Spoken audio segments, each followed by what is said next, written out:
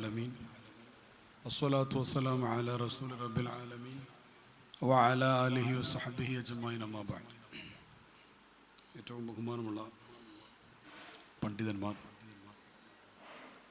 ഉദ്ഘാടനം ചെയ്ത നമ്മുടെ പ്രിൻസിപ്പൽ സാർ അവർ, മദ്രസയുടെയും ഈ പരിപാടി സംഘടിപ്പിക്കുന്ന സംവിധാനത്തിൻ്റെയും ഒക്കെ പ്രിയപ്പെട്ട ഓഫീസ് ബെയറേഴ്സ്, നല്ലവരായ സഹോദരി സഹോദരന്മാർ, എല്ലാവരും ആഗ്രഹിക്കുന്നതാണ് ഹാപ്പി ഉണ്ടാവുക. ഹാപ്പിനെസ്സിന് വിശാലമായ അർത്ഥങ്ങളുണ്ട്. ഒന്ന് എഴുന്നേറ്റിരിക്കാം, ഞാൻ ഒന്ന് ഹാപ്പിനെസ് ഉണ്ടാവുള്ളൂ. ഒന്ന് എഴുതി. താഴത്തുള്ള ലേഡീസും ഒന്ന് എഴുന്നേക്കുന്നുണ്ട്, ഞാൻ പറയുമ്പോൾ ഇരുന്നാൽ മതി. അതല്ല, ഒന്ന് റിജുവനേറ്റ് ചെയ്യാൻ വേണ്ടിയിട്ടാണ്. കുറേ നേരം ഇങ്ങനെ ഇരിക്കുമ്പോൾ ഒരു ഉഷാറ് വേണ്ടതെന്ന് വിചാരിച്ചിട്ട് പറഞ്ഞത്. എഴുന്നേറ്റാൽ പിന്നെ ഒരു പാട്ട് പാടാന്നുള്ളത് നമ്മുടെ സ്വഭാവമാണ്. എല്ലാവരും ഒന്നിച്ചൊരു പാട്ട് പാടും, ഒരു സംഘഗാനത്തോടു കൂടെ. ഈ നേരത്തെ ഉദ്ഘാടനമൊക്കെ കഴിഞ്ഞ് ഈ ഒരു സെഷൻ ഒരു സംഘഗാനത്തോടു കൂടെ ആരംഭിക്കാം. അപ്പം എല്ലാവരും ഒന്നിച്ച് പാടിക്കൊള്ളി.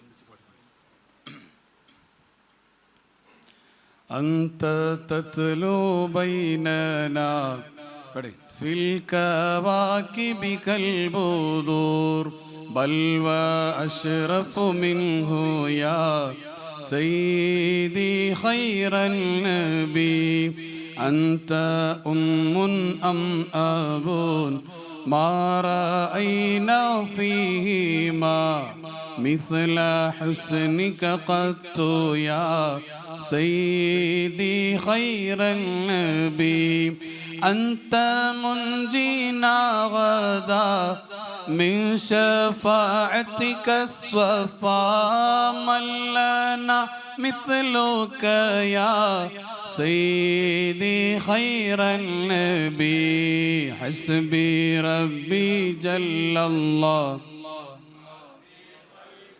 خير الله نور محمد صلى الله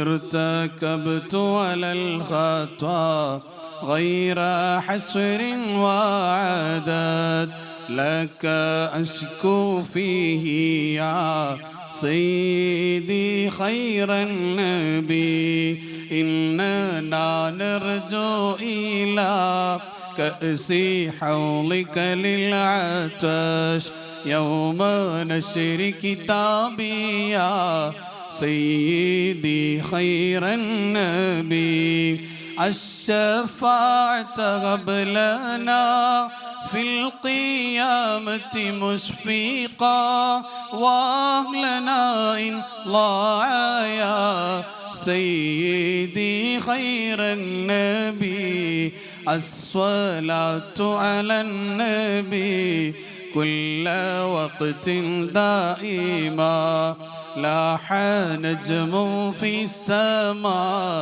سيدي خير النبي حسبي ربي جل الله ما في قلبي غير الله نور محمد صلى الله لا إله إلا الله صلوا على النبي وعلى آله اللهم صل وسلم وبارك عليه.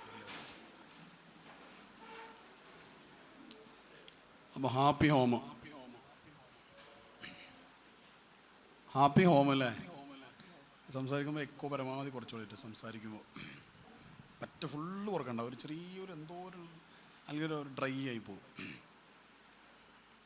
ഹാപ്പി ഹോം കേട്ടോ നമ്മുടെ ചർച്ച. പിന്നെ ഒന്ന് രണ്ട് നിർദ്ദേശങ്ങൾ ഞാൻ പറയുകയാണ്.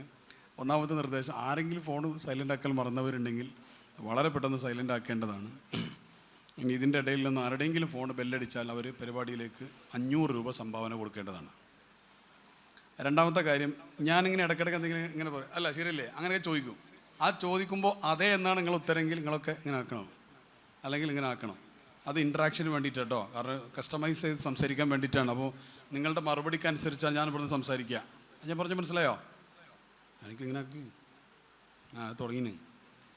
പിന്നെ അടുത്തൊരു കാര്യം, ഞാൻ എന്തെങ്കിലും ചോദിക്കാനുണ്ടെങ്കിൽ എനിക്ക് ചോദിക്കാം. ചിലപ്പം കോഡ്ലെസ് മൈക്കൊക്കെ ഉണ്ടെങ്കിൽ ഇങ്ങോട്ട് തരും. ജസ്റ്റ് എന്തെങ്കിലും ചോദ്യങ്ങളൊക്കെ ഉണ്ടെന്ന് തോന്നുകയാണെങ്കിൽ കൈ പൊക്കാം. കൈപ്പൊക്കിയിട്ട് ഞാൻ ആ പറയുന്നത് ഒരു വഖഫിൽ എത്തിച്ചതിന് ശേഷം നിങ്ങൾക്ക് അവസരം തരുന്നതായിരിക്കും. എന്തെങ്കിലും ഡൗട്ട് ഉണ്ടെങ്കിൽ ചോദിക്കാം. മക്കളും മാതാപിതാക്കളും സഹോദരങ്ങളും എല്ലാവരും പങ്കെടുക്കുന്ന ഒരു പരിപാടിയാണിത്. അതിലാണ് നമ്മൾ ഹാപ്പി ഹോം എന്നുള്ള ഒരു ചർച്ച, പ്രധാനപ്പെട്ട ഒരു ചർച്ച. ചെറിയ കുട്ടികളെ സംബന്ധിച്ചിടത്തോളം ഹാപ്പി ആണെങ്കിൽ മൊബൈൽ കിട്ടണം. മാതാപിതാക്കളെ സംബന്ധിച്ചിടത്തോളാണെങ്കിൽ ഓരോ കയ്യിൽ നിന്ന് മൊബൈൽ ഇങ്ങോട്ട് കിട്ടണം, അപ്പോഴാണ് ഒരു ഹാപ്പി ആവുക. ഈ ഹാപ്പിനെസ് എന്ന് പറയുന്നത് ഓരോരുത്തരെ സംബന്ധിച്ചിടത്തോളം ഡിഫറെൻ്റ് ആയിരിക്കും. ചിലപ്പോൾ നമുക്ക് എന്താണോ ഹാപ്പി അതിൻ്റെ നേരെ ഓപ്പോസിറ്റ് ആയിരിക്കും മറ്റേ ആൾക്ക് ഹാപ്പി ഉണ്ടാവുക. പക്ഷേ അപ്പോൾ ഒരു മൂല്യത്തിൽ നിന്നുകൊണ്ട് നമുക്ക് ചർച്ച ചെയ്യുമ്പോൾ എല്ലാവർക്കും ഗുണകരമായ രീതിയിൽ ആ കാര്യങ്ങളിൽ നമുക്ക് ചർച്ച ചെയ്യാൻ കഴിയും. ഹാപ്പി ആവണം. ഇന്നത്തെ ലോകത്തെ പുതിയൊരു സിസ്റ്റം തന്നറിയോ? ഞാനിപ്പോൾ ഇന്നും ഒരു കേസ് കൈകാര്യം ചെയ്തിട്ടുണ്ട്. ഇന്ന് കൺസൾട്ടിങ്ങുള്ള ദിവസമായിരുന്നു. ഇന്നും ഒരു കേസ്, അത് വേറെ ഒരു സ്ഥലത്തുനിന്ന് വന്നൊരു കേസ്. അതായത് ക്യാമ്പസുകളിൽ പുതിയ കാലത്ത് മാതാപിതാക്കളും തിരിച്ചറിയുന്നത് നല്ലതാണ്. ക്യാമ്പസുകളിൽ പുതിയ കാലത്ത് 3 പ്രധാനപ്പെട്ട ആശയങ്ങൾ വല്ലാതെ വേര് പിടിക്കുന്നുണ്ട്. അത് ഇനിയും വർദ്ധിച്ചുകൊണ്ടിരിക്കുകയുള്ളൂ. അതില്ലാതൊക്കെ നമുക്ക് കഴിയില്ല. അതേസമയം നമ്മുടെ മക്കളെയെങ്കിലും സേഫാക്കാൻ നമുക്ക് കഴിയുക എന്നുള്ളത്. നമ്മുടെ മക്കൾ വരുമ്പോൾ എൻ്റെ കുട്ടി മാത്രമല്ല, എൻ്റെ ഏട്ടൻ്റെ കുട്ടി, അനിയൻ്റെ കുട്ടി, എൻ്റെ പെങ്ങളെ കുട്ടി, അപ്പുറത്തെ വീട്ടിലെ കുട്ടി, അങ്ങനെ ഓരോരുത്തരും ശ്രമിച്ചാൽ നമ്മുടെ ഓരോരോ സൊസൈറ്റിയിൽ നമുക്ക് കുറേ കാര്യങ്ങളിൽ നമുക്ക് ഒരു കെയർ ടേക്കേഴ്സായിട്ട് നമുക്ക് മാറാൻ കഴിയും. പണ്ടത്തെ പോലല്ല. പണ്ട് നമുക്ക് അത്തരം, ഇപ്പോൾ നമ്മുടെ നേരത്തെ സാറിനെ ഇവിടെ സംസാരിച്ചില്ല, കുറേ അനുഭവങ്ങൾ അദ്ദേഹത്തിനുണ്ടാവും. ഒരു സ്കൂളിലെ പ്രിൻസിപ്പളാകുമ്പോൾ അല്ലെങ്കിൽ സ്കൂളിലെ സാറാവുമ്പോൾ, അതേപോലെ മദ്രസയിലെ ഉസ്താദുമാർക്കൊക്കെ ഒരുപാട് ആ വിഷയത്തിൽ അനുഭവങ്ങൾ, അതുപോലെ പൊതുപ്രവർത്തകരായ ആളുകൾക്കൊക്കെ തന്നെ ഈ മേഖലയിൽ ഒരുപാട് അനുഭവങ്ങളുണ്ടാവും. ഇപ്പോൾ കഴിഞ്ഞ ദിവസം ഒരു പ്രധാനപ്പെട്ട ഒരു രാഷ്ട്രീയ പാർട്ടിയുടെ ഒരു മേഖലയിലെ ഒരു വലിയ നേതാവ് എന്നെ വിളിച്ചു. എന്നിട്ട് പറഞ്ഞു, ഒരു കാര്യമായൊരു പ്രശ്നം ഇതൊന്ന് കൈകാര്യം ചെയ്യണം. എന്താ സംഭവം എന്ന് വെച്ചപ്പോൾ, ഒരു 13 വയസ്സുകാരനായ ഒരു ചെക്കൻ, 13 വയസ്സുള്ള കുട്ടി എന്ന് പറയുമ്പോൾ എൻ്റെ പ്രായമുള്ള ആൾക്കാരൊക്കെ ഒന്ന് ആലോചിക്കും. നമ്മളൊക്കെ ഒരു 13 വയസ്സുകാരൻ എന്തായിരുന്നു പ്രായം? മഞ്ചാടിക്കുരു പൊറുക്കി കിടന്ന പ്രായമാണത്. എന്നിട്ട് 13 വയസ്സുള്ള കുട്ടി 23 വയസ്സുള്ള ഒരു പെണ്ണിനെ കയറി പിടിച്ചിരിക്കുന്നു, എന്തിനോ ശ്രമിച്ചിരിക്കുന്നു. അതാണ് പ്രശ്നം. ഞാൻ തന്നെ അത്ഭുതപ്പെട്ടു. 13 വയസ്സുള്ള കുട്ടി ചെറിയ കുട്ടികളുമായിട്ട് പല തെറ്റുകളും ചെയ്തത് പലപ്പോഴും കൺസൾട്ടിങ്ങിന് വന്നിട്ടുണ്ട്. ഇത് 13 വയസ്സുള്ള ഒരു കുട്ടി 23 വയസ്സുകാരിയെ ഒരു കാര്യത്തിന് വേണ്ടി അപ്രോച്ച് ചെയ്ത് കയറി പിടിച്ചു, ഒരു കാര്യത്തിന് വേണ്ടി ശ്രമിച്ചു. ഇതാണ് കേസ്. അത് കേസായി, പോലീസ് കേസായ കേസാണത്. ആ കുട്ടിയെ ഒന്ന് സംരക്ഷിച്ചെടുക്കണമല്ലോ, ആ കുട്ടിക്കൊന്നും നല്ല ചിന്ത വരണമല്ലോ, അതിന് വേണ്ടിയിട്ടാണ് വിളിക്കുന്നത്. അപ്പോൾ വഴിതെറ്റാനുള്ള എല്ലാ സാധ്യതകളും ഉള്ള ഒരു കാലത്താണ്. ഇതിന് പേടിയോ കുറേ ആവശ്യമില്ലാത്ത ആശങ്കകൾ ഉണ്ടാക്കലോ അല്ല പരിഹാരം. നമ്മളെന്ത് ചെയ്യണം എന്നുള്ളത് നമ്മൾ മനസ്സിലാക്കുകയും അതനുസരിച്ചിട്ട് നമ്മൾ കൃത്യമായ കാര്യങ്ങൾ ചെയ്യുകയും ചെയ്യുക. ഭയം ഒരിക്കലും ഒരു പ്രശ്നത്തിന് പരിഹാരം അല്ല എന്ന് മാത്രമല്ല, ഭയം എന്ന് പറഞ്ഞാൽ ഞാൻ ഉദ്ദേശിച്ചത് ആങ്ഷൈറ്റി, അതായത് ഭാവിയെക്കുറിച്ചുള്ള ആശങ്ക. ലാ ഖൗഫുൻ അലൈഹിം വലഹും യഹ്സനൂൻ എന്ന് പറഞ്ഞിടത്തിൽ ആ ഖൗഫ് എന്ന് പറയുന്നതിന് ഉദ്ദേശിക്കുന്നത് ആങ്ഷൈറ്റിയാണ് ശരിക്കും. എന്ന് പറഞ്ഞാൽ it's a fear about the ഫ്യൂച്ചറിനെ കുറിച്ചുള്ള ഒരു ഖൗഫ്, ഒരു പേടി. ആ പേടിയുള്ള ഒരാൾക്ക് ഒരു സിസ്റ്റമാറ്റിക്കായിട്ട് പ്രിപ്പയർ ചെയ്യാൻ കഴിയില്ല. പരീക്ഷയെ വല്ലാത്ത പേടിയുള്ള ആൾ, ഒരു ചെറിയ പേടി എല്ലാവർക്കും ഉണ്ടാവും. പരീക്ഷയെ ഒരു സ്മോൾ ലെവൽ ഓഫ് ആങ്ഷൈറ്റി അത് എല്ലാവർക്കും ഉണ്ടാവും. അത് ഓവറാവാനും പാടില്ല, താഴെ വരാനും പാടില്ല. ഒരു മുത്തവസ്തിത്തായിട്ട് നിന്നാൽ കുഴപ്പമുണ്ടാവില്ല. ഉമ്മത്തൻ വസത്തന്നാണ്, മുത്തവസ്തിത്ത് സൊസൈറ്റിയാണ് നമ്മൾ. അപ്പോൾ നമ്മൾ കൃത്യമായി തിരിച്ചറിയുക, നമ്മൾ എന്ത് ചെയ്യണം അത് ചെയ്യുക. അപ്പോൾ ക്യാമ്പസിൽ പ്രധാനപ്പെട്ട 3 ആശയങ്ങൾ വല്ലാതെ വേര് പിടിക്കുന്നുണ്ട്. ഒന്ന് എത്തീസം, പടച്ചോനില്ല എന്ന് പറയുന്ന വാദത്തിൻ്റെ ചിന്തകൾ, നിരീശ്വരവാദത്തിൻ്റെ കൺസെപ്റ്റുകൾ.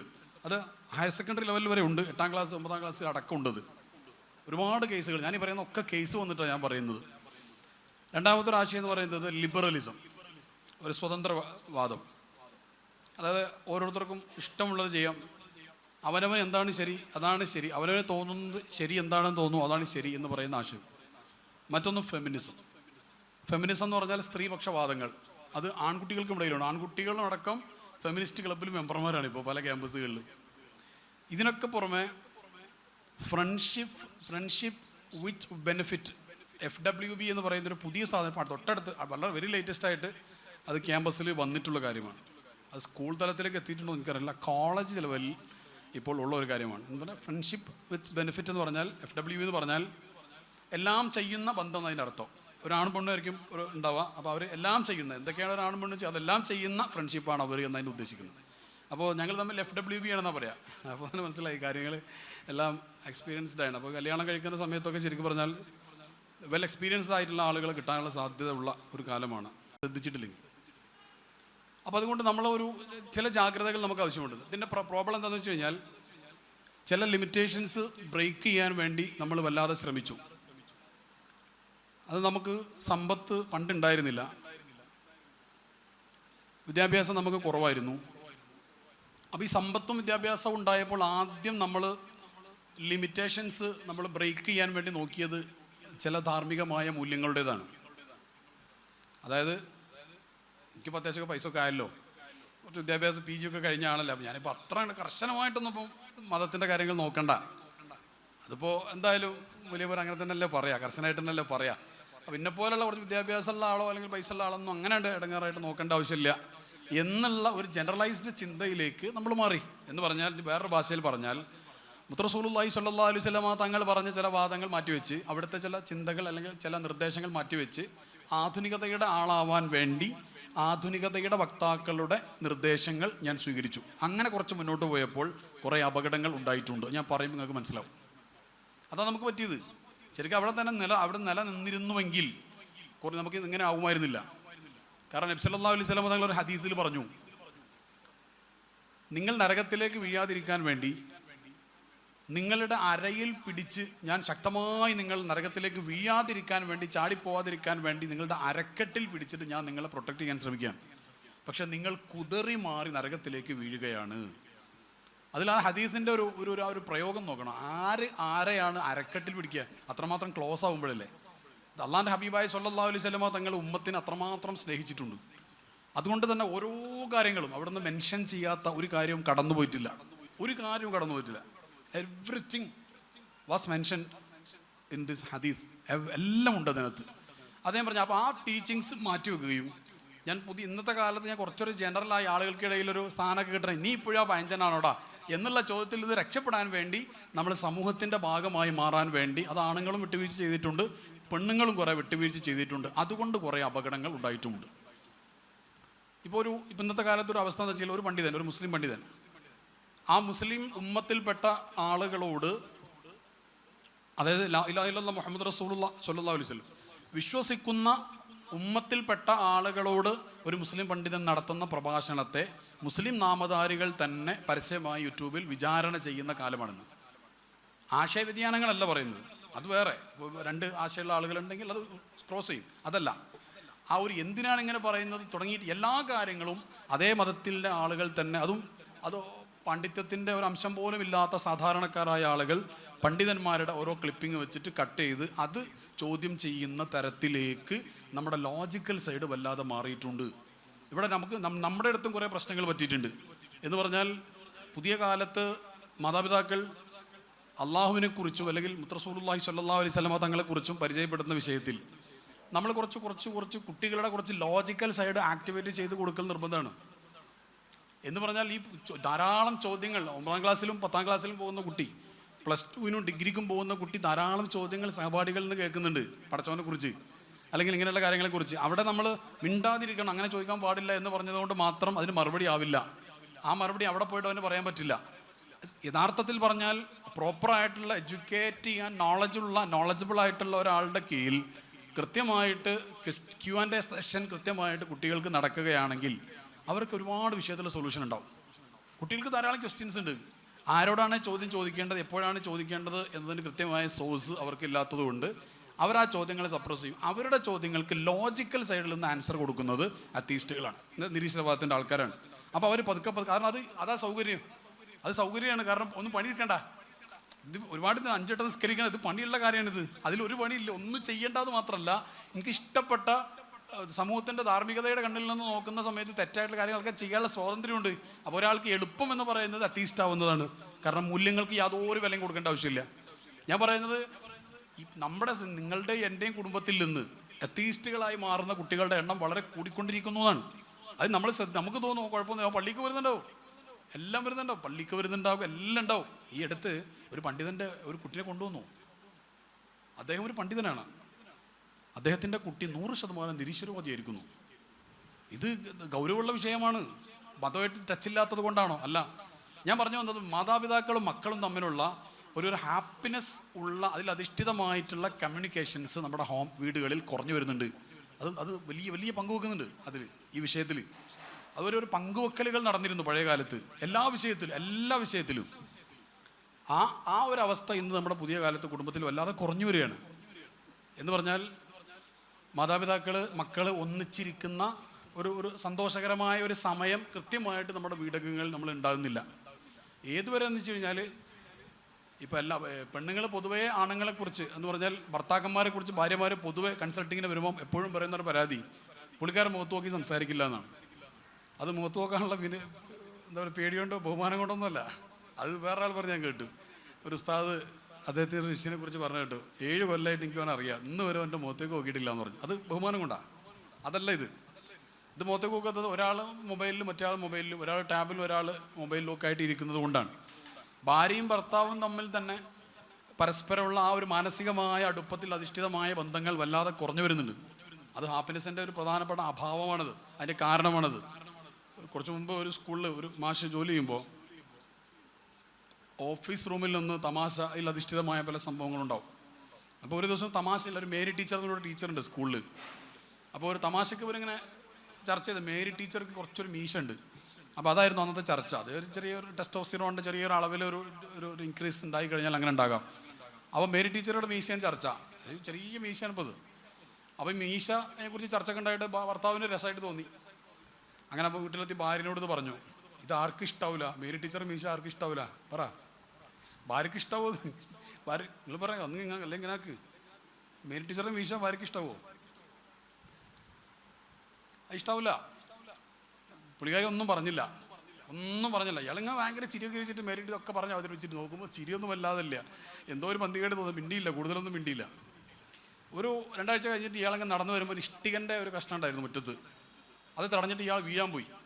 അപ്പോൾ ഭാര്യനോട് ചൂടായി, ഈ നടന്നു വരുന്ന സമയത്ത് ഇഷ്ടികൻ്റെ കഷ്ണമൊക്കെ വെച്ചാൽ എങ്ങനെയാണെന്ന് വെച്ചു. അപ്പോൾ ഭാര്യ പറഞ്ഞു, മേരി ടീച്ചർ എത്രയും ചെറിയ മീശ കാണുന്നത് നിങ്ങൾക്ക് ഇത്ര വലിയ ഇഷ്ടികക്കാട്ടിൽ കാണാൻ കഴിയില്ല എന്ന് പറഞ്ഞാൽ അത് വലിയ പ്രശ്നമാണ്. എന്നാണ് ഞാൻ പറഞ്ഞത്, കാണേണ്ടത് കാണാതിരിക്കുകയും പറയേണ്ടത് പറയാതിരിക്കുകയും നോക്കേണ്ടത് നോക്കാതിരിക്കുകയും ചെയ്യുന്നത് കൊണ്ട് മാനസികമായിട്ട് ഒരുപാട് അകന്നു പോയിട്ടുണ്ട് എന്നുള്ളത്. ഇപ്പോൾ സദസ്സിൽ നിന്ന് എഴുന്നേറ്റ് നിൽക്കാനോ പറയാനോ ഒന്നും ഞാൻ പറയുന്നില്ല, ഒന്ന് സെൽഫ് അനലൈസ് ചെയ്യാൻ വേണ്ടി പറയാം. കൺസൾട്ടിങ്ങിന് വരുമ്പോൾ മിക്കവാറും നമ്മൾ കാണും, ഞാൻ ചില ആൾക്കാരോടൊക്കെ പറയും, ഞാൻ അടുത്ത ക്ലാസ്സിൽ ഇത് പറയട്ടോ എന്ന് പറയാറുണ്ട്. പക്ഷെ പേരൊന്നും ഞാൻ പറയാറില്ല, സ്ഥലമൊന്നും പറയില്ല. എന്താ വിഷയം എന്നറിയോ? എത്ര മക്കളാന്ന് നോക്കുമ്പോൾ ചിലപ്പോൾ 1 2 3 4 5 മക്കളാണ് എണ്ണത്. ഞാൻ നാളെ വീട്ടിൽ പോയപ്പോൾ ഒരാളെ കുറിച്ച് ചോദിച്ചു. ആൾ എനിക്കറിയാം, എൻ്റെ കൂടെ പഠിച്ച ആളാണ്, ഒരു പെൺകുട്ടിയാണ്. എനിക്ക് ആ വീട്ടിലെ പെൺകുട്ടി എൻ്റെ കൂടെ പഠിച്ചിട്ടുണ്ട്, അത് എനിക്കറിയാം. അപ്പോൾ ഞാൻ ഉപ്പാനോട് ചോദിച്ചു, ഓൾ എത്രാമത്തെ കുട്ടിയാണെന്ന് ചോദിച്ചപ്പോൾ മൂപ്പരിങ്ങനെ ഉണ്ട്, എത്ര എണ്ണിട്ട് കിട്ടുന്നില്ല. അല്ല, മൂപ്പർ കുറ്റം കൊണ്ടുകൊണ്ട് കാര്യമില്ല, 12 മക്കൾ മൂപ്പർക്കുണ്ട്. അത് നല്ലതാണ്. കാരണം വധൂത് എന്ന് പറഞ്ഞാൽ വലൂദാണ്, അത് നല്ല തന്നെ. ഒരു പ്രോപ്പറായിട്ടുള്ള നോക്കാനുള്ള ഒരു കപ്പാസിറ്റിയും കൂടി വേണം. പിന്നെ ഹൗലേനി കാമുലേനി ഒരു മാന്യത കാണിക്കും വേണം. അങ്ങനെയാണെങ്കിൽ കാര്യങ്ങൾ സ്മൂത്തായിട്ട് പോയാൽ ഓക്കെ, നല്ല കാര്യമാണ്. അപ്പോൾ എന്നിട്ടില്ലേ ലാസ്റ്റ് എന്നിട്ട് കിട്ടിയില്ല, ഇയാൾക്ക് കിട്ടിയില്ല. എന്നിട്ട് ഭാര്യനോട് പോയി ചോദിച്ചു, അല്ലടി നമുക്ക് ഓളെ എത്ര കുട്ടികളുണ്ട്? എന്നിട്ട് ഓരോ 4 ഉണ്ട് പറഞ്ഞിട്ട് എണ്ണിക്കൊണ്ടിരുന്നു. അത് ഒരുപാട് പ്രായമായതുകൊണ്ട് മെമ്മറി തകർന്നു പോയത് കൊണ്ട് അങ്ങനെ ആയിപ്പോയതല്ല. ഇപ്പം എൻ്റെ അടുത്ത് ഒരു വാപ്പ മോനെ കൊണ്ട് വന്നിട്ട് പറഞ്ഞു, സാറേ ഇവൻ 6ാം ക്ലാസ്സിലാണെന്ന് പറഞ്ഞു. മോൻ പറഞ്ഞു, പാപ്പ ഞാൻ 7 അല്ല, അപ്പോഴും എനിക്ക് സന്തോഷമാണ്. കാരണം വെച്ചാൽ വേറെ ഏതോ ഒരു കുട്ടീനെ പിടിച്ചിട്ട് എൻ്റെ കുട്ടിയാണെന്ന് പറഞ്ഞിട്ടില്ലല്ലോ. ചിലപ്പോൾ അതും സംഭവിക്കാം. പുതിയ കാലത്തെ ഒരു തമാശക്കഥ ഉണ്ട്. അങ്ങനെ ഒരു വീട്ടിലെ ഉമ്മ പിന്നെ ഹോസ്പിറ്റലിൽ അഡ്മിറ്റായിരുന്നു. അപ്പോൾ ആ വീട്ടിൽ 3-4 മക്കളെല്ലാവരും കൂടി ബാപ്പ അങ്ങനെ വിരിച്ചു കൊടുത്തിട്ട് കിടക്കാൻ പറഞ്ഞു. അങ്ങനെ കിടന്നു. കുറച്ച് കഴിഞ്ഞപ്പോൾ ഒരു കുട്ടി എഴുന്നേറ്റ് പറഞ്ഞു, എനിക്ക് അപ്പുറത്തെ വീട്ടിൽ പോകണം. അപ്പോൾ ആ പറഞ്ഞു, കിടക്കട, രാവിലെ പോയി കളിക്കട, ഇപ്പോൾ ഈ രാത്രി ആരാ കളിക്കാനുണ്ടാവും, എല്ലാവരും ഉറങ്ങിയിട്ടുണ്ടാവില്ലേ. അവൻ കിടന്നു. കുറച്ച് കഴിഞ്ഞ് ഒന്നുകൂടെ എഴുന്നേറ്റ് പറഞ്ഞു, എനിക്ക് അപ്പുറത്തെ വീട്ടിൽ പോകണമെന്ന് പറഞ്ഞു. അപ്പോഴും പറഞ്ഞു, ഇത് രാത്രി ഇല്ലടാ, എല്ലാവരും ഉറങ്ങിയിട്ടുണ്ടാവില്ലേ. അപ്പോൾ പിന്നെ കിടന്ന് മൂന്നാമതും പറഞ്ഞു. അപ്പോഴും വാപ്പ ഒന്ന് പറഞ്ഞിട്ട് കിടത്തി. 4ാമത് എഴുന്നേറ്റ് എഴുതുമ്പോൾ മറ്റേ കുട്ടി പറഞ്ഞു, വാപ്പ അവൻ പോയിക്കോട്ടെ, അവൻ അപ്പുറത്തെ വീട്ടിലെ കുട്ടിയാണ്. ഇതൊരു സാങ്കല്പികമായ കഥയാണ് ഇപ്പോൾ ലാസ്റ്റ് പറഞ്ഞത്. പക്ഷേ വിഷയം എന്താണെന്ന് അറിയാം, മറ്റേ എനിക്കുണ്ടായ അനുഭവമാണ് ആദ്യം തൊട്ടുമ്പ് പറഞ്ഞത്. ഇത് സൂചിപ്പിക്കുന്നത് എന്താണെന്ന് വെച്ച് കഴിഞ്ഞാൽ, നമ്മൾ എത്രമാത്രം ഇപ്പോൾ 4 കുട്ടികളുടെ വാപ്പ സദസ്സിലുള്ള ആൾക്കാരെ ആലോചിച്ച് പോവുക. നമ്മുടെ കുട്ടികൾ എത്രാം ക്ലാസ്സിലാണ് പഠിക്കുന്നത്, ഏത് ഡിവിഷനിലാണ് തുടങ്ങിയതിനെ കുറിച്ചൊരു കൃത്യമായ ധാരണ ഉണ്ടോ എന്ന് അപ്പോൾ തന്നെ മനസ്സിലാവും. നമ്മളിങ്ങനെ പറയാം ഓ അങ്ങനെ ഇവിടുന്ന് രാവിലെയാണ് പോകാറുണ്ട്, ഫീസൊക്കെ കൊടുത്തേക്കലുണ്ട്, അതിനപ്പുറത്ത് കൃത്യമായിട്ടൊന്നും അറിയില്ല എന്നാണെങ്കിൽ പിന്നെ അവിടെ തുടങ്ങുന്ന ഈ പ്രശ്നം. കാരണം എന്താണെന്ന് വെച്ച് കഴിഞ്ഞാൽ നേരത്തെ പറഞ്ഞ പോലെ ഇന്നത്തെ കാലത്ത് സമാധാനം, സന്തോഷം, സമാധാനം അടക്കട്ടെ, കുറച്ചുകൂടി വലിയ ചർച്ചയാണ്. സന്തോഷം, സമാധാനം എന്ന് പറഞ്ഞാൽ സമാധാനത്തിന് ഒറ്റ വഴിയേ ഉള്ളൂ. ശരിക്കും എന്താണ് സമാധാനത്തിന് ഒറ്റ വഴിയുള്ളൂ, അത് അലാപി ദിക്കിരില്ല. ഞാനിപ്പോൾ വിശദീകരിക്കുന്നില്ല, അത് ഒരുപാട് പറയാനുണ്ട്. സൈക്കോളജിക്കൽ ഡിസ്കഷൻസ് ഉണ്ട്, ലേറ്റസ്റ്റ് ആയിട്ടുള്ള ഇമോഷൻ റിലേറ്റഡ് ആയിട്ടുള്ള റിസർച്ചിൻ്റെ സ്റ്റഡീസൊക്കെ ഒരുപാട് വന്നിട്ടുണ്ട്. അത് അങ്ങനെയാണെന്നുള്ളത് കൃത്യമായിട്ട് പ്രൂവ് ചെയ്യാൻ നമുക്ക് സാധിക്കും. കാരണം ആൻഡ്രൂ കോർണിയാസിനെ പോലെ, ലൂയിസ് എൽ ഹേയെ പോലെയുള്ള പുതിയ കാലത്തുള്ള കുറേ സൈക്കോളജി 10, 20, 25, 30 വർഷക്കാലം പഠനം നടത്തിയിട്ട് പറയുന്നത് ഒരു മനുഷ്യന് യഥാർത്ഥത്തിൽ സമാധാനം ഉണ്ടാവണമെന്നുണ്ടെങ്കിൽ ഹവൻ നഫ്സിനെ തോൽപ്പിക്കണം എന്നാണ്. ഒരു ഹവൻ നഫ്സ് എന്നുള്ള വാക്കല്ല പറയുന്നത്, ആഗ്രഹങ്ങളെ മറികടക്കാൻ കഴിയണം എന്ന് പറയുന്നുണ്ട്. അത് 2-3 കാര്യങ്ങൾ വെച്ചിട്ട് നമുക്കത് പ്രൂവ് ചെയ്യാൻ കഴിയുന്ന വിഷയമാണ്. അമ്മാമൻ ഖാഫ് മഖാം റബ്ബി അൻഹൻ നഫ്സ അനിൽ ഹവ എന്നുള്ളത് കൃത്യമായിട്ട് നമുക്ക് പ്രൂവ് ചെയ്യാൻ കഴിയുന്ന കാര്യമാണ്. ഞാൻ പറഞ്ഞു വന്നത് സന്തോഷം എന്ന് പറയുന്ന അത് ഈ സമാധാനത്തിൻ്റെ താഴെ വരുന്ന ഒരു വികാരമാണ്. സന്തോഷത്തിൻ്റെ മേലെ വേറുണ്ട്, എക്സ്റ്റസി ഉണ്ട്, ബ്ലിസ് ഉണ്ട്, ആനന്ദം, പരമാനന്ദം, അങ്ങനെ ഒരുപാട് കാര്യങ്ങളുണ്ട്. സന്തോഷം എന്ന് പറഞ്ഞാൽ അതൊരു ഏറ്റവും ബേസിക് ലെവലിലെങ്കിലും വരേണ്ട ഒരു സാധനമാണ്. അതിന് മേലെ ഒരുപാട് ഗുണങ്ങൾ വേറെ ഉണ്ട്. അപ്പോൾ ഈ സന്തോഷം എന്ന് പറയുന്നത് ഒന്നാമതായിട്ട് അത് തുടങ്ങേണ്ടത് തന്നെ പരസ്പരം മനസ്സിലാക്കലുകളിലൂടെയാണ്. ഇപ്പോൾ എപ്പോഴും ഞാൻ പറയുന്നൊരു കാര്യം, ഭാര്യമാരെപ്പം വന്നാലും പരാതി പറയാം, എനിക്ക് എന്ത് കിട്ടിയില്ല എന്ന്. ഭർത്താക്കന്മാർ വന്നാൽ പറയാം, എനിക്ക് എന്ത് കിട്ടിയില്ല എന്നാണ്. മക്കൾ വന്നാലും അങ്ങനെയാണ് പറയാം. ഇന്ന് വരെ ആരും ഞാനെന്ത് കൊടുത്തില്ല എന്ന് പറയാറില്ല. ഞാനെന്ത് കൊടുത്തിട്ടില്ല എന്നുള്ളൊരു ചർച്ചയിൽ ആരും ഫോക്കസ് ചെയ്യാറില്ല. അപ്പം ഞാനിങ്ങനെ ചിന്തിച്ച് നോക്കുമ്പോൾ എനിക്കൊരു കാര്യം മനസ്സിലായത്, ഈ ചർച്ചയുടെ അടിസ്ഥാനം എന്താണെന്നറിയോ? ഈ ചർച്ചയുടെ അടിസ്ഥാനം ഞാനാണ്.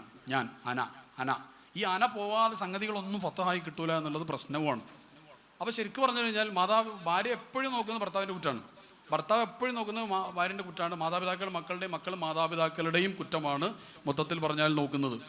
ഇതിൽ നിന്നൊന്നും മാറിയിട്ട് ഇപ്പോൾ ശരിക്കും പറഞ്ഞാൽ ഒരാൾ ഇപ്പോൾ ഒരു ടീച്ചർ എന്നോട് ഒരു അനുഭവം പറഞ്ഞു. ഒരു ടീച്ചർ ഒരു ക്ലാസ് എടുക്കുന്ന ഒരു ടീച്ചേഴ്സ് ട്രെയിനിങ് ക്ലാസ്സിന് സാധാരണമായിട്ട് സ്കൂളുകളിൽ, കോളേജുകളിൽ ഒരുപാട് ഞാൻ പോകാറുണ്ട്. അപ്പോൾ ഒരു ടീച്ചർ പറഞ്ഞു, ചെറിയ ക്ലാസ്സാണ്, ആ കുട്ടിയോട് കോപ്പി എഴുതി കൊണ്ടുവരാൻ പറഞ്ഞു. കോപ്പി ഉണ്ടാവില്ലേ ഈ ഇങ്ങനെ 4 പേരൊക്കെ വരച്ചിട്ട്, അപ്പോൾ കോപ്പി എഴുതി കൊണ്ടുവരാൻ പറഞ്ഞു. കോപ്പി എഴുതി കൊണ്ടുവരാൻ പറഞ്ഞപ്പോൾ പിന്നെ ഒരു പേജാണ് എഴുതാൻ പറഞ്ഞത്. ഈ കുട്ടി 3-4 പേജ് എക്സ്ട്രാ എഴുതി ഒരു സന്തോഷം കൊണ്ട്. അപ്പോൾ സാർ എന്ത് ലേഡി ടീച്ചർ എന്ത് ചെയ്തെന്ന് വെച്ച് കഴിഞ്ഞാൽ ഇതിങ്ങനെ ഉയർത്തി കാണിച്ചു ക്ലാസ്സിൽ. കണ്ടോ, നമ്മുടെ ഒരു പേര് പറഞ്ഞിട്ട് നമ്മുടെ മോനെ കണ്ട 4 പേജ് എഴുതിയിട്ടുണ്ട്, ഇങ്ങനെയാണ് നല്ല കുട്ടികളെന്ന് പറഞ്ഞപ്പോൾ പിറ്റേന്ന് സംഭവിച്ചതെന്ന് അറിയോ? ആ 4.5 കോപ്പി മുഴുവനും എഴുതി. ഇതെന്താണെന്ന് വെച്ച് കഴിഞ്ഞാൽ സൈക്കോളജിയിലെ ഒരു റീഇൻഫോഴ്സ്മെൻറ്റ് മെത്തേഡാണ്. ഏത് ഒരു ക്യാരക്ടറിനെയാണോ നമ്മൾ റീഇൻഫോഴ്സ് ചെയ്യുന്നത്, it will be repeated again and again. ഞാൻ ടീച്ചേഴ്സിനോട് എപ്പോഴും പറയുന്നൊരു കാര്യം, നിങ്ങൾ കുറേ ഒന്നും കഠിനമായിട്ട് ഒന്നും ചെയ്യേണ്ട, you just love dum, that's enough. നിങ്ങൾ ആ മക്കളെ ഒന്ന് സ്നേഹിക്കാൻ തുടങ്ങിയാൽ മതി, നിങ്ങളെ മക്കൾ മാറും. നിങ്ങളെ മക്കൾ എന്നാണ് ഞാൻ പറയാം, സ്റ്റുഡൻസ് എന്നല്ല. ടീച്ചേഴ്സ് എന്ന് എൻ്റെ മുമ്പിലിരിക്കുന്നത് സ്റ്റുഡൻസ് ആയി തോന്നും, അന്ന് പണി നിർത്തണം. എന്ന് എൻ്റെ മുമ്പിലിരിക്കുന്ന മക്കളായിട്ട് തോന്നും, അന്ന് പണി തുടങ്ങും വേണം. അങ്ങനെ സാധാരണ പറയാറുള്ളത്. അപ്പോൾ ഈ മക്കളുടെ കാര്യത്തിൽ സന്തോഷകരമായ കാണുന്ന ആ ഒരു സമയം കുറയുന്നത് കൊണ്ടാണ് ഈ പ്രശ്നങ്ങൾ തുടങ്ങുന്നത്. ഒറിജിനൽ നടന്നൊരു സംഭവമാണ്. ഒരു ടീച്ചർ ആ ക്ലാസ്സിലുള്ള കുട്ടികളോട് മൊത്തത്തിൽ ഭാവിയിൽ ആരാവാൻ ആഗ്രഹിക്കുന്നു എന്ന് ചോദിച്ചു. എന്നിട്ട് നാളെ അത് എഴുതി കൊണ്ടുവരാൻ പറഞ്ഞു.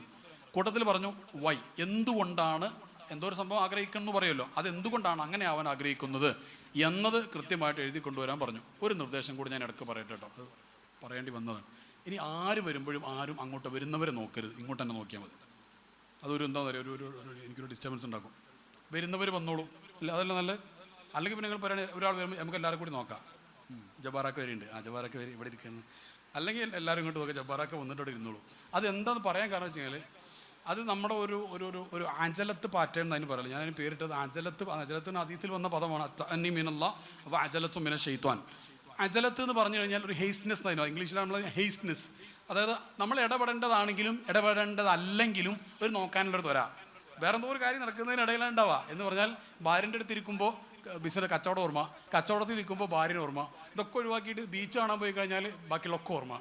എന്താണോ അത് മാത്രം ഓർമ്മ ഇല്ലാത്തൊരവസ്ഥ, അത് മനുഷ്യന് പ്രശ്നമാണ്. കാരണം എന്താണെന്ന് വെച്ച് കഴിഞ്ഞാൽ ഒരു സംഗതിയുടെ ഏതൊരു കാര്യമായിക്കോട്ടെ, ഭൗതികമായിക്കോട്ടെ ആത്മീയമായിക്കോട്ടെ, അതിൻ്റെ ഒരു ഫ്രൂട്ട്ഫുൾ റിസൾട്ട് കിട്ടണമെന്നുണ്ടെങ്കിൽ നിർണായകമായ ഒരു കാര്യം മൈൻഡ്ഫുൾനെസ് ആണ്. ഐ മീൻ ഹുളൂറുൽ ഖൽബ്. ഈ സംഗതി ഇല്ലാതെ ചെയ്യുന്ന ഒരു കാര്യത്തിനും അതിൻ്റെ കൃത്യമായി ഒന്നും ഉണ്ടാവില്ല. നിങ്ങൾ സംശയം ഉണ്ടെങ്കിൽ ഭാര്യനെ നിങ്ങൾ ചോദിച്ചു നോക്കുക. നിങ്ങൾ ഭർത്താവ് ഒരു ഭാര്യ ഭർത്താവിനോടൊരു കാര്യം ഇങ്ങനെ പറയാം, പിന്നെ ഇവിടെ നിങ്ങൾ ഭാര്യ എന്താ വിളിക്കല്, ഭാര്യ ഭർത്താവിന് എന്താ വിളിക്കല് ഈ നാട്ടിൽ? എന്താണ് മൂട് പോലൊക്കെ ഇരിക്കുമല്ലേ? അല്ല എന്നാലും അതൊക്കെ മൂട് പോലെ ഇരിക്കും. കോമൺ ആയിട്ട് വിളിക്കൽ എന്താണ്? പേര് വിളിക്കേ ഏന്നാ പടച്ചോനെ ഇക്കാണ്ടാവോ? അഷ്റഫ് ഖാ. ആ അഷ്റഫ് ഖാ എന്നൊക്കെ വിളിക്കുമോ? ഇക്കാന്ന് വിളിക്കുമോ? ഒക്കെ വിളിച്ചു കിട്ടിയാൽ അൽഹംദുലില്ലാ എന്ന് പറയല്ലേ. ആ അതായിക്കോട്ടെ, കുഴപ്പമില്ലേ. മലപ്പുറത്ത് പൊതുവെ കുറച്ചു കാലം ഇങ്ങനെ മൂപ്പര് ഇക്ക, പിന്നെ മൂപ്പര് കുറച്ചുകൂടി കഴിഞ്ഞാൽ കുട്ടികളെ വാപ്പ, പിന്നെ കുറച്ചുകൂടി കഴിഞ്ഞാൽ ആചാര്യ. കുറച്ചൊരു 55-60 വയസ്സ് കഴിഞ്ഞാൽ ആചാര്യ അങ്ങനെ ആചാര്യമ്പോൾ കൂടല്ല ലാസ്റ്റ്. എന്താ നമ്മൾ പറഞ്ഞുകൊണ്ടെന്ന വിഷയം എന്തായിരുന്നു? ചർച്ച എന്തായിരുന്നു? ഏത് ഈ അജലത്ത് അല്ലേ? അജലത്ത് എന്ന് പറഞ്ഞു കഴിഞ്ഞാൽ അപ്പോൾ നമ്മൾ എന്താണോ ചെയ്യുന്നത് അതിൽ നമ്മുടെ ശ്രദ്ധ ഇല്ലാതെ പോവാണ്. അപ്പോൾ അതുകൊണ്ടുള്ളൊരു പ്രശ്നം എന്താണെന്ന് വെച്ച് കഴിഞ്ഞാൽ അത് ഗുരുതരമായൊരു പ്രശ്നം. ഞാൻ വലിയ വിഷയം സംസാരിക്കില്ല, സാന്ദർഭികമായിട്ട് ഇങ്ങനെ വന്നപ്പോൾ പറഞ്ഞതാണ്. അപ്പോൾ ഇനി ആരെങ്കിലും വന്നാൽ അവർ നമ്മളിങ്ങനെ നോക്കി അയാളെങ്ങനെ കൊണ്ടുപോയി കസറിൽ ഇങ്ങനെ ഇരിക്കുന്നവരെ ഇങ്ങനെ നോക്കിക്കൂ. അത് നമ്മൾ നോക്കിയാറില്ലെങ്കിൽ അയാൾ വന്നോളും. സംഭവിക്കുന്നത് വെച്ചെങ്കിൽ നമ്മുടെ കോൺസെൻട്രേഷൻ നിന്ന് പോവുകയാണ് ചെയ്യുന്നത്. അപ്പോൾ ശരിക്കും പറഞ്ഞു കഴിഞ്ഞാൽ ഞാൻ ഉദാഹരണം പറഞ്ഞു അല്ലേ, ഭാര്യ അതല്ലേ എന്നല്ലേ ഇതൊക്കെ അസർബക്കിലേക്ക് പോയി ഭാര്യ എന്നല്ലേ, ഭാര്യ നിങ്ങളോട് വർത്താനം പറയാമെന്ന് കൂട്ടി ഇക്ക പിന്നെ ഇക്ക നമുക്ക് അടുത്ത ഞായറാഴ്ച പിന്നെ നമുക്ക് മൂത്തമ്മാൻ്റെ മോളെ കല്യാണത്തിൻ്റെ അവിടെ പരിപാടി ഉണ്ട്, അവിടെ ഒന്ന് പോയാലോ? ആ ആയിക്കോട്ടെ പോകാം. പിന്നെ ഇക്ക നമുക്ക് അടുത്ത ഞായറാഴ്ച കുറച്ച് നേരത്തെ പോയാലോ? പോകാം. അല്ലെ പിന്നെ ഇക്ക വെച്ചാൽ ആയിക്കോട്ടെ. നിങ്ങൾ നമ്മളിങ്ങനെ മൊബൈലിൽ തോണ്ടിക്കൊണ്ടാണ് സംസാരിക്കുന്നതെങ്കിൽ ഭാര്യയ്ക്കൊരു സമാധാനം ഉണ്ടാവുമോ? ഇങ്ങനെയൊക്കെ ഉണ്ടാവുമോ? നമുക്ക് ലാസ്റ്റ് വേണമെന്ന് പറയാം, നിങ്ങൾ ശ്രദ്ധിക്കണില്ല ഞാൻ പറഞ്ഞത് എന്ന് പറഞ്ഞിട്ട് ഭാര്യയ്ക്ക് എന്ത് വേണ്ടതെന്ന് ഒഴിവാക്കിയിട്ട് മൊബൈൽ കട വെച്ചിട്ട് പ്രിയേ ഓക്കെ പറയൂ എന്താണ് വേണ്ടത്? ഇനി പറഞ്ഞിട്ടില്ലെങ്കിലും കുഴപ്പമില്ല, നിങ്ങൾ നോക്കിയല്ലോ എന്നുള്ളൊരു സമാധാനം ഉണ്ടാവില്ലേ? ഇതെന്താ അൺഡിവൈഡഡ് അറ്റൻഷനാണ് ഈ പറഞ്ഞത് എന്ന് പറഞ്ഞാൽ മൈൻഡ്ഫുൾനെസ്, ഹുളൂറുൽ ഖൽബ്. സ്വഹാബത്ത് നിസ്കരിക്കുമ്പോൾ അമ്പൂരിക്കഴിഞ്ഞാലും അറിയുമായിരുന്നില്ല ചരിത്രം. നമ്മൾ നിസ്കരിക്കുമ്പോൾ ഈച്ചൻ്റെ പേരക്കുട്ടി അടുത്തുകൂടെ പോയാലും തിരിച്ചറിയും, നല്ല ശ്രദ്ധ ഉള്ളതുകൊണ്ട്. ഡിഫറെൻറ്റ് മനസ്സിലായില്ലേ? അപ്പോൾ ഞാൻ പറഞ്ഞു വന്ന വിഷയം എന്തായിരുന്നു? നമ്മുടെ ചർച്ച എന്തായിരുന്നു? ഇത് ഇടക്കത്തിലേക്ക് വന്നതാണ് വിഷയം. നമ്മുടെ വിഷയം എന്തായിരുന്നു? കുട്ടികളെ എവിടെ എത്തി? നമ്മൾ എന്ത് പോയിൻ്റ് ലാസ്റ്റ് പറഞ്ഞത്?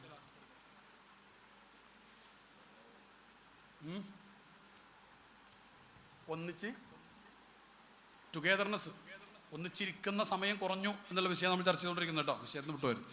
അപ്പോൾ നമ്മൾ ഒന്നിച്ചിരിക്കുന്ന അല്ലെങ്കിൽ ഭാര്യ ഭർത്താവ് ഒന്നിച്ചിരിക്കുന്ന, കുട്ടികൾ ഒന്നിച്ചിരിക്കുന്ന ആ ഒരു ക്വാളിറ്റിയുള്ള സമയത്തിൻ്റെ അഭാവം കുടുംബത്തിൽ വല്ലാതെ പ്രശ്നങ്ങൾ സൃഷ്ടിക്കുന്നുണ്ട് എന്നുള്ളത് ഞാൻ പറഞ്ഞു വരുന്നത്.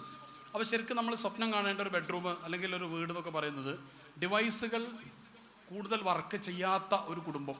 അതിൻ്റെ അർത്ഥം ഒട്ടും സാധനം ഉപയോഗിക്കരുതെന്നല്ല. ഇന്നത്തെ കാലത്ത് ഇതെങ്കിലും നടന്നു കിട്ടിയാൽ തന്നെ അൽഹംദുലില്ലാ എന്നാണ്. കാരണം എല്ലാവരും പരാതി പറയുന്നു. ഞാൻ ഒരു കഥ പറയാൻ തുടങ്ങി. നേരത്തെ ഒരു കഥ തുടങ്ങിയില്ല, ഫുള്ളാക്കിയില്ലല്ലോ. ഏത് കഥ ഫുള്ളാക്കത്ത്? ഒരു ടീച്ചർ കുട്ടികളോട് പറഞ്ഞില്ല നിങ്ങൾ ആരാവാൻ ആഗ്രഹിക്കുന്നു, ഭാവിയിൽ ആരാവാൻ ആഗ്രഹിക്കുന്നു, എന്തുകൊണ്ട് എന്നുള്ളത് എഴുതി കൊണ്ടുവരാൻ പറഞ്ഞില്ലേ? മറന്നോ? എഴുതി കൊണ്ടുവരാൻ പറഞ്ഞു. എന്നിട്ട് ടീച്ചറുടെ എഴുതി കൊണ്ട് നമുക്ക് കുട്ടികളെ പലതും എഴുതി കൊണ്ടുവന്നു. അങ്ങനെ ലാസ്റ്റ് ഒരു കുട്ടി എഴുതിയിരിക്കുന്നു അതിൽ എനിക്ക് TV ആയാൽ മതി. ഒറിജിനൽ ഉണ്ടായ സംഭവം കേട്ടോ, അത് ഉണ്ടാക്കിയ കഥ, കാരണം ഒറിജിനൽ സോഴ്സ് എനിക്കറിയാം. എനിക്ക് TV ആയാൽ മതി. അപ്പോൾ ടീച്ചർ എന്തൊരു അത്ഭുതം, ഒരു എന്താ പറയുക, ഒരു അത്ഭുതമല്ല, എന്താ പറയുക, ഒരു കൗതുകം ഉണ്ടാവും എന്തുകൊണ്ടാണെന്ന് അറിയാനുള്ളൊരു ആഗ്രഹം. അപ്പോൾ താഴത്ത് എഴുതി വെച്ചിട്ടുണ്ട്, എൻ്റെ വീട്ടിൽ അച്ഛനും അമ്മയും എല്ലാവരും ഒന്നിച്ച് നോക്കിയിരിക്കുന്ന ഒരേ സാധനം TV ആണ്. അപ്പോൾ TV ആയാലും കുഴപ്പമില്ല, ഇനി എല്ലാവരും എന്നെ നോക്കുള്ളൂ, എനിക്കൊരു പരിഗണന കിട്ടുമല്ലോ, ശ്രദ്ധ കിട്ടുമല്ലോ എന്നാണ് കുട്ടി.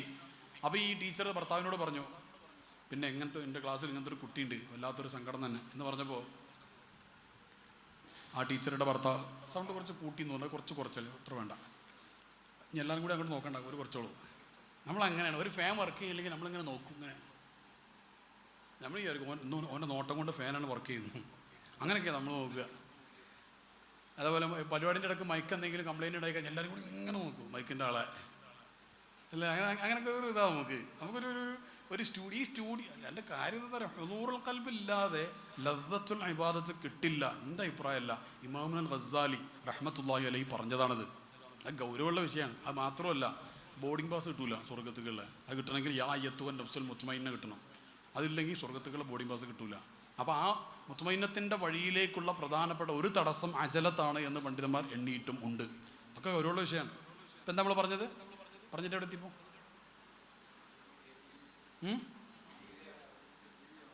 ഏത്? അങ്ങനെ ടീച്ചറുടെ ഭർത്താവ് എന്ത് പറഞ്ഞു? ടീച്ചറുടെ ഭർത്താവ് കേട്ടോ വല്ലാത്ത സങ്കടം തന്നെ കേട്ടോ എന്നൊക്കെ പറഞ്ഞിട്ട് നമുക്കിതൊന്നും എന്ത് ചെയ്യണം, ആ കുട്ടിയുടെ പാരൻസിനെ ഒന്ന് അറിയിക്കണം. അപ്പോൾ ടീച്ചർ പറഞ്ഞു അത് നമ്മൾ രണ്ടാളും തന്നെയാണ്. അപ്പോൾ ആ ടീച്ചറുടെ കുട്ടി ആ ക്ലാസ്സിലുണ്ടായിരുന്നു. അപ്പോൾ സ്വന്തം കുട്ടി എഴുതിയതാണിത്. ഇതെന്തിനാ പറഞ്ഞു തരാം, ഇത് വായിക്കുമ്പോൾ പോലും ഞാനും എൻ്റെ കുട്ടികളും തമ്മിലുള്ള ബന്ധം എങ്ങനെയാണ് എന്ന് റിലേറ്റ് ചെയ്യപ്പെടുന്നില്ല. അതാ പ്രശ്നം. ഒരു സംഭവം അങ്ങനെ കേൾക്കുമ്പോൾ നമ്മളിങ്ങനെ അതിങ്ങനെ എയറിലിട്ടിട്ടാണ് ചർച്ച ചെയ്യുക. കണക്ട് ചെയ്യണം. ഏതൊരു സാധനം കേൾക്കുമ്പോഴും ഞാനതുമായി ബന്ധപ്പെട്ട് എങ്ങനെയാണ് എന്നത് കണക്ട് ചെയ്യുന്നത് നല്ലതാണ്. ഞാനൊരു കാര്യം തീർത്ത് പറഞ്ഞുതരാം. മാതാപിതാക്കളുടെ കൂടെ ഒന്നിച്ച് തമാശ പറഞ്ഞ് പാട്ട് പാടി കളിച്ച് ചിരിച്ച് തോളത്ത് കൈയിട്ട് കുതിരക്കളിയും ആനക്കളിയും കളിച്ച് ഇങ്ങനെ ഇപ്പോഴും വളർന്നുകൊണ്ടിരിക്കുന്ന മക്കൾ വഴിതെറ്റാനുള്ള സാധ്യത അപൂർവമേ ഉള്ളൂ. ഇത് അങ്ങനെയല്ല. ബാപ്പുണ്ടോ വെച്ചാൽ ബാപ്പുണ്ട്, ഉമ്മണ്ടോ വെച്ചാൽ ഉമ്മണ്ട്, മക്കളുണ്ടോ വെച്ചാൽ മക്കളുണ്ട്, എല്ലാവരും ഉണ്ട്. പക്ഷെ ആർക്കും അങ്ങോട്ടും ഇങ്ങോട്ടും ഒരു പ്രത്യേക ഒരു ബന്ധമുണ്ടല്ലോ, ആ ബന്ധം വല്ലാതെ കുറഞ്ഞു പോവാണ് ചെയ്യുന്നത്.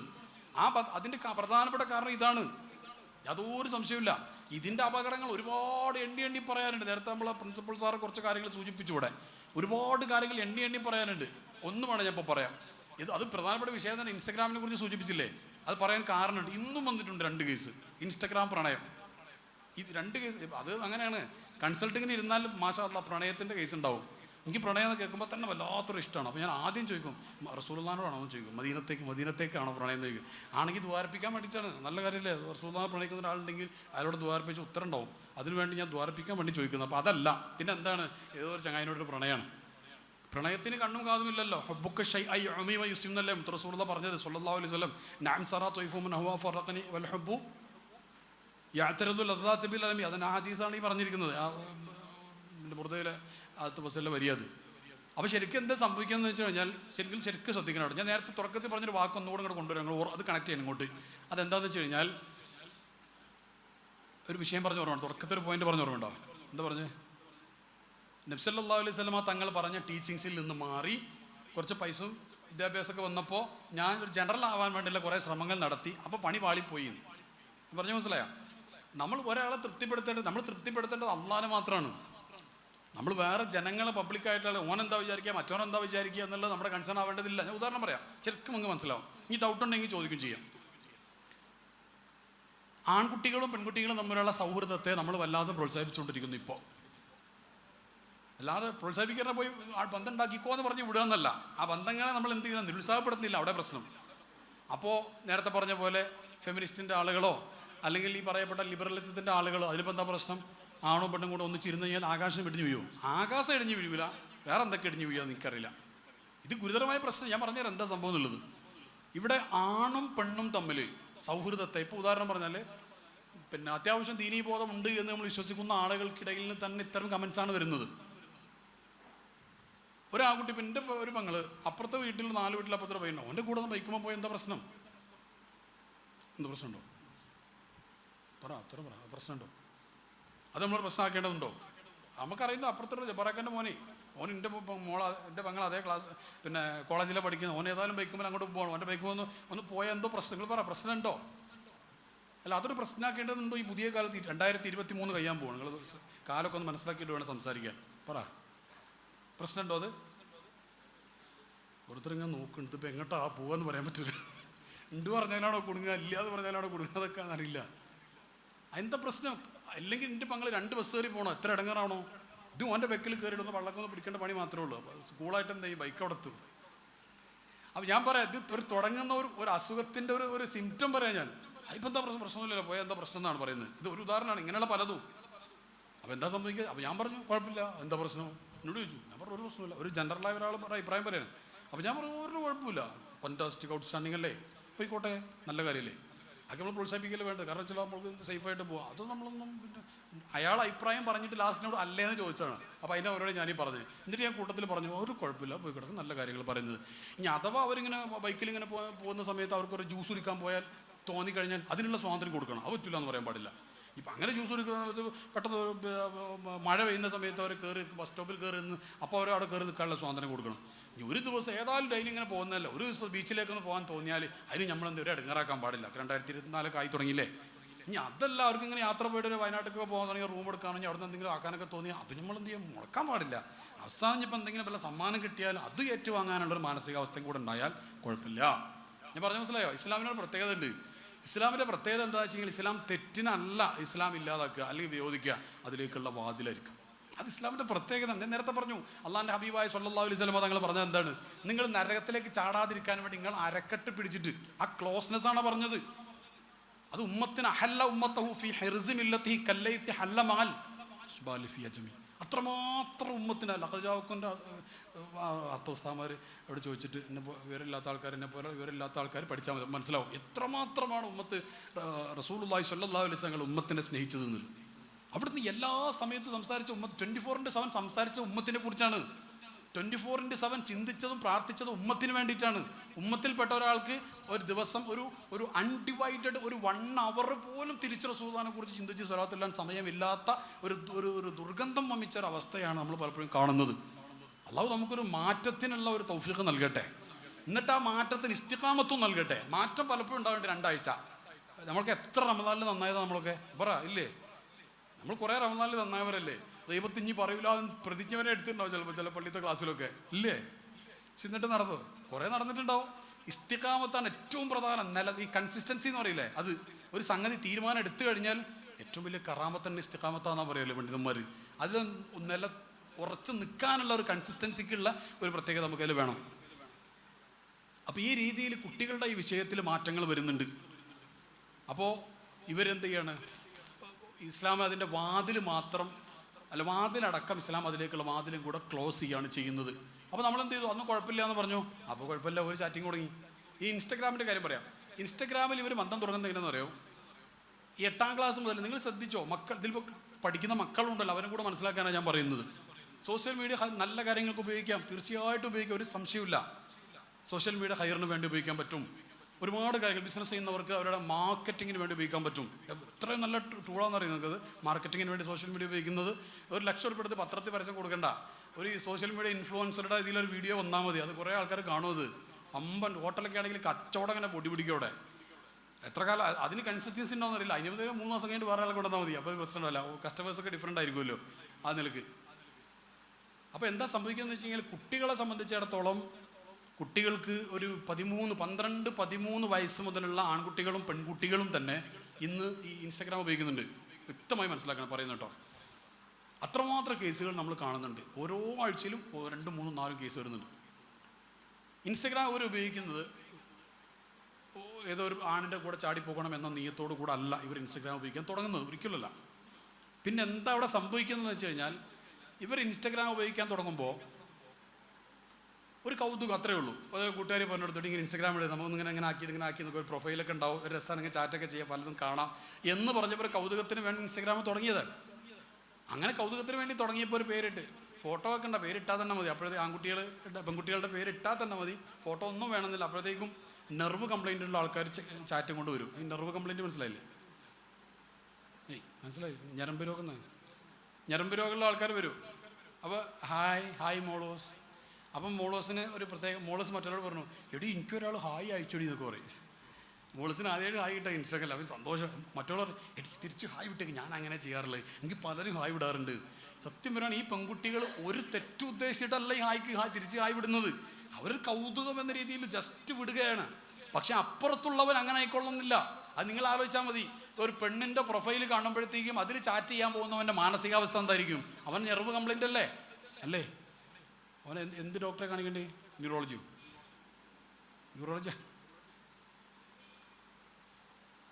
അവൻ്റെ സൈക്കോളജിയൊക്കെ ട്രീറ്റ് ചെയ്യേണ്ടി.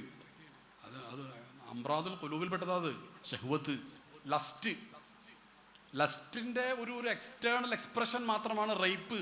നമ്മൾ ചർച്ച മൊത്തം റേപ്പിനെ കുറിച്ചാണ്, ലസ്റ്റിനെ കുറിച്ച് ചർച്ച ചെയ്യാറില്ല. ഇസ്ലാം ചർച്ച ചെയ്യുന്നത് ലസ്റ്റാണ്. ഇവിടെ ഷഹ്വത്താ.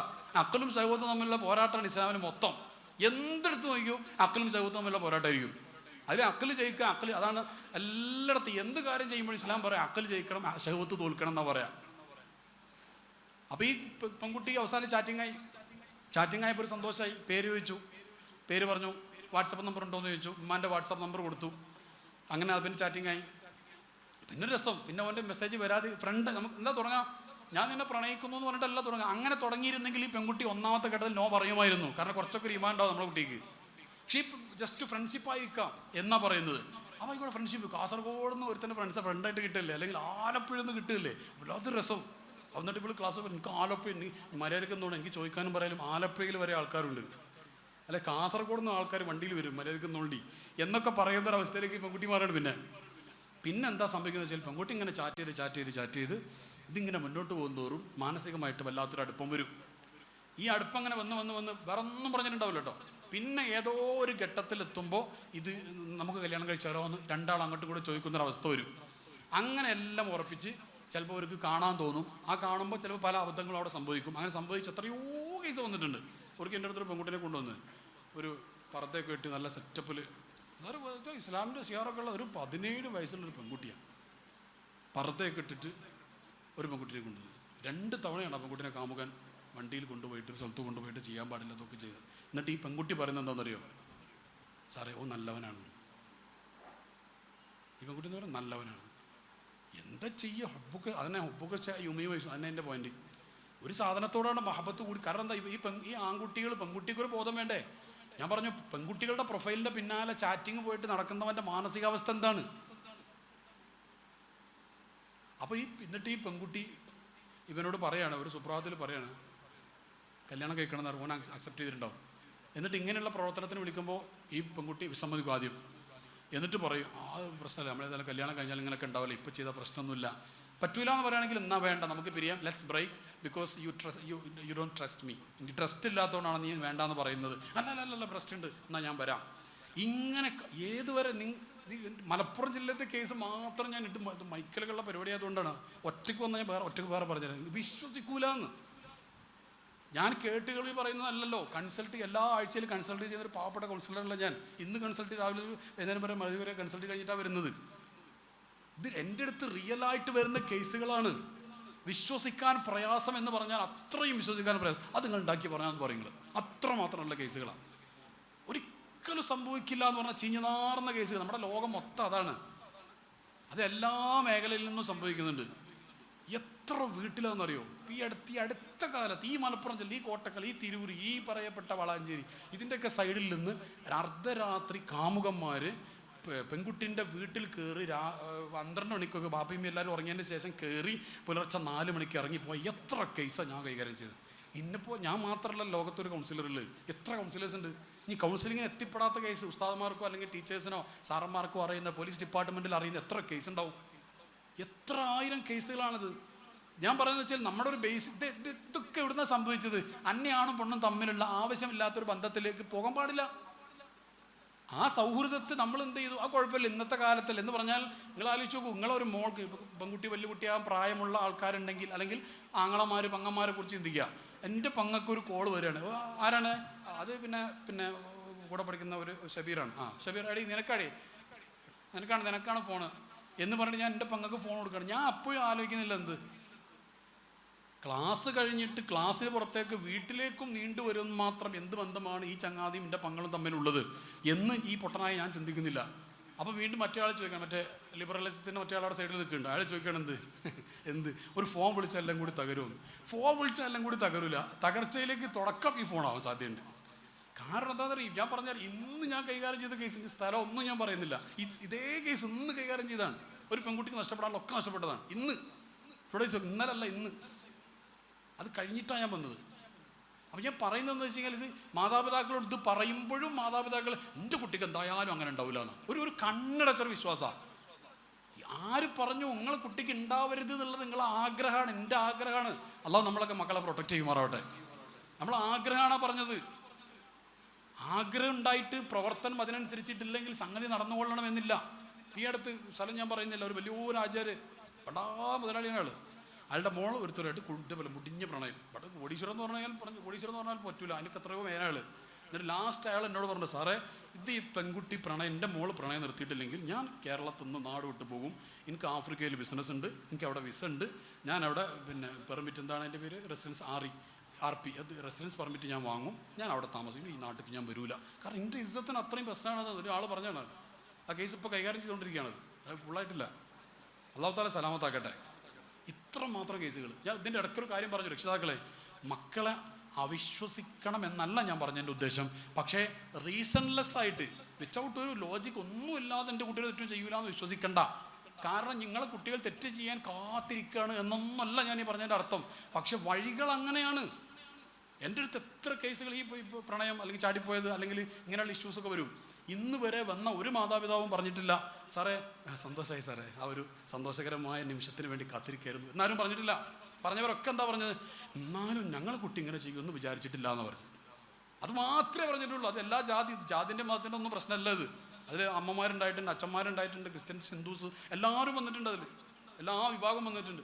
അവരൊക്കെ പറയുന്നത് എന്താണ്, ഞങ്ങളെ കുട്ടി ഇങ്ങനെ പോകില്ല എന്നായിരുന്നു ഞങ്ങൾ വിചാരിച്ചിരുന്നത്, ഓളിങ്ങനെ പോയല്ലോ, ഓക്കിങ്ങനെ പറ്റിയല്ലോ എന്നാണ്. ഇപ്പം രക്ഷിതാക്കൾക്ക് ഒന്നും പറയാൻ പറ്റുന്നില്ല. കാരണം ഇവർ നടക്കാനിലൊക്കെ നടന്നിട്ടുണ്ട്, ഇനി കെട്ടിച്ച് തന്നോളി ബാക്കിയൊക്കെ നടന്നിട്ടുണ്ട്, അത് മാത്രമേ ബാക്കിയുള്ളൂ എന്നാണ് പറയുന്നത്. അപ്പോൾ ഞാൻ പറഞ്ഞു വന്നത് എന്താണെന്ന് വെച്ച് കഴിഞ്ഞാൽ, ഒന്ന് ഈ സ്ത്രീ പുരുഷ അതിന് സൊല്യൂഷൻ കൂടെ പറയണ്ടേ. സ്ത്രീ പുരുഷ ആൺ പെൺ സൗഹൃദം വഴിവിടുന്നു. അത് വഴിവിടുകയാണ് നമ്മൾ. അത് ഞാൻ പറഞ്ഞ പഠിക്കുന്ന കുട്ടികൾ തമ്മിൽ മാത്രമല്ല, ഒരു തേങ്ങടാൻ വരുന്ന അല്ലെങ്കിൽ നമ്മൾ സ്ഥിരമായിട്ട് വണ്ടി വിളിക്കുന്ന ഒരാൾ വണ്ടിക്കാർ മോശമാണെന്ന് അങ്ങനെ മനസ്സിലാക്കരുത് കേട്ടോ. അത് ഏത് മേഖലയിലുണ്ടാവാം. ഈ ടീച്ചേഴ്സിൻ്റെ മേഖലയിലുണ്ടാവാം, കൗൺസിലർമാരുടെ മേഖലയിലുണ്ടാവാം. എൻ്റെ അടുത്ത് ഇന്നാളൊരു ഒരു മോളെ കൊണ്ട് കൗൺസിലിങ്ങിന് വന്നു. അപ്പോൾ എന്താ സംഭവം എന്ന് വെച്ച് കഴിഞ്ഞാൽ, ഇവള് മോൾക്ക് പ്രണയം ഉണ്ടായിരുന്നു. പ്രണയം ബ്രേക്ക് ചെയ്യാൻ വേണ്ടി ഒരു കൗൺസിലർ അടുത്ത് പോയി. ആ കൗൺസിലർ ആ പ്രണയം ബ്രേക്ക് ചെയ്ത് കൊടുത്തു. ആ കൗൺസിലറും ഈ മോളും തമ്മിൽ പ്രണയമായി. അള്ളാഹു കാത്തിരക്ഷിക്കുമാറാവട്ടെ. എന്നിട്ട് ഇത് ബ്രേക്ക് ചെയ്യാൻ വേണ്ടി എൻ്റെ അടുത്ത് കൊണ്ടുവന്നു. അങ്ങനത്തെ ഒരു കേസ് ജീവിതത്തിൽ ആകെ കൈകാര്യം ചെയ്തിട്ടുള്ളൂ. അള്ളാഹു നമ്മളൊക്കെ കാത്തിരക്ഷിക്കുമാറാവട്ടെ. എനിക്കിത് വല്ലാത്ത പേടിയാണ് വിഷയം. അതിപ്പോൾ ഒന്ന് പെണ്ണുങ്ങളെ കൺസൾട്ടിങ്ങിൻ്റെ ഭാഗമായിട്ട് പെണ്ണുങ്ങളെ കാണാൻ നോക്കാം, എന്നൊന്നും പ്രശ്നമില്ല. ചിലപ്പോൾ തെറാപ്പികളുടെ ഭാഗമായിട്ട് അതിൻ്റെ സജഷൻസ് ഒക്കെ ഉണ്ടാവും. എന്നാലും ഞാൻ എന്താ വെച്ചാൽ, ഞാൻ രാവിലെ വുളു കൊടുത്തിട്ട് കൗൺസിലിങ്ങിന് പോവാം. ഞാൻ 313 സ്വലാത്തൊന്നും അടച്ചാക്കും. പഠിച്ചവൻ എന്ന് വരുന്ന ആൾക്ക് ഇനി ശിഫ കൊടുക്കണം, എനിക്ക് കഴിവൊന്നുമില്ല, ഇനി ശിഫ കൊടുക്കണം, സ്വലാത്തിൻ്റെ ബർക്കത്തുണ്ട് ശിഫ ആക്കണം. തെറാപ്പി നമ്മൾ ചെയ്താൽ റിസൾട്ട് അള്ളാഹു കൊടുക്കണ്ടേ? ഓപ്പറേഷൻ ഡോക്ടർ ചെയ്താലും അള്ളാഹുവില്ല റിസൾട്ട് കൊടുക്കുന്നത്. എന്നതുപോലെ ഞാൻ അള്ളാഹുവിൽ ഒരു തവക്കലാക്കി അള്ളാഹിൻ്റെ അഭിനയം സ്വലാത്തൊന്നും അടച്ചാക്കിയിട്ട് വുളു കൊടുത്തിട്ടാണ് പോകും. ഞാൻ പെണ്ണിന് തൊടാറില്ല. ഇനി അഥവാ ഗത്യന്തരമായിട്ട് ചില തെറാപ്പികളുടെ ഭാഗമായിട്ട് തൊടാണ്ടി വന്നു കഴിഞ്ഞാൽ ഒന്നുകിൽ ഭർത്താവിന് അല്ലെങ്കിൽ ഉമ്മാനെ അല്ലെങ്കിൽ ആങ്ങളിനെ അവരെ കൊണ്ട് ചെയ്യിപ്പിക്കും. അതും പറ്റാത്താണെങ്കിൽ മാത്രം ഞാൻ ചെയ്യുള്ളൂ. ഞാൻ വിചാരിക്കുക എന്താ വെച്ചാൽ, എപ്പം മരിക്കുകയാണെങ്കിലും അതൊരു ഈമാനോട് കൂടെ വുളുവോടുകൂടെ ആയിക്കോട്ടെ വിചാരിച്ചിട്ടാണ് വുളു കൊടുത്തിരിക്കുന്നത്. അപ്പോൾ ഞാൻ പറഞ്ഞു വന്നത് ഒരു മേഖലയ്ക്ക് മാത്രം ഉള്ളതല്ല.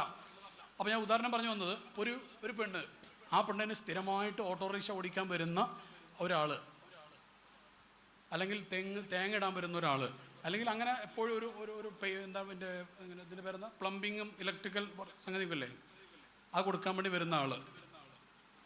അപ്പോൾ അതിന് വേണ്ടി വരുന്ന ഒരാൾ സ്ഥിരമായിട്ട് വിളിക്കാറുണ്ടെന്ന് കൂട്ടിക്കോ. ആ വിളിക്കുന്ന ഒരാളുമായിട്ട് ഈ താത്ത കല്യാണം കഴിഞ്ഞ് 2 കുട്ടികളൊക്കെ ഉള്ള താത്ത കേട്ടോ. അപ്പോൾ അതിങ്ങനെ വെറുതെ ഒരു ദിവസം എന്തോ ഒരു മെസ്സേജ്, ഒരു ഈദിൻ്റെ ഒരു ആശംസ അറിയിച്ചെന്ന് കൂട്ടിക്കോ. ഒരു കാരണം വേണമല്ലോ ഇതിന്, ഈദിൻ്റെ ഒരു ആശംസ. ആര്? ഏതോ ഒരു ജോലിക്ക് ചെയ്യുന്ന ഒരാൾ, പ്ലംബറോ അല്ലെങ്കിൽ ഓട്ടോറിക്ഷയിലെ എന്തോ ഒരാൾ. അപ്പോൾ ഈ പെണ്ണ് തിരിച്ച് സ്വാഭാവികമായിട്ടും ഒരു റെസിപ്രോസിറ്റി വേണ്ടേ. അപ്പോൾ ഒരു ഈദാശംസ അതിനേക്കാൾ ഉഷാറല്ല, ഇങ്ങനെ പൂവൊക്കെ ഉള്ള ഒരു ആശംസ അങ്ങോട്ടും വിട്ടു. അറിയാം, ഈ പൂവ് കുറേ ഉള്ളതൊക്കെ പെണ്ണുങ്ങളടുത്ത് ഉണ്ടാവുക. എനിക്ക് സത്യം പറഞ്ഞാൽ ഈ ഇമോജിൻ്റെ എന്താണെന്ന് തന്നെ അറിയില്ല. മീൻസ് ഏറ്റവും ബേസിക് ഉള്ളത് കണ്ണുനീരുള്ളത് കരച്ചിലാണെന്ന് മനസ്സിലാവും. അല്ലാതെ ഇങ്ങനെയൊക്കെ നിൽക്കുന്ന കുറേ സാധനങ്ങളില്ല, ഇമോജികൾ ഒന്നും എനിക്കറിയില്ല. അത് ഈ ലേഡീസ് എനിക്ക് തോന്നുന്നു അതിനൊക്കെ ഭയങ്കര അഗ്രഗണ്യന്മാരായിട്ട് ഒക്കെ മനസ്സിലാവും. അപ്പോൾ ഞാൻ ആരെങ്കിലും അങ്ങനത്തെ വിട്ടാൽ ഞാൻ ഏതെങ്കിലുമൊക്കെ നോക്കിയാൽ വിടും. അപ്പോൾ ഇങ്ങനെ ആക്കുമോ, അർത്ഥമൊന്നും എനിക്കറിയില്ല, അർത്ഥമൊക്കെ നിങ്ങൾ കൂട്ടിക്കോളിന്ന് പറയും ലാസ്റ്റ് ചെയ്യാൻ. എന്നിട്ട് ഇത് കേസാവാണ് ലാസ്റ്റ്. ഇത് ലാസ്റ്റ് പ്രശ്നം വേണം. അപ്പോഴും നമ്മുടെ കണ്ണ് തുറക്കുന്നില്ല. നമുക്കൊന്ന് കണ്ണു തുറക്കണ്ടേ? നമ്മുടെ കണ്ണു തുറക്കുന്നില്ല. ഇതെന്ന് വെച്ചാൽ നമ്മൾ വേറെ പുറത്തുള്ള ഒരാളെ കുറ്റം പറഞ്ഞിട്ട് ഒന്നും കാര്യമില്ല. അപ്പോൾ ഇവർ ചാറ്റായി. പിന്നെന്തായി, അങ്ങോട്ടും ഇങ്ങോട്ടും സുഖമല്ലേ, വെറുതെ സുഖമാണ്, നിങ്ങൾക്ക് സുഖമല്ലേ, അങ്ങനെ വന്ന് ലാസ്റ്റ് ഇനി കൂട്ടത്തിൽ ഇങ്ങനെയും കൂടി സങ്കല്പിച്ചോ. അതെന്താണെന്ന് വെച്ച് കഴിഞ്ഞാൽ, ഭർത്താവുമായിട്ട് വേണ്ടത്ര മാനസിക അടുപ്പത്തിലല്ലാതെ നിൽക്കുകയാണ് പെണ്ണ്. അതും കൂടി സങ്കല്പിക്കുക. ഭർത്താവ് ഗൾഫിലാണ്, നല്ല റിസ്ക് ഉള്ള ജോലിയാണ്, റിസ്ക്കിന് റിസ്ക് എടുക്കുകയാണ്. അപ്പോൾ അങ്ങനെ ഉണ്ട്. അപ്പോൾ വേണ്ടത്ര ഒരു സൗഹാർദ്ദത്തിൽ സംസാരിക്കാൻ പലർക്കും കഴിയാറില്ല. പലതും തുറന്നു പറയാൻ ആഗ്രഹമുണ്ട്. ഈ തുറന്നു പറയാൻ ആഗ്രഹമുണ്ട്, പക്ഷേ ഭർത്താവിൻ്റെ സമയം കിട്ടാത്തത് കൊണ്ട് തുറന്നു പറയാൻ ഒരാൾ കിട്ടുന്നില്ല. ചില പെണ്ണുങ്ങൾ ഉമ്മാനോടും ഏട്ടത്തിനോടും അനിയത്തിനോടൊക്കെ പറഞ്ഞിട്ട് അഡ്ജസ്റ്റ് ചെയ്യും. പക്ഷേ ഇവർക്ക് അങ്ങനെ ഒരാളില്ല. അങ്ങനെ ഇരിക്കുമ്പോഴാണ് ഒരു ദിവസം പിന്നെ ഒരു ചങ്ങാതിൻ്റെ ഇങ്ങനത്തെ ഒരാളെ മെസ്സേജ് വരുന്നത്. ആ മെസ്സേജ് എങ്ങനെയാണ് ഇല്ലീഗൽ റിലേഷൻഷിപ്പ് അവിഹിതം ഉണ്ടാകുന്ന ഒരു വഴിയാണ് ഞാൻ ഈ പറയുന്നത്. അങ്ങനെ ഉണ്ടായി. അപ്പോൾ ലാസ്റ്റ് എന്താണെന്ന് വെച്ച് കഴിഞ്ഞാൽ സംസാരത്തിൽ അല്ല നിനക്കെന്താ ഒരു ഒരു ഒരു ഒരു ഒരു ഒരു ഒരു നിൻ്റെ വോയിസിൽ എന്തോ ഒരു ഒരു ഒരു റാഹത്തില്ലാത്തത് പോലെന്നോ അങ്ങനെ എന്തെങ്കിലും ഒരു സംഭവം ഇയാൾ പെണ്ണിനോട് ഇയാൾ പറഞ്ഞു നോട്ടിക്കോ. അപ്പോൾ ഇയാൾ പെണ്ണ് സങ്കടത്തിൻ്റെ ഇമോജി വരും. അപ്പോൾ ആരോട് പറയാൻ ആര് കേൾക്കാൻ എന്നതാണ്. പിന്നെ അപ്പോൾ പ്രശ്നമില്ല എന്ന് ഞാൻ വിളിക്കാം, ഫ്രീ ആകുമ്പോൾ വിളിക്കാം എന്നിട്ട് അയാളെ വിളിച്ചു. അപ്പോൾ ഈ പെണ്ണിൻ്റെ 2 സങ്കടങ്ങൾ ഈ ആണിനോട് പറഞ്ഞു. അപ്പോൾ ഈ ആണ് അത് അനുഭാവപൂർണ്ണമാണ് കേൾക്കുക. അതൊക്കെ വലിയ പ്രശ്നമാണോ എന്നല്ല പറയാം. ഓ അങ്ങനെയൊക്കെ ഉണ്ടല്ലേ, അങ്ങനെയൊക്കെ ഉണ്ടായപ്പോൾ ആർക്കായാലും വിഷമം ഉണ്ടാവും എന്ന് അതിനൊന്ന് അംഗീകരിക്കും. ഇത് ഭർത്താവ് അംഗീകരിച്ചാൽ പ്രശ്നം ഉണ്ടാകുമായിരുന്നില്ല അവിടെ. ഇത് പുള്ളിക്കാരൻ അംഗീകരിക്കാത്തത് കൊണ്ടാണ് ഈ ചങ്ങായിനോട് പറയേണ്ടി വന്നത്. അപ്പോൾ ഇവൻ അംഗീകരിക്കും. കാരണം ഫ്രീ ആയിട്ട് കിട്ടല്ല. തന്നെ പോലെ തന്നെ അയൽക്കാരിയെ സ്നേഹിക്കണം ആപ്തവാക്കില്ലേ? ഇല്ല, നിങ്ങൾ കേട്ടില്ലേ? തന്നെ പോലെ കുട്ടികളും നാളെ പറഞ്ഞു പരീക്ഷ ഏതായാലും കോപ്പി നന്നായാൽ മതി. വേറൊരാളെ കോപ്പി അടിച്ചിട്ട് പറഞ്ഞാണ്. മറ്റാൾ പറഞ്ഞു ആരും കോപ്പി അടിക്കാരനായി ജനിക്കുന്നില്ല, സാഹചര്യമാണ് അയാളെ കോപ്പി അടിക്കാരനാക്കി മാറ്റുന്നത്. അപ്പോൾ മറ്റാൾ വന്നിട്ട് പറഞ്ഞത് കോപ്പി ഉള്ളവൻ കോപ്പി ഇല്ലാത്തവൻ കൊടുക്കുക. കുട്ടികൾ മഹാസാധനങ്ങളാണിപ്പോൾ. പണ്ടൊരു ടീച്ചറെ ആദ്യത്തെ ടീച്ചർ ഫസ്റ്റ് പീരീഡ് വന്നിട്ട് ഇംഗ്ലീഷ് പഠിപ്പിച്ചു, 2ാമത്തെ പീരീഡ് വന്നിട്ട് കണക്ക് പഠിപ്പിച്ചു, 3ാമത്തെ പീരീഡ് അതോട്ട് ഒരു ബന്ധമില്ലാത്ത ഹിന്ദി പഠിപ്പിച്ചു, അടുത്ത പീരീഡിൽ വരുന്നുണ്ട് സയൻസ് വരുന്നുണ്ട്, ഒക്കെ വേറെ സാധനങ്ങൾ. അങ്ങനെ ഒരു 5-8 പഠിപ്പിച്ചു പോയി. ലാസ്റ്റ് കുട്ടി ഗത്യന്തരമില്ലാതെ ചോദിച്ചു, ടീച്ചറെ നിങ്ങൾ ഒരു ടീച്ചർ വന്നിട്ട് കണക്ക് പഠിപ്പിക്കുക, വേറെ ടീച്ചർ വന്നിട്ട് ഇംഗ്ലീഷ്, മറ്റേ ടീച്ചർ ഹിന്ദി, മറ്റേ ടീച്ചർ മാത്സ്, മറ്റേ ടീച്ചർ സയൻസ്, ഇതെല്ലാം കൂടി പഠിക്കാൻ പാവപ്പെട്ടൊരു ഞാനും ഒരു മാന്യത വേണ്ട ടീച്ചറെന്ന്.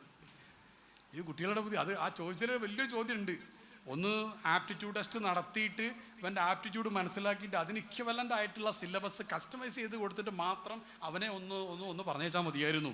അത് യൂറോപ്യൻ രാജ്യങ്ങളിലും വെസ്റ്റേൺ അല്ലെങ്കിൽ ഡെവലപ്ഡ് ആയിട്ടുള്ള ചില കൺട്രീസിലൊക്കെ അങ്ങനെ തന്നെയാണ് നടക്കുന്നത്. ഏതായാലും ഞാൻ പറഞ്ഞു വന്നത് ഈ ആളോട് സംസാരിച്ചു. അപ്പോൾ ഈ പെണ്ണിന് പിന്നെ എന്താണെന്ന് അറിയോ, എൻ്റെ കാര്യങ്ങളൊക്കെ മനസ്സിലാക്കുന്ന ഒരാളെന്നുള്ള ഫീലിംഗ് ആണ് വരും. ഞാൻ പറഞ്ഞു മനസ്സിലാണ്ടാ, എൻ്റെ കാര്യങ്ങൾ മനസ്സിലാവുന്ന ചില ആളുകൾ ചോദിക്കാറുണ്ട്, സാറേ ഒക്കെ എന്തോ ഒരു കമ്പനി ഉണ്ട്, എന്താ കാരണം? അതിൻ്റെ കാരണമാണ് ഈ പറയുന്നത്. നമ്മളെ ഭാര്യയ്ക്ക് മാനസിക ആശ്വാസം, മാനസിക സമാധാനം തുടങ്ങിയിട്ടുള്ള കാര്യങ്ങൾ നമ്മൾ കൊടുക്കുന്നില്ലെങ്കിൽ നമ്മുടെ പെണ്ണുങ്ങൾ ചിലപ്പോൾ അറിയാതെ ഏതെങ്കിലും കെണി ചെന്ന് ചാടും. അതിൻ്റെ സൊല്യൂഷൻ കെണി ചാടുക എന്നുള്ളതല്ല, പക്ഷേ സംഭവിച്ചേക്കാം. അതിനുള്ള ഓപ്ഷൻസ് ഇവിടെ ഉണ്ട്. കാരണം ഗൾഫിലുള്ള പല ഭർത്താക്കന്മാരുടെയും വീടിൻ്റെ സ്വന്തം കാര്യങ്ങൾ പലതും ഇലക്ട്രീഷ്യൻ വിളിക്കുന്നത് പെണ്ണാണ്, ഓട്ടോറിക്ഷ വിളിക്കുന്നത് പെണ്ണാണ്. ഇതൊക്കെ ഇങ്ങനെ ഇൻറ്ററാക്ഷൻസ് കുറേ വരുമ്പോൾ പിന്നെ പെണ്ണുങ്ങൾക്കും പണ്ടത്തെ അപേക്ഷിച്ചിട്ട് ഹയാ കുറഞ്ഞു വരുന്നുണ്ട്. എന്ന് പറഞ്ഞാൽ മത്സ്യം വിൽക്കുന്ന ഒരാളുണ്ട്, ഒരു സലാമക്ക നല്ല ആളായിരിക്കും കേട്ടോ. നമ്മൾ ഈ പെണ്ണ് മോശമായാലും മതിയല്ലോ. ഇനിയിപ്പോൾ മനുഷ്യനല്ലേ, സലാമാക്കി മനുഷ്യനല്ലേ. അപ്പോൾ മത്സ്യത്തിൻ്റെ വണ്ടിങ്ങനെ വന്നപ്പോൾ അതാണല്ലോ ഇപ്പോൾ പുറത്തേക്ക് ഇറങ്ങാനുള്ള ചാൻസ്. പെണ്ണിങ്ങനെ മറ്റേ ഇതിൻ്റെ പറയുക മാക്സി ഇങ്ങനെ ഇവരെ കുത്തിപ്പിടിച്ചിട്ട് അടുക്കളയിൽ ജോലി ചെയ്യുമ്പോൾ ഉണ്ടാവില്ല, കുത്തിപ്പിടിച്ചൊരു വരവില്ല. ആ വരവ് ഇങ്ങനെ വന്നപ്പോൾ തന്നെ സലാമാക്ക എന്തൊക്കെയാണ് മീൻ സലാമാക്കിയാന്ന് വെച്ചിട്ട് പെണ്ണിങ്ങനെ വന്നപ്പോൾ തന്നെ സലാമാക്കാക്ക് എന്തൊക്കെ ഒരു റാഹത്ത് തോന്നും. മീനൊക്കെ നമുക്ക് ഏത് വേണമെങ്കിലും എടുക്കടി, ഉദ്ദേശിച്ച് മനസ്സിലായില്ലേ എനിക്ക്? ഇത് ഭയങ്കര പ്രശ്നമാണ്. കാരണം എന്താണ്, ഹയാ എന്നുള്ളത് ഒരു ഹിജാബാണ്. ഹയാ എന്ന് പറഞ്ഞാൽ ഹിജാബാണ്. ഹിജാബ് എന്ന് പറഞ്ഞാൽ ഒരു കഷ്ണം തുണിയല്ല ഉദ്ദേശിക്കുന്നത്, അത് കൾച്ചറാണത്. ആ തുണി ഇട്ടിട്ടും കാര്യമില്ല, ഇങ്ങനെ പൊക്കിയിട്ട് ഇങ്ങനെ വരുന്ന ടീമുണ്ട്, അത് വേറെ വിഷയം. ഒരു ഹയാ, ഒരു ഹിജാബാണ്, ഒരു കൾച്ചറാണത്.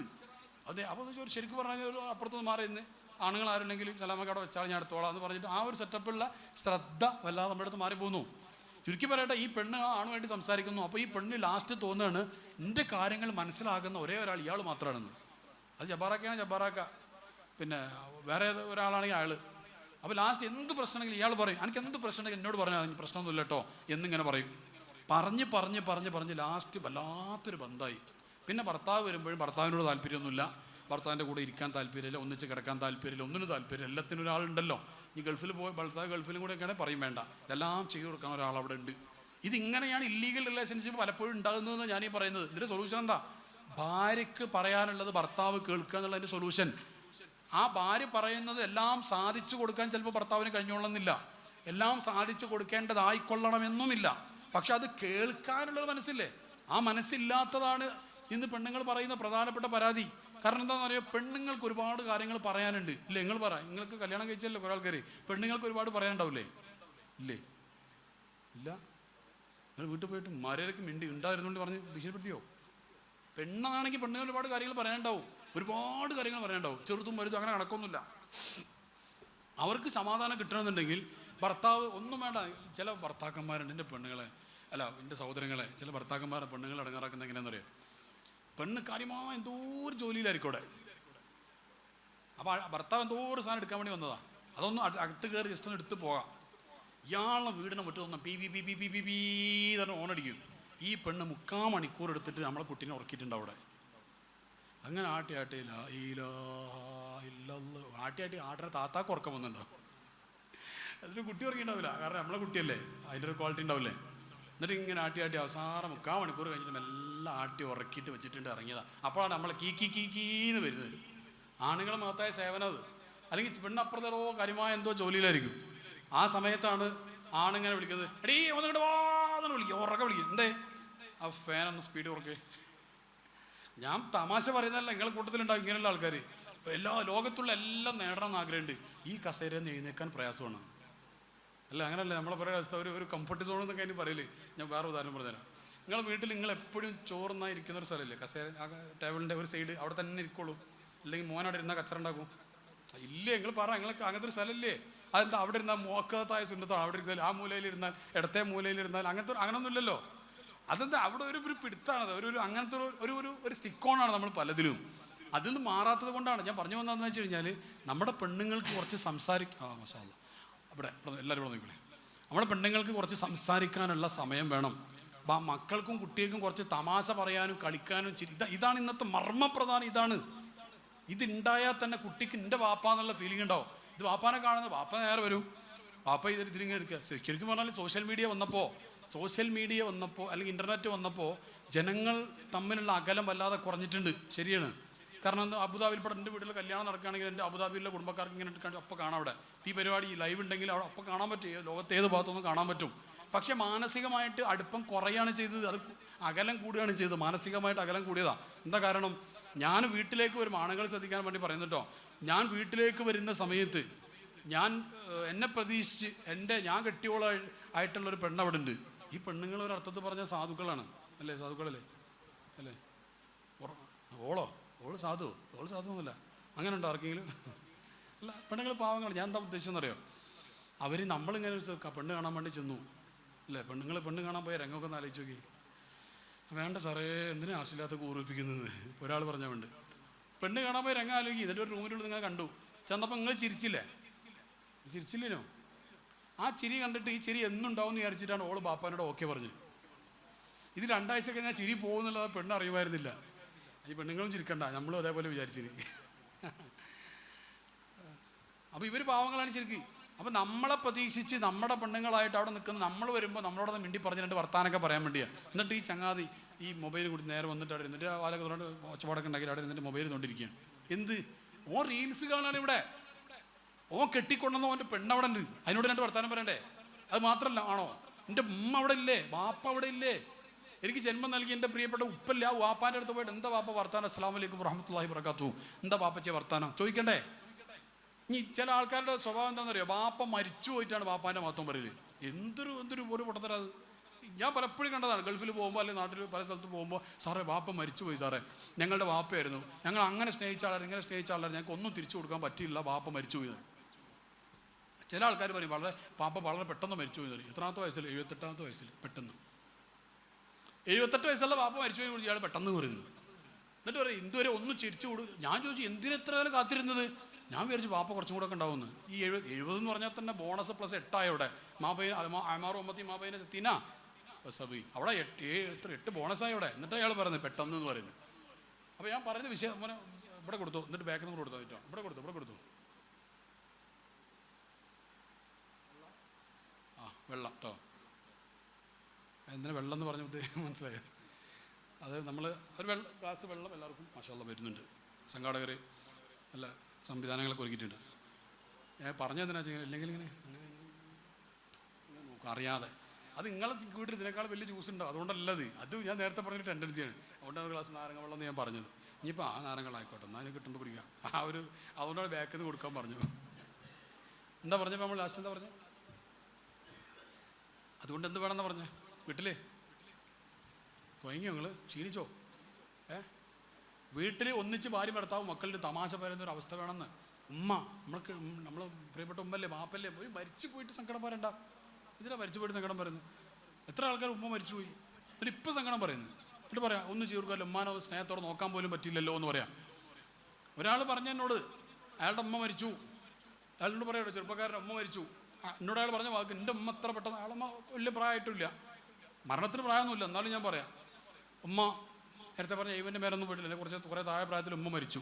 എന്നിട്ട് ഇയാൾ പറയാം ഞാൻ ഉമ്മ മരിച്ച ദിവസം, ഞാൻ ചെറിയ, എന്നോട് പറഞ്ഞ ആൾ പറയാൻ ചെറിയ മോനാണ്, ഞാൻ എങ്ങനെയൊക്കെയോ പിടിച്ചു നിന്നു, കാരണം ഇതൊക്കെ നടത്തേണ്ടേ, വേറെ ആരും ഇല്ല ഇവിടെ, ഇത് മയ്യത്ത് കൊല്ല കാര്യങ്ങൾ ചെയ്യണ്ടേ, ഞാൻ പിടിച്ചു നിന്നു.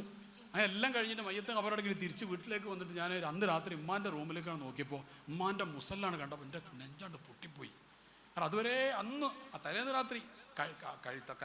രാത്രി അതേ സമയത്ത് ഉമ്മ മുസല്ല നിസ്കരിച്ചിട്ടുണ്ടാവും. അതിനുശേഷം ഉമ്മ മരിച്ചത് ഇശാൻ്റെ സമയത്ത് അങ്ങനെ മരിച്ചെന്ന് തോന്നുന്നു. മാരിവിൻ്റെ സമയത്ത് ഇയാൾ വീട്ടിലെത്തിയിട്ട് ഉമ്മാൻ്റെ റൂമിലേക്കാണ്ട് പോയപ്പോൾ ഉമ്മാൻ്റെ മുസല്ല, ഉമ്മാൻ്റെ ഫോൺ അവിടെ സ്വിച്ച് ഓഫ് ആക്കി ആരോ മാറ്റി വെച്ചിട്ടുണ്ട്. ഉമ്മാൻ്റെ മുസല്ല, ഉമ്മാൻ്റെ തസ്ബീഹ്മാല, ഉമ്മാൻ്റെ മണമുള്ള ഉമ്മാൻ്റെ അതുണ്ടല്ലോ എന്താ പറയുക നിസ്കാരക്കുപ്പായം, ഇതിങ്ങോട്ട് മണത്തിട്ട് ആ പഠിച്ചോനെ സാറേ എൻ്റെ നെഞ്ചാണ് പൊട്ടിപ്പോയി, എൻ്റെ ഉമ്മച്ചിൻ്റെതാണല്ലോ, ആ അമ്മ എന്ന ഖബറിലാണല്ലോ എന്നാണ് പൊട്ടിപ്പോയി എന്ന് പറഞ്ഞു. ഞാൻ കുറേ കേട്ടു, ആ ചെറുപ്പക്കാരനെ ഞാൻ കുറേ കാണാം, ഒരുത്തൻ്റെ ഉമ്മ മരിച്ചതിൻ്റെ സങ്കടം പറയാണ്. പിന്നെ എനിക്ക് ആ റൂമൊക്കെ ചെല്ലുമ്പോഴൊക്കെ എൻ്റെ ഉമ്മ നിസ്കരിക്കുന്നതും ഈ തസ്ബീഹ്മാല പിടിച്ച് ഇങ്ങനെ ചൊല്ലുന്നു എൻ്റെ മനസ്സിലേക്ക് വരികയാണ്. എന്നിട്ട് ഞാൻ പറയുകയാണ് എൻ്റെ ഉമ്മാനെ ഞാൻ സ്നേഹിച്ചില്ലല്ലോ. ഉമ്മ പലപ്പോഴും ഞാൻ ഒരു ലേറ്റ് ആയാലും എൻ്റെ ഭാര്യ വിളിക്കുന്നതിന് മുമ്പ് എൻ്റെ ഉമ്മ എന്നെ വിളിക്കും. ഭാര്യയ്ക്ക് സ്നേഹമില്ലാത്തതുകൊണ്ടല്ല, ഭാര്യയ്ക്ക് കുറച്ചും കൂടി അണ്ടർസ്റ്റാൻഡിങ് ഉണ്ടാവും ഈ വിഷയത്തിൽ. ഉമ്മാർക്ക് കുറച്ചും കൂടെ ഈ വിഷയത്തിൽ ബേജാറ് കൂടുകയാണ് ചെയ്യുക. ബേജാറുണ്ടാകാൻ പാടുണ്ടോ ഇല്ലയെന്ന് വേറെ വിഷയമാണ്. എന്നാലും ഉമ്മാർ വിളിക്കും. അതിന് ഉമ്മാനോട് ചീത്ത ഞാൻ വലിയ ചെറിയ കുട്ടിയൊന്നുമല്ല, നിങ്ങൾ ഇങ്ങനെ വിളിക്കാൻ എന്നൊക്കെ പറഞ്ഞ് കച്ചറുണ്ടാക്കിയതാണ്. അപ്പോൾ ഉമ്മാൻ്റെ ഫോൺ കണ്ടപ്പോൾ എൻ്റെ മനസ്സിൽ വന്നു, ആ ഫോൺ ഉമ്മാൻ്റെ കോൾ എനിക്ക് വരൂലല്ലോ പഠിച്ചോനെ, എൻ്റെ ഉമ്മ മയ്യത്ത് ആ ഒരു ഖബറിൽ കിടക്കുകയാണല്ലോ പഠിച്ചോനെ എന്നുള്ള ചിന്തയിലേക്ക് വന്നു. ഇതേപോലെ തന്നെ പാപ്പാര് മരിച്ചതിനെ കുറിച്ചും പലരും പറയാറുണ്ട്. അപ്പം ഞാൻ അവരോട് ചോദിക്കും, എന്തിനാണ് ഇവർ മരിക്കാൻ കാത്തിരിക്കുന്നത്, എന്തിനാണ് ഇവരോടുള്ള സ്നേഹം പറയാൻ? ജീവിച്ചിരിക്കുന്ന ഉമ്മാനൊന്ന് കെട്ടിപ്പിടിച്ചിട്ട് രണ്ട് ഉമ്മ കൊടുത്തൂടെ? ജീവിച്ചിരിക്കുന്ന ഉമ്മാൻ്റെ അടുത്ത് പോയിട്ട് ഉമ്മ അങ്ങളെ പൊരുത്തല്ലെങ്കിൽ ഈ മുഹ്സിന് വിജയിക്കാൻ കഴിയില്ല എന്ന് പറഞ്ഞൂടെ? ജീവിച്ചിരിക്കുന്ന മാതാപിതാക്കളെ അല്ലാഹു തആല ആഫിയത്ത് വസത്തുള്ള ദീർഘായുസ്സ് കൊടുക്കുമാറാവട്ടെ. എൻ്റെ മക്കളുടെ സഹോദരങ്ങൾ അതൊരു തണലാണ്. അത് പോയാലേ അതിൻ്റെ വില അറിയുള്ളൂ. അത് ബാപ്പാരുടെ കാര്യം അങ്ങനെ തന്നെയാണ്. അള്ളാഹുവിന് തട്ടാത്ത ഒരു നിവേദനം കൊടുക്കാൻ മക്കൾക്ക് വേണ്ടി കഴിയുമെങ്കിൽ ഒന്നാം സ്ഥാനത്ത് ഉമ്മയാണ്. അത് ഉമ്മാൻ്റെ ചൊറുക്കോ വിദ്യാഭ്യാസമോ ഉമ്മാൻ്റെ ഒന്നും നോക്കണ്ട. ആ ഉമ്മ ക്ഷീണിച്ച കൈ, കാണാത്ത കണ്ണുകൾ, കുഴിഞ്ഞു പോയ കണ്ണുകളൊക്കെ ആയിരിക്കും. അത് നടന്നു വന്ന് ക്ഷീണിച്ചിട്ടുണ്ടാവും പാവം. എന്നാലും ആ ഉമ്മ എന്ന് പറഞ്ഞിട്ട് അത് കുറേ ഒന്നും നടന്നിട്ടില്ലെങ്കിൽ കുഴപ്പമില്ല, അവിടെയൊക്കെ നടക്കാൻ കഴിഞ്ഞാൽ തന്നെ മതി. നമുക്ക് ആ ഒരു ജീവൻ അവിടെ ഉണ്ടായാൽ തന്നെ വല്ലാത്തൊരു റാഹത്താണ്. 9 മാസക്കാലം അതിൻ്റെ ഉള്ളിലാണ് നമ്മൾ താമസിച്ചത്. വല്ലാത്തൊരു ഫിഗറാണ് ഉമ്മ എന്ന് പറയുന്നത്. അത് പോയാൽ നമുക്കതിന് വാല്യൂ ആണ് മനസ്സിലായി. നമുക്ക് ഒന്നും വേണ്ട. ഇനി 40 വയസ്സായ ആൾ 50 വയസ്സായ ആളാണെങ്കിൽ എന്തെങ്കിലും വിഷമം ഉണ്ടാകുമ്പോൾ ഉമ്മ എന്ന് പറയാൻ ഒറ്റ കെട്ടിപ്പിടുത്താണ്. ആ ഉമ്മ എൻ്റെ കുട്ടിക്ക് ഞാൻ ഇടാന്ന് പറഞ്ഞിട്ടുണ്ട്, 2 തലോടുമ്പോൾ അതാണ് ആ ബേജാറാണ്ട് ഇല്ലാതാവില്ല. ഇനി എന്തെങ്കിലും സംഭവം ഉണ്ടായിന്ന് കൂട്ടിക്കോ, ഉമ്മാൻ്റെ അടുത്ത് ഉമ്മ എനിക്കാരുമില്ല, അല്ലെങ്കിൽ ഉമ്മ അങ്ങനെ ഉണ്ടായിന്ന് പറയുമ്പോൾ മോനെ എൻ്റെ കുട്ടി ബേജാറാവണ്ടടാ, ഞാൻ എൻ്റെ അള്ളാഹിനോട് വർക്കണ്ടടാ എന്ന് പറയുമ്പോണ്ടല്ലോ അത് വല്ലാത്തൊരു ആശ്വാസമാണ്. ഒരു 10,000 മോട്ടിവേഷൻ ക്ലാസ് കേട്ടാലും ഉമ്മാൻ്റെ ഒരു തലോടലിൻ്റെ അടുത്തേക്ക് എത്തൂല. ഞാൻ പറഞ്ഞു ഈ ഫിഗർ നമ്മുടെയൊക്കെ വീട്ടിലുണ്ട്. ചെറുപ്പക്കാരായ ആൾക്കാരെ നിങ്ങൾ ശരിക്കും മനസ്സിലാക്കണം. പ്രായമുള്ള ആൾക്കാർ പിന്നെ അവർക്ക് കുറച്ചും കൂടെ ബോധം ഉണ്ടാവും. ചെറുപ്പക്കാരായ ആൾക്കാരിൽ 18, 20, 25 വയസ്സുള്ള കുട്ടികൾ നിങ്ങളെ ഉമ്മാനി പാപ്പ നിങ്ങൾ വില വെക്കണം. കാരണം നിങ്ങൾ ലോകത്ത് എത്ര വലിയ വിദ്യാഭ്യാസം നേടിയിട്ടും, എത്ര വലിയ കോഴ്സ് പാസ്സായിട്ടും, എത്ര വലിയ പ്ലേസ്മെൻറ്റ് കിട്ടിയിട്ടും, എത്ര വലിയ MNCയിൽ നിങ്ങൾ ജോലി കിട്ടിയിട്ടും കാര്യമില്ല. നിങ്ങൾ ഉമ്മാൻ്റെ പൊരുത്തം നിങ്ങളെ കൂടെ അല്ലെങ്കിൽ നിങ്ങൾ ബിഗ് സീറോ ആണ്. അതാണ് പ്രധാനപ്പെട്ട കാര്യം. ഉമ്മാൻ്റെ പൊരുത്തുണ്ടെങ്കിലോ എത്രയും മോശപ്പെട്ട അവസ്ഥ എന്താണെങ്കിലോ നിങ്ങളിങ്ങനെ ഫിനിക്സ് പോലെ നിങ്ങളിങ്ങനെ സട്ടക്കുട്ടഞ്ഞ് എഴുന്നേറ്റ് നിങ്ങൾ വരും, ഉറപ്പാണത്. ഞാൻ എപ്പോഴും പറയാറുണ്ട്, എൻ്റെ ഉമ്മ മരിച്ചുപോയി. എൻ്റെ ഉമ്മ മരണപ്പെട്ടൊരു 12 കൊല്ലമായി. റബീഉൽ അവ്വലിൽ മരണപ്പെട്ടതാണ്. ഞാൻ പ്ലസ് ടു തോറ്റിട്ട് ഞാനിങ്ങനെ ആൾക്കാരുടെ ഇടയിലൊക്കെ അല്ലെങ്കിൽ തന്നെ ചീത്ത പേരാണ് എനിക്ക്. എൻ്റെ ബാപ്പ എൻ്റെ പണ്ടേ മരിച്ചു പോയതാണ്. എനിക്ക് 1 വയസ്സായപ്പോൾ എൻ്റെ ബാപ്പ മരിച്ചു. ഈ ബാപ്പ മരിച്ചത് അന്ന് മുതൽ കഷ്ടപ്പെട്ട് ഒരു ചെറിയൊരു ഓലപ്പുരയിലൊക്കെ ഇങ്ങനെ വളർത്തി, ഒരുപാട് പ്രയാസപ്പെട്ടിട്ടാണ് ഉമ്മ എന്നെ വളർത്തിയത്, ഞങ്ങളൊക്കെ വളർത്തിയത്. ഓലപ്പുര തന്നെ ഫുള്ള് ഓലിടാനുള്ള പൈസ ഇല്ലാത്തത് കൊണ്ട് കുറേ ഭാഗം ബ്ലാങ്ക് ആയിരുന്നു. മഴ പെയ്യുമ്പോൾ അപ്പുറത്ത് വേറൊരു വീടുണ്ട്, ആ വീട്ടിൻ്റെ വരാന്തയിൽ കൊണ്ടുപോയിട്ട് ഞങ്ങൾ കിടത്തും. അവിടുത്തെ ഒരു ഇളയമുണ്ടായിരുന്നു, അവർ മരിച്ചു പോയി, അല്ലാഹു സ്വർഗ്ഗം കൊടുക്കുമാറാവട്ടെ. അവർ അർദ്ധരാത്രി 1:30 മണിക്ക് ഞങ്ങൾ ഉമ്മ കുട്ടികളെ കൊണ്ട് വന്നത് കണ്ടാൽ അല്ലെങ്കിൽ ശബ്ദം കേട്ടാൽ അവർ അകത്ത് കൊണ്ടുപോകും. പഠിച്ചോനെ എൻ്റെ കുട്ടികളാണല്ലോ എന്നും പറഞ്ഞിട്ട് ആ ഇളയമ്മ പിടിച്ചു കൂട്ടി നമ്മളെ കൊണ്ടുപോകും. അങ്ങനെയായിരുന്നു ജീവിച്ചത്. എന്നുവെച്ചാൽ ഉമ്മ മരണപ്പെട്ടു പോയി. അപ്പോൾ ഞാൻ +2 പഠിക്കുന്ന സമയത്ത് ഞാൻ അല്ലെങ്കിൽ തന്നെ ഈ വാപ്പല്ലാത്തതുകൊണ്ട് ഉമ്മ ഒരു പ്രത്യേക ലാളനെ കാണിക്കുമല്ലോ. അപ്പോൾ അതിൻ്റെ പേര് ഞാനത് ദുരുപയോഗം ചെയ്തു, കുറേ കളിച്ച് അങ്ങനെ ഇങ്ങനെയൊക്കെ നടന്നു. അവസാനം ഞാൻ +2 തോറ്റ്. ഇത്ര സുന്ദരമായി തോറ്റെന്നറിയാം. SLC തട്ടിമുട്ടി ഇങ്ങനെ രക്ഷപ്പെട്ടത്, പക്ഷേ +2 തട്ടിമുട്ടി രക്ഷപ്പെട്ടില്ല. +2 തോറ്റ്. അല്ലെങ്കിൽ തന്നെ നാട്ടുകാർ, എൻ്റെ കുടുംബക്കാരൊക്കെ പറയും, എന്തിനാ ഒരുത്തൻ ഇങ്ങനെ കുടുംബത്തിൽ, എന്നെക്കുറിച്ച് എന്തിനാ ഒരുത്തൻ ഇങ്ങനെ കുടുംബത്തിൽ നാട്ടുകാരെ പറയിപ്പിക്കാനായിട്ട്, നാട്ടുകാരുടെ അടുത്ത് പറയിപ്പിക്കാനായിട്ട്, അങ്ങനെയൊക്കെ പറയും. ഉമ്മാനോട്. ഉമ്മ മാറി നിന്ന് സങ്കടത്തോടെ, വാപ്പല്ലാത്ത കുട്ടിനെ കുറിച്ചല്ല ഈ പറയുന്നത്. ഉമ്മ കെട്ടിപ്പിടിച്ച കാര്യം എൻ്റെ കുട്ടിക്ക് ഞാനുണ്ടാന്ന് പറയും. അങ്ങനെ അല്ലെങ്കിൽ തന്നെ പറയിപ്പിക്കാറ്. ഞാൻ ക്രിക്കറ്റ് കളിക്കാൻ പോകും, ഫുട്ബോൾ കളിക്കാൻ പോകും, സിനിമ കാണാൻ, അങ്ങനെയൊക്കെ ചെയ്യുന്നു ആ കാലത്തിട്ടോ, ചെറിയ കുട്ടി കഴിക്കുമ്പോൾ. അങ്ങനെ ലാസ്റ്റ് ഞാൻ +2 കൂടി തോറ്റ്. അപ്പം ഞാൻ ആകെ ഒരു എന്താ, അല്ലെങ്കിൽ തന്നെ പറയിപ്പിച്ചിട്ട് നടക്കുന്നത്. ഇനി +2 കൂടി തോറ്റാൽ ഉമ്മ എന്താ പറയുക, എന്തൊക്കെ ചൂടാവോ ഒന്നും അറിയില്ല. വീട്ടിലേക്ക് ഇങ്ങനെ കയറി ചത്തി ഹക്ക് ഉണ്ടായത് എൻ്റെ ലൈഫിൽ. ഞാനിങ്ങനെ വീട്ടിലേക്കാണ് കയറി ചെന്നപ്പോൾ എൻ്റെ ഉമ്മ ഓൾറെഡി തോറ്റവരെ അറിഞ്ഞിട്ടുണ്ട്. ഞാനാണ് ചന്ത അമ്മ വന്നിട്ട് ഒറ്റ കെട്ടിപ്പിടുന്നിട്ട് പറഞ്ഞു, എൻ്റെ കുട്ടി തോൽക്കൂല എന്ന് പറഞ്ഞു. ശരി, എൻ്റെ കുട്ടി കെട്ടിപ്പിടിച്ചിട്ട് തോൽക്കൂലാണ്, എൻ്റെ കുട്ടി തോൽക്കൂല എന്ന് പറഞ്ഞു. തോറ്റ് വരുന്നവനോടായി പറഞ്ഞത്. ഞാനിപ്പം പറഞ്ഞു, എൻ്റെ അമ്മ സ്കൂളിൽ പഠിച്ചിട്ടേ ഇല്ല, സ്കൂളിൽ പോലും പഠിക്കാത്ത ഉമ്മ കെട്ടിപ്പിടിച്ച് തോറ്റ് വന്നപ്പോൾ എൻ്റെ കുട്ടി തോൽക്കൂലടാ ജയിക്കൂടാന്ന് പറഞ്ഞതിൻ്റെ ഫലമാണ് ഇന്ന് ഞാൻ ചെറിയ എന്താ പറയുക, സാമ്പത്തികമായ പ്രയാസത്തിൻ്റെ അങ്ങേയറ്റമായതുകൊണ്ട് എൻ്റെ ഉമ്മാൻ്റെ ആങ്ങളമാരിൽപ്പെട്ട ഒരാൾ അന്ന് കർശനമായിട്ട് എൻ്റെ ഉമ്മാനോട് പറഞ്ഞു, എന്നെ ഒഴിവാക്കാൻ.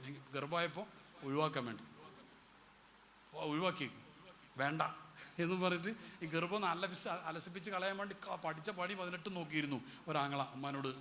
ഉമ്മ പറഞ്ഞു, അള്ളാഹു തന്നതാണ്, ഞാൻ ഒഴിവാക്കൂല. അവിടെ എന്തുണ്ടായിരുന്നു, ഏത് സാഹസിക പോയാലും ഉമ്മക്ക് ദുആ ഇട്ടു. അതന്നെ അള്ളാഹു നമ്മുടെ മാതാപിതാക്കളുടെ ഖബർ സ്വർഗ്ഗമാക്കി കൊടുക്കുമാറാവട്ടെ. ഞാൻ പറഞ്ഞു വന്നത് എന്താ വെച്ചാൽ, അത് എല്ലാം കഴിഞ്ഞിട്ട് പിന്നെ അതിനോട് സങ്കടം പറയുന്നൊരവസ്ഥ ഉണ്ടായിരുന്നു. ശരിക്ക് ഉറപ്പായിട്ടും ഞാൻ എല്ലാ ദിവസവും ഞാൻ എൻ്റെ ഉമ്മാൻ്റെ, ഞാൻ ചെറുപ്പക്കാരോട് പ്രത്യേകിച്ച് അത് പറയാനുള്ള കാരണം അതാണ്. ഒന്നുമല്ല, ഞാനിപ്പോൾ എന്തോ ആണെന്നല്ല പറഞ്ഞതിൻ്റെ അർത്ഥം, എന്തെങ്കിലും നമുക്ക് ഉണ്ടെങ്കിൽ അത് ഉമ്മാൻ്റെ പൊരുത്തമാകുന്നു. കാരണം എന്താണെന്നറിയോ, ഞാൻ എല്ലാ ദിവസവും പുറത്ത് ജോലി തുടങ്ങിയതിനു ശേഷം ജോലിക്ക് അല്ലെങ്കിൽ പഠിക്കാൻ പോകുന്ന സമയത്ത് ഉമ്മാൻ്റെ നെറ്റിയിൽ ഉമ്മ കൊടുത്തിട്ടേ പോകും. ഉമ്മാൻ്റെ നെറ്റിയിൽ ഉമ്മ കൊടുക്കും, ഉമ്മാൻ്റെ കവിളിലും ഉമ്മ കൊടുക്കും, ഉമ്മാൻ്റെ കയ്യിലും ഉമ്മ കൊടുക്കും. ഇത് ഞാൻ എല്ലാ ദിവസവും ചെയ്തിട്ടുണ്ട്. എന്നിട്ട് ഞാൻ പോകുമ്പോൾ പറയും, ഉമ്മാൻ്റെ പൊരുത്തം വേണമെന്ന് പറയും. അതാണ് ഏറ്റവും വലിയ പൊരുത്തം. അത് കിട്ടിയ രക്ഷപ്പെട്ട്. അത് കിട്ടാതെ വേറെ ഒരു പൊരുത്തം കിട്ടിയ കാര്യമില്ല എന്നല്ല, കിട്ടാതെ വേറൊരു പൊരുത്തം കിട്ടൂല. അത് ഉമ്മ പറയും, എൻ്റെ പൊരുത്തം എൻ്റെ കുട്ടിക്ക് തന്നെയാണെന്ന് പറയും. കാരണം അത്രയും പെറ്റായിട്ട്, ബാപ്പ മരിച്ച 1 വയസ്സുള്ളതുകൊണ്ട് പെറ്റായിട്ട് വളർത്തിയത് തന്നെ. ഉമ്മ എല്ലാ ദിവസവും പറയും. കാരണം റസൂലുള്ളാഹി സ്വല്ലല്ലാഹു അലൈഹി വസല്ലം പറഞ്ഞിട്ടുണ്ട്, ഇവിടെ നെറ്റിയുടെ ഈ ഭാഗത്ത് ഉമ്മ കൊടുത്താൽ നരകത്തിൽ നിന്നുള്ളൊരു മറയാണത് എന്ന് അള്ളാൻ്റെ ഹബീബായ സ്വല്ലല്ലാഹു അലൈഹി വസല്ലം പറഞ്ഞിട്ടുണ്ട്. അപ്പം ഞാൻ ഈ ഉമ്മ കൊടുക്കും, എന്നിട്ട് കെട്ടിപ്പിടിച്ചിട്ട് ഉമ്മ ചുംബനൊക്കെ കൊടുത്തിട്ടാണ് പോവാം. അങ്ങനെ ഞാൻ രാത്രി വരും. ഞാൻ എത്ര ലേറ്റായിട്ട് വരികയാണെങ്കിലും ഉമ്മ കാത്തിരിക്കും. ഇപ്പം ഇതൊരു പരിപാടിക്ക് വന്നല്ലേ, ഇതേപോലെ പരിപാടിക്ക് വന്നാൽ ലേറ്റായിട്ട് വന്നാൽ ഞാൻ ഭക്ഷണം കഴിച്ചിട്ട് പോയാലും ഉമ്മ കാത്തിരിക്കും. ചിലപ്പോൾ ഉമ്മാൻ്റെ കൂടെ ഒന്നുകൂടി ഭക്ഷണം കഴിപ്പിക്കും. ഒരു രസം. അത് എൻ്റെ ചങ്ങായി ഉമ്മായിരുന്നു, എല്ലാവരും ഉമ്മായിരുന്നു. ബാപ്പ ഏതായാലും ഉമ്മായിരുന്നു, കാരണം ബാപ്പ പണ്ട് പോയില്ലേ. അപ്പോൾ അങ്ങനെ ആ രീതിയിൽ അങ്ങനെ രാത്രി 12 മണിക്ക് എത്ര ലേറ്റായിട്ട് വന്നാലും എല്ലാ ദിവസവും ഞാൻ ചെയ്ത കാര്യമാണ് പറയുന്നത്. അള്ളാഹു അതൊക്കെ സ്വീകരിക്കുമാറാവട്ടെ. ഉമ്മാൻ്റെ കാല് എല്ലാ ദിവസവും ഞാൻ നോക്കി കൊടുക്കും. ഉമ്മാക്ക് ചെറിയ ഇതുണ്ടാവില്ലേ, എന്തായാലും പറയും, ഒരു ഉള്ളിൽ നിന്ന് ഇങ്ങനെ കുത്തു അതിനെന്താ പറയല്, ഒരു പൊരിച്ചിരുന്ന പോലെ എന്താ പറയുക, ടേം എന്താ, അതായത് ചില കണ്ടന്റിൻ്റെ അറബിയ പറയാം, അതിൻ്റെ പ്രശ്നം എന്താണ് പറയാം. അറബിയ ഭയങ്കര അക്യുപങ്ചറിസ്റ്റൊക്കെ ആണ് കേട്ടോ. അപ്പോൾ ഒരു പൊരിച്ചിലൊക്കെ ഉണ്ടാകുന്നില്ലേ പ്രായമുള്ള ആൾക്കാർ, അതൊക്കെ അപ്പോൾ കാലിങ്ങനെ നക്കി കൊടുക്കും. കുറേ നേരം കാല് കുറേ നക്കി കൊടുക്കും, കൈ കുറേ നക്കി കൊടുക്കും. അങ്ങനെ അവസാനം ലാസ്റ്റ് ഉമ്മ പറയും മതിയിടാന്ന് പറയും. അങ്ങനെ ലാസ്റ്റ് കൈയും കാലൊക്കെ നക്കി കൊടുത്ത് എല്ലാം കഴിഞ്ഞിട്ട് ഞാൻ തിരിച്ചുമ്മാനോട് വീണ്ടും ഇവിടെ കൈക്ക് ഈ ഉമ്മ ഞാൻ ഡെയിലി കൊടുക്കും, രാവിലെയും രാത്രി ഉണ്ട്. അങ്ങനെ ഉമ്മാനോട് പറയും നിങ്ങളെ പൊരുത്തം വേണം. അപ്പോഴും പറയും എൻ്റെ കുട്ടിക്ക് അല്ലെങ്കിൽ ആർക്കാണ് എൻ്റെ പൊരുത്തം ഉണ്ടാവുക, എൻ്റെ കുട്ടി വിജയിക്കും, പോകുന്നിടത്തൊക്കെ ആൾക്കാർ സന്തോഷത്തോടെ നോക്കും. ഇത് ഉമ്മനോട് എപ്പോഴും പറഞ്ഞു നോക്കാം. അങ്ങനെ ഞാൻ ആ റൂമിൽ നിന്ന് ഇവിടെ പുറത്തിറങ്ങും. ഉമ്മാനെ കിടത്തിയിട്ട് പൊളിച്ചു കൊടുത്തിട്ട് പിന്നെ ഉമ്മാൻ്റെ റൂമിൽ നിന്ന് ഞാൻ പോരും, ലൈറ്റ് ഓഫ് ചെയ്യും. ഞാൻ കിടക്കുന്നിടത്തേക്ക് ഞാൻ പോകും. ഈ പോകുന്ന സമയത്ത് ഇനിയാണ് സീന്, യഥാർത്ഥ സീൻ ഇനിയാണ്. ഈ പോകുന്ന സമയത്ത് ഞാൻ മെല്ലെ ഇങ്ങനെ നോക്കുന്ന സമയത്ത് ഉമ്മ ഇങ്ങനെ കിടന്നിട്ടല്ല ഉണ്ടാവുക, 2 കൈകൾ ഇങ്ങനെ ആകാശത്തേക്ക് ഉയരും. ഉമ്മ എന്താ പറഞ്ഞിട്ടുണ്ടാവുക ഉമ്മ എന്താ പറഞ്ഞിട്ടുണ്ടാവുക, പടച്ചോനെ എൻ്റെ കുട്ടിയാണോ പോയത്, അതിനെ പിന്നെ ഇടങ്ങാറാക്കല്ലേ പടച്ചോനെ, ആ കുട്ടിനെ വിജയിപ്പിക്കാൻ ഉണ്ടാവില്ലല്ല ഉണ്ട്. അതുകൊണ്ടാണ് അതിനുശേഷം ഉമ്മാൻ്റെ പൊരുത്തം അത് കിട്ടിയാൽ നിങ്ങൾ എത്ര മാർക്ക് കുറഞ്ഞാലും. അതുകൊണ്ടാണ് ഞാൻ മാതാപിതാക്കളോട് പറയാറുണ്ട്, എൻ്റെ സുഹൃത്തുക്കളെ ശരിക്കും പറഞ്ഞു കഴിഞ്ഞാൽ നിങ്ങളെ കുട്ടികൾക്ക് മാർക്ക് കുറച്ച് കുറഞ്ഞാലും നിങ്ങൾ ശപിക്കരുത്. Never curse your kids. Curse ചെയ്യാൻ പാടില്ല ഒരിക്കലും. കേഴ്സ് എന്താടാ നിങ്ങൾക്ക് മാർക്ക്, എന്ത് മാർക്കാടാ എനിക്ക് നോ പറയരുത്. +2 തോറ്റു വന്ന എന്നോടാണ് എൻ്റെ കുട്ടി ജയിക്കോടാന്ന് പറഞ്ഞത്. +2 തോറ്റു വന്ന കുട്ടീനോട് ജയിക്കുന്നാണ് പറഞ്ഞത്, എൻ്റെ കുട്ടി തോൽക്കൂല എന്ന് പറഞ്ഞത്. അപ്പോൾ ഞാൻ പറഞ്ഞ കുറച്ച് മാർക്ക് കുറഞ്ഞതിൻ്റെ പേരിൽ പലപ്പോഴും നമ്മുടെ കുട്ടിക്ക് മാർക്ക് കുറഞ്ഞതല്ല നമ്മുടെ പ്രശ്നം, മറ്റേ കുട്ടിക്ക് കൂടിയതാ പ്രശ്നം. അല്ലേ ആണ്. ഇവിടെ കറണ്ട് പോയ പ്രശ്നമില്ല. ഇവിടെ കറണ്ട് പോയി, അപ്പുറത്തെ വീട്ടിൽ കറണ്ട് ഉണ്ട് എന്ന് കേൾക്കുമ്പോഴല്ലേ ഇടങ്ങേറ് കൂടുതൽ. പറ, ഇവിടെ കറണ്ട് പോയിട്ട് അപ്പുറത്ത് കരീഷ് താത്ത അവിടെ കറണ്ട് ഉണ്ടോ? ഇല്ല. ആ അൽഹംദുലില്ലാ. അല്ല ഇവിടെ ഉണ്ട്. അവിടെ ഉണ്ടോ? അപ്പോൾ ഒരു ഇടങ്ങേറായിരിക്കും. ഞാൻ പറഞ്ഞു, നമ്മളെ കുട്ടിക്ക് മാർക്ക് ഇല്ലാത്തതല്ല പലപ്പോഴും പ്രശ്നം, മറ്റേ കുട്ടിക്ക് മാർക്ക് ഉള്ളതാണ് നമ്മളെ പ്രശ്നം. എന്തൊരു അബദ്ധമാണ് കൂട്ടരുത്. കുട്ടിക്ക് മാർക്ക് ഉണ്ടായിക്കോട്ടെ. ഇനി ഒന്നുകൂടി ഞാൻ പറഞ്ഞുതരാം, കുട്ടിക്ക് 10 A+ കിട്ടിയെങ്കിൽ ഉണ്ടായിക്കോട്ടെ, പക്ഷെ 10 A+ ആണ് ലൈഫിൽ ആകെ വിജയം എന്ന് വിചാരിക്കരുത്. എനിക്ക് എൻ്റെ ജീവിതത്തിൽ എവിടെയും 10 A+ കിട്ടിയിട്ടില്ല. എഴുതാൻ എല്ലാവർക്കും ഒരേപോലെ കഴിവുണ്ടാവില്ല. ഞാൻ ഡിഗ്രി പഠിക്കുന്ന സമയത്തുള്ള കഥ പറയാം. ഇപ്പം 2ാമത് പഠിച്ചിട്ടാണ് പാസ്സായിട്ട്, ഡിഗ്രിയും PG ഒക്കെ പാസ്സായത്, പിന്നെ പാസ്സായതാണ്. ആ +2 തോൽക്കൂല എന്ന് പറഞ്ഞില്ല, ഏകദേശം 2ാമത് പഠിച്ചിട്ടാണ് പിന്നെ ഡിഗ്രിയിലേക്കും PG യിലേക്കും എത്തിയത്. അപ്പോൾ ഞാൻ ഡിഗ്രിക്ക് പഠിക്കുന്ന സമയത്ത് പിന്നെ നമ്മൾ ഈ കോഴ്സിൻ്റെ അവസാന സമയത്ത് കമ്പാരിറ്റീവ് സ്റ്റഡി എന്ന് പറഞ്ഞിട്ട് കൂടും പഠിക്കാൻ വേണ്ടി. അവസാനത്തെ 2 ആഴ്ച കൂടി ഏതെങ്കിലും സുഹൃത്തുക്കളെ വീട്ടിലോ മറ്റോ ഒക്കെ കൂടും. ആ സമയത്താണ് നമ്മൾ പഠിക്കുക. എന്ത് പഠിക്കുക? കോഴി എങ്ങനെ ചുടുക, ബോട്ടി എങ്ങനെ ഉണ്ടാക്കുക, അതൊക്കെ ശരിക്കും ആ സമയത്ത് പഠിക്കല്. ഉദ്ദേശം എന്താണെന്ന് വെച്ചാൽ ടെക്സ്റ്റൊക്കെ പഠിക്കുക എന്ന് പറഞ്ഞിട്ടാണ് കൂടുക. പക്ഷെ നമ്മളൊക്കെ അന്ന് പഠിച്ചത് അതായിരുന്നു. അന്നത്തെ ഒരു കാലം അങ്ങനെ ആയിരുന്നു കുട്ടിക്കോ. അപ്പോൾ എന്നിട്ട് ആ സമയത്ത് ഞാൻ പഠിപ്പിച്ചു കൊടുത്ത കുട്ടികൾ എന്ന് പറഞ്ഞാൽ ക്ലാസ് 1 ശ്രദ്ധിക്കാതെ അവസാനത്തെ ഞാൻ കുറച്ചൊരു ഡിഗ്രി മുതൽ നന്നായി പഠിച്ചിട്ടുണ്ടാണ്. അപ്പോൾ ആ സമയത്ത് ഞാൻ പഠിപ്പിച്ചു കൊടുത്ത്, ഞാൻ പറഞ്ഞു കൊടുത്തത് മാത്രം പഠിച്ചിട്ട് മാർക്ക് ചെയ്തിട്ട് എന്നെക്കാളും മാർക്ക് നേടിയ കുട്ടികളുണ്ട് ക്ലാസ്സിൽ. എന്താ കാരണം? അവർക്ക് എഴുതി ഫലിപ്പിക്കാൻ കഴിയും, എന്നെ കൊണ്ടത് കഴിയില്ല. അതായത് ഒരു 3 മണിക്കൂറിനുള്ളിൽ, ഡിഗ്രി PG എന്നൊക്കെ പറഞ്ഞാൽ 3 മണിക്കൂറിനുള്ളിൽ എഴുതിയിട്ട് കണ്ട് 34 പേജ് 40 പേജൊക്കെ എഴുതി ഉണ്ടാക്കിയാൽ നല്ല മാർക്ക് കിട്ടും. എന്നെക്കൊണ്ട് എത്ര എഴുതിയാലും ഒരു 10-15 പേജിൻ്റെ അപ്പുറത്തേക്ക് പോകൂല. അതാണ് എൻ്റെ അവസ്ഥ. മാത്രമല്ല കുറച്ച് കഴിഞ്ഞാൽ എൻ്റെ എഴുത്താർക്കും വായിക്കാനും കിട്ടൂല. അപ്പോൾ മാർക്ക് നോക്കിയിട്ട് മാത്രം ഒരു കുട്ടിയെ നിങ്ങളെ വിലയിരുത്തരുത് എന്നാണ് ഈ പറഞ്ഞ് മനസ്സിലാവേണ്ട. ആ സിസ്റ്റത്തിൻ്റെ ഇരയാണ് നമ്മളൊക്കെ. ശരിക്കും അസിം പ്രേംജിയിൽ പഠിച്ച ആരെങ്കിലും ഉണ്ടെങ്കിൽ അവരോട് ചോദിച്ചാൽ മതി. അസിം പ്രേംജിയിൽ ഇങ്ങനെയുള്ള എക്സാം അല്ല. 3 കുട്ടികൾക്ക് ഒരു മെൻറ്റർ ഉണ്ടാവും. എഴുതിയിട്ട് ഇങ്ങനെ അങ്ങനല്ല. ഞാൻ പറഞ്ഞു വെച്ചാൽ നമ്മുടെ സിസ്റ്റത്തിന് ഒരുപാട് അപാകതകളുണ്ട്. അപ്പോൾ ഒരു കുട്ടിക്ക് ഫുൾ A+ ഇല്ല, മൂത്തമ്മാൻ്റെ കുട്ടിക്ക് കിട്ടി, അല്ലെങ്കിൽ ഇളച്ചിൻ്റെ കുട്ടിക്ക് കിട്ടി, അല്ലെങ്കിൽ മൂത്തച്ഛൻ്റെ കുട്ടിക്ക്, ഇതിൻ്റെ പേരിലാണ് കച്ചറ മുഴുവൻ. ആരാ പറഞ്ഞത് A+ കിട്ടലാണ് ആകെ ജീവിതം ചെയ്യുന്നത്? അല്ലെങ്കിൽ തന്നെ ഇതിൻ്റെ ഒരു കൺസെപ്റ്റ് എന്താണെന്നറിയോ? ഈ A+ കിട്ടി പാസ്സായ ആൾക്കാരില്ലേ, ആ കുട്ടികൾക്ക് ഭാവിയിൽ ജോലി കൊടുക്കൽ C+ കൂടി പാസ്സായ ആൾക്കാരാണ്. അങ്ങനെ പുസ്തകം തന്നെ ഉണ്ട്. ഈ C ഗ്രേഡുകാരാണ് A ഗ്രേഡുകാർക്ക് പിന്നീട് ജോലി കൊടുക്കുക. നമ്മളൊക്കെ പഠിച്ച സമയത്ത് ഉണ്ടായിരുന്നൊരു ക്ലാസ് റൂം എന്തായിരുന്നു എന്നറിയോ? ക്ലാസ് റൂം എന്ന് പറഞ്ഞാൽ ഞാനൊക്കെ പഠിച്ച സമയത്ത് മുമ്പിൽ 2 ബെഞ്ചുണ്ടാവും. ആ കുട്ടികൾ മുഴുവനും സോഫ്റ്റ് കുട്ടികളായിരിക്കും പഠിക്കുന്ന. ഒരു അരുൺ, ഒരു ഷുനൂഫ്, ഷാനിഫ്, ഷുൻഫിലി, ഇങ്ങനെയുള്ള ഒരു കുട്ടികളുണ്ടാവും. ഒരു രമ, അങ്ങനെയുള്ള ഒരു കുറച്ച് പഠിക്കുന്ന ഒരു പഠിപ്പിസ്റ്റുകൾ മാത്രമല്ല, പാവങ്ങളും ആയിരിക്കും അവർ. എന്ത് ചോദിച്ചാലും ഉളുപ്പില്ലാതെ ഉത്തരം പറയും. ഏത് വിഷയത്തിൻ്റെ ഏത് മാസം എന്ത് ചോദ്യം ചോദിച്ചാലും, നട്ടപ്പാതിരക്ക് ചോദിച്ചാലും എഴുന്നേറ്റ് നിന്നിട്ട് ഉത്തരം പറഞ്ഞൊരു ടീം ഉണ്ടാവുക. ഒരു മാന്യത വേണ്ടേ? ബാക്കിൽ 2 ബെഞ്ചുണ്ടാവും. നാരായണൻകുട്ടി, ജബ്ബാർ, ഇങ്ങനെ തുടങ്ങിയിട്ടുള്ള സർവ്വ ടീം അവിടെ ഉണ്ടാവുക. അപ്പോൾ ഈ മുമ്പത്തെ കുട്ടിക്ക് ബസ് നിർത്താതെ പോയാൽ ഈ കുട്ടിക്ക് കരയാനേ അറിയുള്ളൂ. ബസ് നിർത്തിക്കലാരായിരിക്കും? നാരായണൻകുട്ടിയും ജബ്ബാറും ടീമാണ് ബസ് നിർത്തിക്കുക. അതിന് ഓർക്കേ കഴിയുള്ളൂ. ഭയങ്കര രസമായി പണ്ടത്തെ ക്ലാസ്സിൽ. ഞാൻ പറഞ്ഞു വന്നെന്താ അറിയോ? ഒരു മാർക്ക് കുറഞ്ഞതിൻ്റെ പേരിൽ കുട്ടികളെ മോശമാക്കാൻ പറ്റില്ല. ഈ ഷാനിഫ് സുനു പിന്നെ ഇടയ്ക്ക് 2 ബെഞ്ചുണ്ടാവും. അവിടെ ഇടയ്ക്ക് 2 ബെഞ്ചുകാരുടെ സ്വഭാവം എന്താണെന്ന് വെച്ച് കഴിഞ്ഞാൽ, സ്ട്രോങ് ഉള്ള ടീച്ചറാണെങ്കിൽ ഒരു പഠിക്കും, 35 കൂടും. നിങ്ങൾ വേണേ പഠിച്ചാൽ മതി, കുഴപ്പമൊന്നുമില്ല, ചൂടപ്പാങ്ങാലത്ത് വന്ന് മനുഷ്യനെ പണി ഉണ്ടാക്കാനായിട്ട് എന്ന് പറഞ്ഞാണെങ്കിൽ ബാക്കിൽ ടെങ് കളിയായിരിക്കും. പിന്നെ ഇങ്ങനത്തെ ഒരു ടീമാണ്. മുത്തവസിത്ത് സൊസൈറ്റി എന്ന് പറയാൻ പറ്റുമോ എനിക്കറിയില്ല. ഏതായാലും ഇൻ ബിറ്റ്വീൻ സൊസൈറ്റിയാണ് അവർ. ഇതാണ് പണ്ടത്തെ ഒരു ക്ലാസ് റൂം ഉണ്ടായത്. പണ്ടത്തെ ഒരു ക്ലാസ് റൂമിൽ തമാശ പറയാറുണ്ട്. ഒരു ടീച്ചർ വല്ലാതെ സാരി എടുത്ത് ആളാവും. ഇങ്ങനെ നടന്നിട്ട് സ്റ്റൈലാക്കിയിട്ട് ഇങ്ങനെ നടക്കും. ഭയങ്കര ചെത്തിപ്പൊളിച്ചിട്ട് നടക്കും. ചെരുപ്പ് മഞ്ഞ, സാരി മഞ്ഞ, ബ്ലൗസ് മഞ്ഞ, ഇതെല്ലാം കൂടെ എല്ലാവരും അങ്ങനെയൊക്കെ അവരുണ്ടല്ലോ. നാളെ അവർ ഒക്കെ നീല, ഒരാളാവുന്ന ടൈപ്പ് ഒരു ടീച്ചറുണ്ട്, ഒരു ബയോളജിൻ്റെ ടീച്ചർ. അപ്പോൾ ബയോളജിൻ്റെ ടീച്ചർ ഒരു ദിവസം ഇതേപോലെ ഓഫീസ് റൂമിൽ നമ്മളെ ജബ്ബാർ കണ്ട്. ജബ്ബാർ നോക്കുമ്പോൾ ടീച്ചർ പുതിയ സാരി കൊടുത്ത് വന്നിട്ടുണ്ട്. അപ്പോൾ ഇത് പണ്ട് നമ്മളാ ടൈമിൽ നടന്നൊരു സംഭവമാണ്. അപ്പോൾ ജബ്ബാർ നല്ലൊരു പുതിയൊരു ടീച്ചറെ സാരി കൊടുത്ത് വന്ന് കണ്ടപ്പോൾ എന്ത് ചെയ്തു? ഇന്ന് ടീച്ചറെ ഒന്ന് ആദരിക്കണം എന്ന് വിചാരിച്ചു. അങ്ങനെ 5 ബബിൾ ഗം വാങ്ങി കടയിൽ പോയിട്ട്. അപ്പോൾ ടീച്ചർ ഇപ്പം നേരെ വന്നിട്ട് ഇരിക്കുന്ന ഒരു ചെയർ ഉണ്ട്. അതിൽ ഒരു ബബിൾ ഗം, 4 സൈഡിൽ ഓരോ ബബിൾ ഗം, പിന്നെ സൈഡിൽ നടുവിൽ ബബിൾ ഗം വെച്ചിട്ട് നല്ല പേസ്റ്റ് ആക്കിയിട്ട് സെറ്റപ്പിൽ വെച്ച്. അപ്പോൾ ടീച്ചർ നേരെ വന്നിട്ട് എന്നിട്ട് എഴുന്നേറ്റ് ഇങ്ങനെ നോക്കുമ്പോൾ കഴിയുന്നില്ല. അപ്പോൾ ടീച്ചർക്ക് മനസ്സിലായി പണി ഫാളിയെന്ന് മനസ്സിലായി. അപ്പോൾ ടീച്ചർ കുറേ ആലോചിച്ചു, ഇതിപ്പോൾ എന്താണിപ്പോൾ സംഭവം എന്ന് പിടിയിട്ടില്ല. കുട്ടികൾ എന്താ ഇപ്പോൾ ടീച്ചർ ഇങ്ങനെ അല്ലല്ലോ, 2 റൗണ്ട് കിടന്നൊരു ഡയലോഗ് അടിക്കേണ്ട ടൈം കഴിഞ്ഞിട്ടുണ്ടല്ലോ. അപ്പോൾ ടീച്ചർ ഇങ്ങനെ ഇരിക്കുകയാണ്. ഒരു എന്താണ് ഇതികർത്തവ്യത മൂടയായി. എന്തായിട്ട് പറ ഇതികർത്തവ്യത മൂടയായിട്ട് അങ്ങനെ ഇതുണ്ട്. അങ്ങനെ ഇരിക്കുകയാണ് ഈ ടീച്ചർ. അപ്പോൾ കുറേ കഴിഞ്ഞിട്ട് എന്തുണ്ടായെന്ന് വെച്ച് കഴിഞ്ഞാൽ ടീച്ചർ ഒരു പോംവഴി വേണ്ടത് രക്ഷപ്പെടേണ്ടത് എഴുന്നേറ്റ് ആ കുളവ് ഇവിടെ. അപ്പോൾ ടീച്ചർ പറഞ്ഞു, ബയോളജി ടീച്ചർ ചരിത്രത്തിൽ ആദ്യമായിട്ട് പറഞ്ഞു, ഇന്ന് ക്ലാസ് ഇല്ല, ഇന്ന് PT ആണ്. അപ്പോൾ ജബ്ബാർ പറഞ്ഞു, ടീച്ചറെ ഇന്ന് PT വേണ്ട, ഇന്ന് ക്ലാസ് മതി.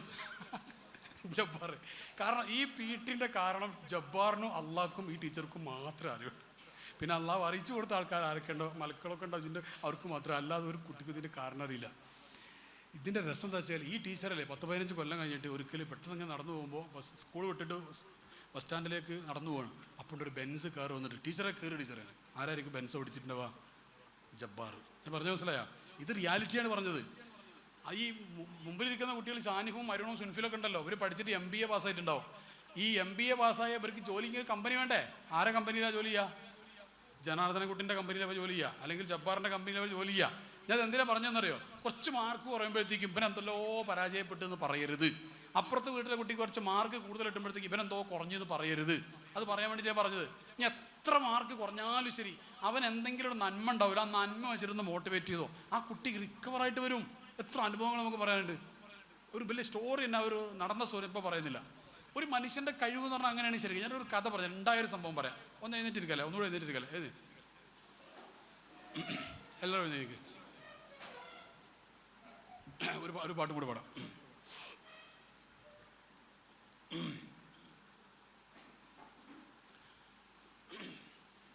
എല്ലാവരും പാടിക്കണം. അത് സ്റ്റാർട്ട് പാടണേ. طلع البدر علينا من ثنيات وجب الشكر علينا أنت شمس أنت بدر أنت نور فوق نور أنت إكسير وغالي أنت مصباح الصدور طلع طلع البدر من ثنيات الوداع وعجب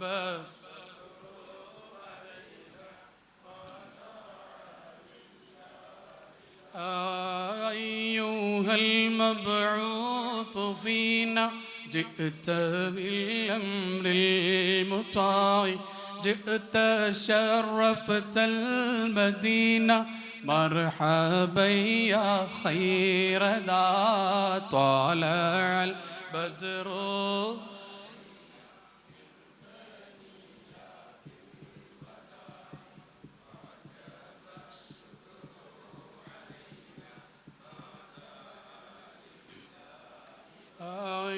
يا حبيبي يا محمد يا عروس الخافقين يا مؤيد يا ممجد يا إمام القبلتين طلع البدر علينا من ثنيات الوداع وجب شكر علينا ما دعا.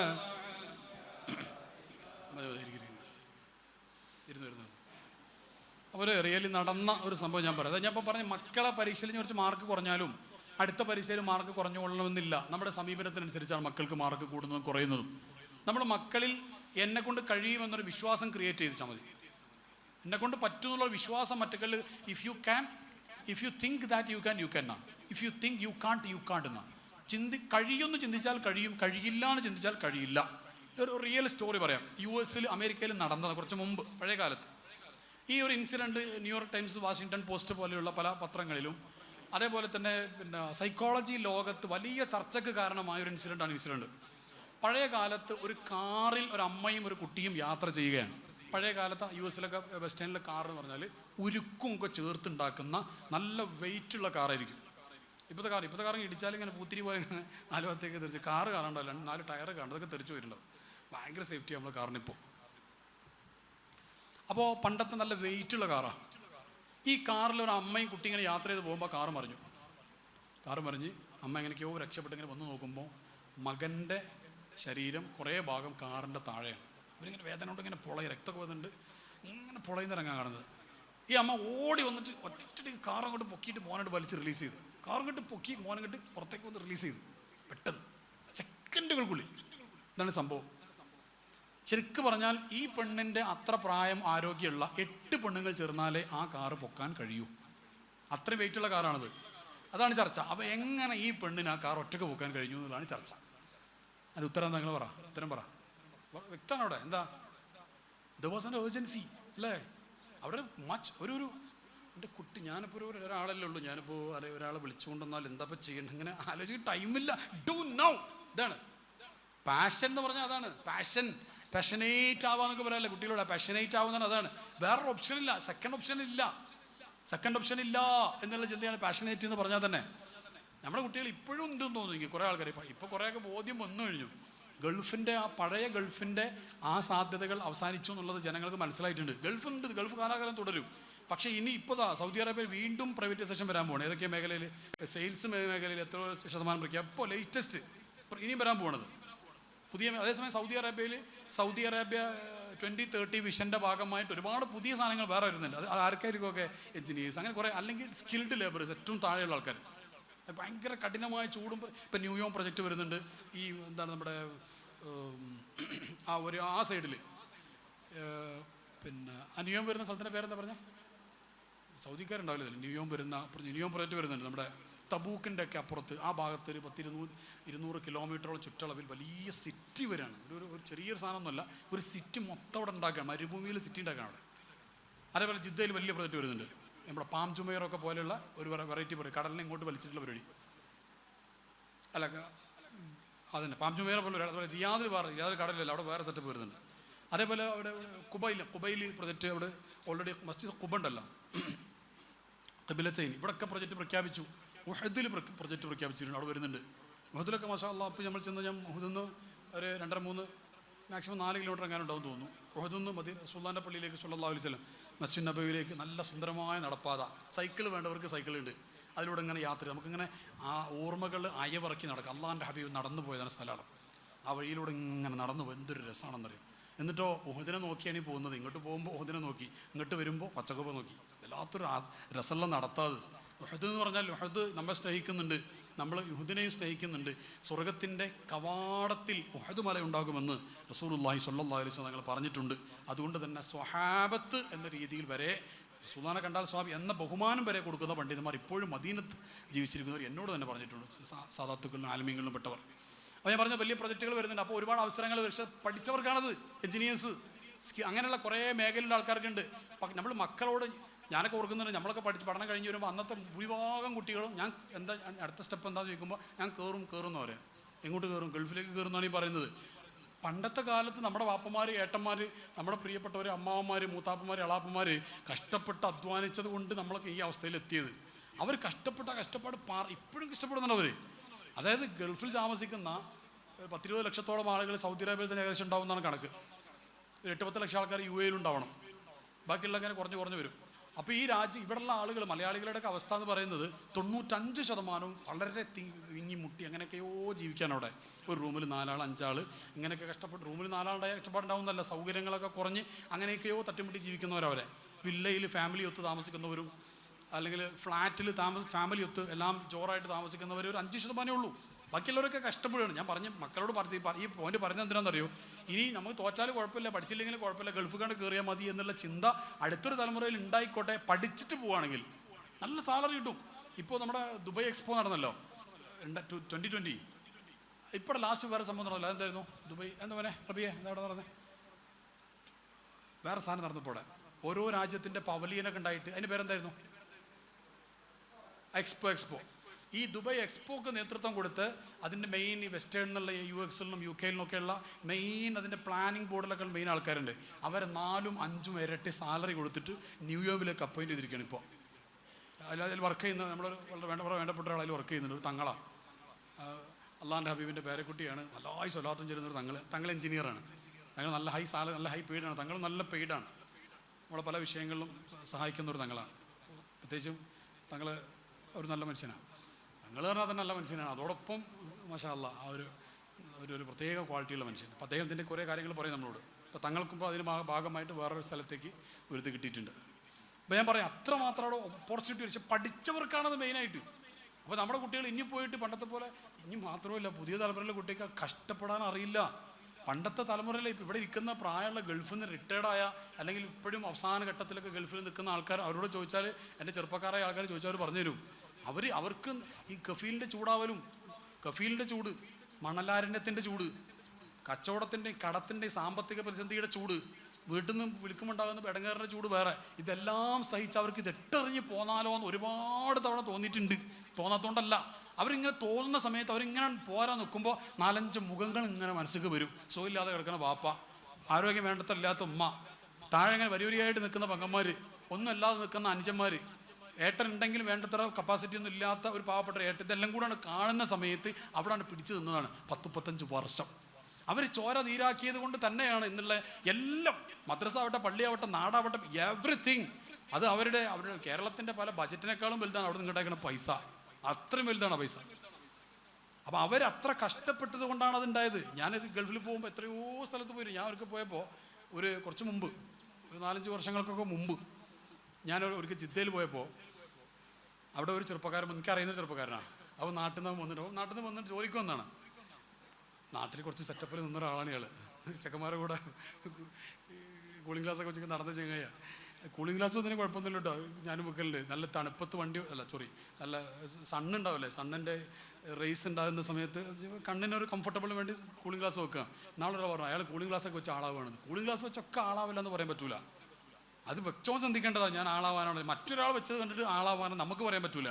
നമ്മളെങ്ങനെ പറയാം, അയാൾക്ക് കണ്ണ് രോഗം ഉണ്ടെങ്കിലോ, കണ്ണിന് എന്തോ ഒരു പ്രയാസം ഉണ്ടെങ്കിൽ നമുക്കത് പറയാൻ പറ്റില്ലല്ലോ. മറ്റൊരാളെ കുറിച്ച് വിചാരണ ചെയ്യുന്ന പരിപാടിനെ ശരിയില്ല. അൽ കയ്യീസുമൻ ദാന സൂത്രസൂന്ന് പറഞ്ഞ സ്വന്തത്തെ വിചാരണ ചെയ്യുന്നവനാണ് മാന്യൻ. ഇതിപ്പോൾ എന്തിനാ പറഞ്ഞേ?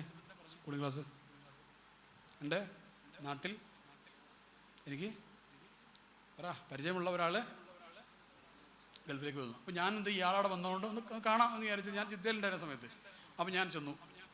അപ്പോൾ ഇവൻ പറയാണ്, ഞാൻ ഇങ്ങനെയൊന്നും അല്ല വിചാരിച്ചതെന്ന് പറഞ്ഞു. എന്നിട്ടോ നാട്ടിലേക്ക് പോകാൻ വേണ്ടി 2 ആഴ്ച വന്നിട്ട് നാട്ടിലേക്ക് പോകാൻ വേണ്ടി കരയാണ്.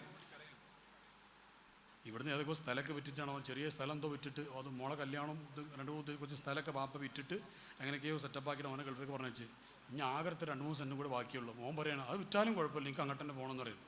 അപ്പോൾ സംഭവം ഇവൻ പറയണേ, എൻ്റെ ഒരു മൂത്താപ്പേനെ അവിടെ എയർപോർട്ടിൽ കൂട്ടാൻ വന്ന്. മൂത്താപ്പ ഈ ദബ്ബാബ് എന്ന് പറഞ്ഞിട്ടൊരു വണ്ടിയിൽ, ദബ്ബാബ് ഗൾഫിൽ പോയവർക്കറിയാം. ദബ്ബാബ് പറഞ്ഞാൽ എന്താ? കൊട്ടവണ്ടി അത്. അപ്പോൾ ഇവൻ നല്ല പുതിയ ഇവിടെ മറ്റേ മാളിലൊക്കെ ഇവർ ചങ്ങാതിൻ്റെ പണി എന്താണെന്ന് പറയും. നമ്മുടെ ചെറുപ്പക്കാരുടെ അവസ്ഥയാണത്. 5 പൈസ കയ്യിലുണ്ടാവില്ല, ലീ കൂപ്പറിൻ്റെ ഷൂ അല്ലാതെ ഇടൂല. ഞാൻ പറഞ്ഞ മനസ്സിലാവണ്ടോ? ബ്രാൻഡ് മാനിയാന്ന് അതിൻ്റെ പേര്.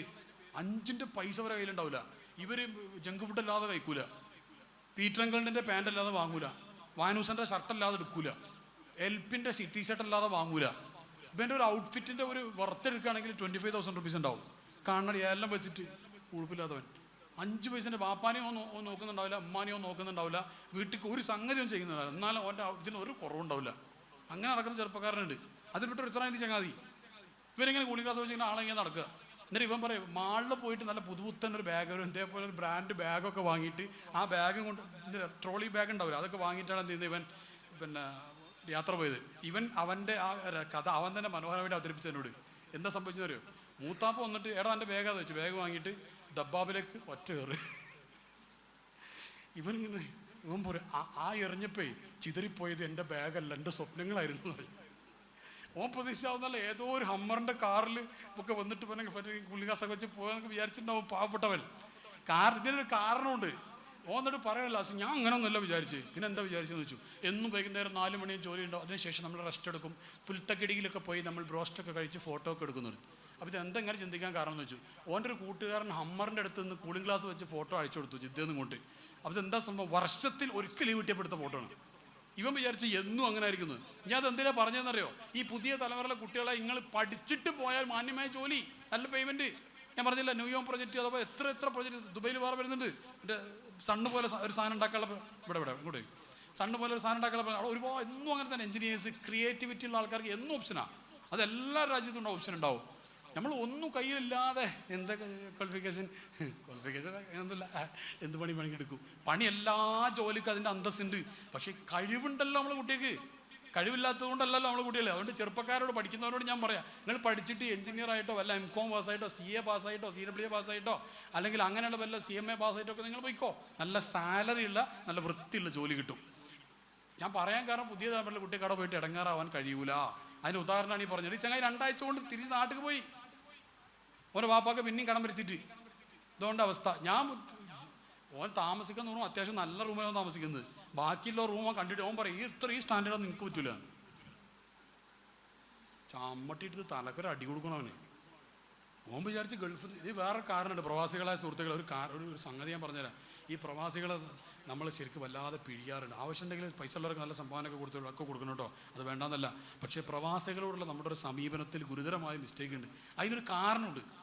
അതെന്താണെന്ന് വെച്ച് കഴിഞ്ഞാൽ, പ്രവാസികൾ വർഷത്തിൽ ഒരിക്കലും വരിക, അല്ലെങ്കിൽ 1.5 കൊല്ലം കൂടുമ്പോൾ 2 മാസം 3 മാസം 4 മാസം 6 മാസം പൈസ ഉള്ളതിനനുസരിച്ചിട്ട് മാസം കൂടും, അല്ലെങ്കിൽ തവണയും കൂടും. ഇപ്പോൾ നല്ല പൈസ ഉള്ളവരാണെങ്കിൽ 6 മാസം 4 മാസം കൂടുമ്പോൾ വരും. അപ്പോൾ എന്താ നാട്ടുകാർ പ്രവാസിനെ എങ്ങനെ കാണുന്നത്? ഓൻ വരുന്നു, ഒരു കാറിൽ ഇങ്ങനെ അങ്ങോട്ടും ഇങ്ങോട്ടും പോകുന്നു, നല്ല നല്ല വസ്ത്രങ്ങൾ ഇടുന്നു, അത്രയൊക്കെ പൂശി. ഓൻ വരുമ്പോൾ തന്നെ സ്മെൽ, ഇത് നല്ല നല്ല ഫോണ്, ഇത് മാത്രം. ഇവൻ കഴിഞ്ഞ 11 മാസമായിട്ട് പട്ടി പേറും പോലെ പേറിയിട്ട് അധ്വാനിച്ചുണ്ടാക്കിയ പൈസൻ്റെ ബാക്കി ഇതാണ് ഈ ചിലവഴിക്കുന്നത്. ഇതിൻ്റെ ഈ കാറിൻ്റെ വാടക എടുത്തേക്കാറ്. ഇതൊന്നും നാട്ടുകാർക്ക് അറിയില്ല. ഇവിടെ ചിലവഴിക്കാനുള്ള പൈസ മൂത്തപ്പാനോട്ടിനോട് തൽക്കാലം അല്ലെങ്കിൽ കഫീലിനോട് മുൻകൂർ ശമ്പളം വാങ്ങിയിട്ട് വന്നതാണ്. ഇത് നാട്ടുകാർക്ക് അറിയുന്നില്ല. നാട്ടുകാർ പോട്ടെ, കൂടെ കിടക്കുന്ന ഭാര്യയ്ക്ക് പോലും അറിയില്ല. എന്നിട്ട് ഭാര്യ അങ്ങോട്ട് കൊണ്ടുപോയി ഇങ്ങോട്ട് കൊണ്ടുപോയി മാളിന്ന് മറ്റേ 25,000 റുപ്യൻ്റെ പർച്ചേസ്, 40,000 റുപ്യൻ്റെ ടൂർ എല്ലാം കൂടെ പ്ലാൻ ചെയ്തിട്ട് ചങ്ങനെ അങ്ങോട്ട് ഇവൻ ടിക്കറ്റ്. അതുകൊണ്ടാണ് ചില ആൾക്കാർ ലീവ് 2 മാസം കൂടെ ഉണ്ട്, പക്ഷേ ഒരു ജീവനെപ്പേടി എല്ലാവർക്കും ഉണ്ടാവില്ലേ. അതുകൊണ്ട് ഞാൻ പോവുകയാണെന്ന് പറഞ്ഞിട്ട് പോകാനുള്ള കാരണം അതാണ്. അള്ളാഹുത്താല നമ്മളെ പ്രവാസി സുഹൃത്തുക്കൾക്ക് ഇസ്സത്ത് കൊടുക്കട്ടെ. ഗൾഫിൽ ജോലി ചെയ്യുന്ന സുഹൃത്തുക്കൾക്കൊക്കെ സാമ്പത്തികമായ സുരക്ഷിതത്വത്തോടു കൂടെ നാട്ടിൽ സെറ്റിൽ ചെയ്യാനും അള്ളാഹു തൗഫീഖ് കൊടുക്കട്ടെ. അത് വലിയ എപ്പോഴും ഓർക്കേണ്ട വിഷയമാണ്. പെണ്ണുങ്ങളൊക്കെ ഗൾഫിലുള്ള ആണുങ്ങളൊക്കെ ഉണ്ടെങ്കിൽ അവരോട് എപ്പോഴും നിങ്ങൾ ഇങ്ങോട്ട് പോരി, നിങ്ങൾ മതി, കുറേ പൈസ ഒന്നുമല്ല, നിങ്ങൾ ഇങ്ങോട്ട് പോരി, നിങ്ങൾ ഇവിടെ ഉണ്ടായാൽ തന്നെ മതി, നമുക്കുള്ളത് കൊണ്ട് ജീവിക്കാം. പക്ഷെ നമ്മളെന്താ ഒരു വലിയൊരു പൈസ കൊണ്ട് ജീവിച്ച് പഠിച്ച ആൾക്കാർക്ക് ഇനി പെട്ടെന്ന് ചിലവ് ചുരുക്കാൻ കഴിയില്ല എന്നുള്ളതാണ് പ്രശ്നം. ഗുരുതരമായ പ്രശ്നം അത്. എത്ര പൈസ ഉണ്ടായാലും ആ പൈസനോട് താല്പര്യം പ്രത്യേകിച്ച് ഉണ്ടാവാതെ, പൈസ നിസ്സാരമാണ്. അതിന് വേറെ അറിഞ്ഞില്ല, അന്ന് ക്യൂ വന്നപ്പോൾ മനസ്സിലായില്ല അതിൻ്റെ വില. പണ്ട് കടലാസ് നിങ്ങളെ കയ്യിലുള്ളത് വെറും കടലാസായി മാറാൻ പോകണം, ഒരു വാല്യൂ അതിനില്ല എന്നുള്ളത് അന്ന് നമുക്ക് കൃത്യമായി ബോധ്യപ്പെട്ടില്ലേ. അപ്പം അതുകൊണ്ട് ഈ രീതിയിൽ കാര്യങ്ങൾക്കൊന്ന് മനസ്സിലാക്കിയിട്ട് വേണം നമ്മളിത് ചെയ്യാൻ.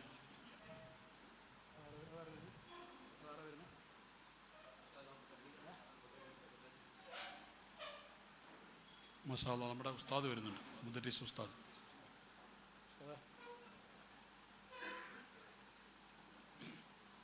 എല്ലാവരും ഇരിക്കും. അപ്പോൾ ഞാൻ അവസാനിപ്പിക്കാൻ ചുരുക്കുകയാണ്.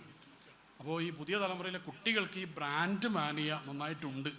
അപ്പോൾ അതിൽ നിന്ന് മക്കളെ ഒന്ന് ശ്രദ്ധിക്കുന്നിടത്ത് മാതാപിതാക്കൾ നന്നായിട്ട് ശ്രദ്ധിക്കണം. എന്താ വെച്ച് കഴിഞ്ഞാൽ, കുട്ടികൾക്ക് ബാപ്പൻ്റെ സമ്പാദ്യം എത്രയാണോ അതിൻ്റെ ഉള്ളിൽ നിന്ന് ചെലവഴിക്കാനുള്ള ഒരു ചിന്താഗതിയിലേക്ക് ഉമ്മമാരി കുട്ടികളെ കൊണ്ടെത്തിക്കണം. എന്നോടൊരു ഉമ്മ സങ്കടത്തോടെ പറഞ്ഞു, കുട്ടികൾക്കൊക്കെ ഡ്രസ്സ് വാങ്ങാൻ വേണ്ടി വാപ്പത്തിന് 6,000 റുപ്യ എന്നാലും അയച്ചു. അപ്പോൾ മോന് പറഞ്ഞു എനിക്ക് ഇന്ന കടയിൽ നിന്ന് പോയിട്ട് സാധനം വേണമെന്ന് പറഞ്ഞു. അപ്പോൾ നേരത്തെ പറഞ്ഞ് ഈ ലീ കൂപ്പറിൻ്റെ ഷൂവും അതുപോലെ തന്നെ പീറ്ററിംഗിളിൻ്റെ ഷർട്ടൊക്കെ കിട്ടുന്ന കടയിലാണ് കൊണ്ടുപോകുന്നത്. ഓന് ഒരു പാൻറ്റ് ഒരു കുപ്പായ എടുത്തപ്പോൾ 5,500 പിന്നെ ഓന് ബെൽറ്റ് വാങ്ങാനും ഓന് ഷൂ വാങ്ങാനും തന്നെ പൈസ ഇല്ലാന്ന്. ഇവരെന്താ, അവർ ആൾക്കാരുടെ മുമ്പിൽ ഇതിൻ്റെ ഇനി ബ്രാൻഡ് ടെക്സ്റ്റൈൽസ് മേഖലയിൽ ആരെങ്കിലും അവരോട് ചോദിച്ചു നോക്കും ഇതിൻ്റെ അപകടമല്ല അതിൻ്റെ മണ്ടത്തരം.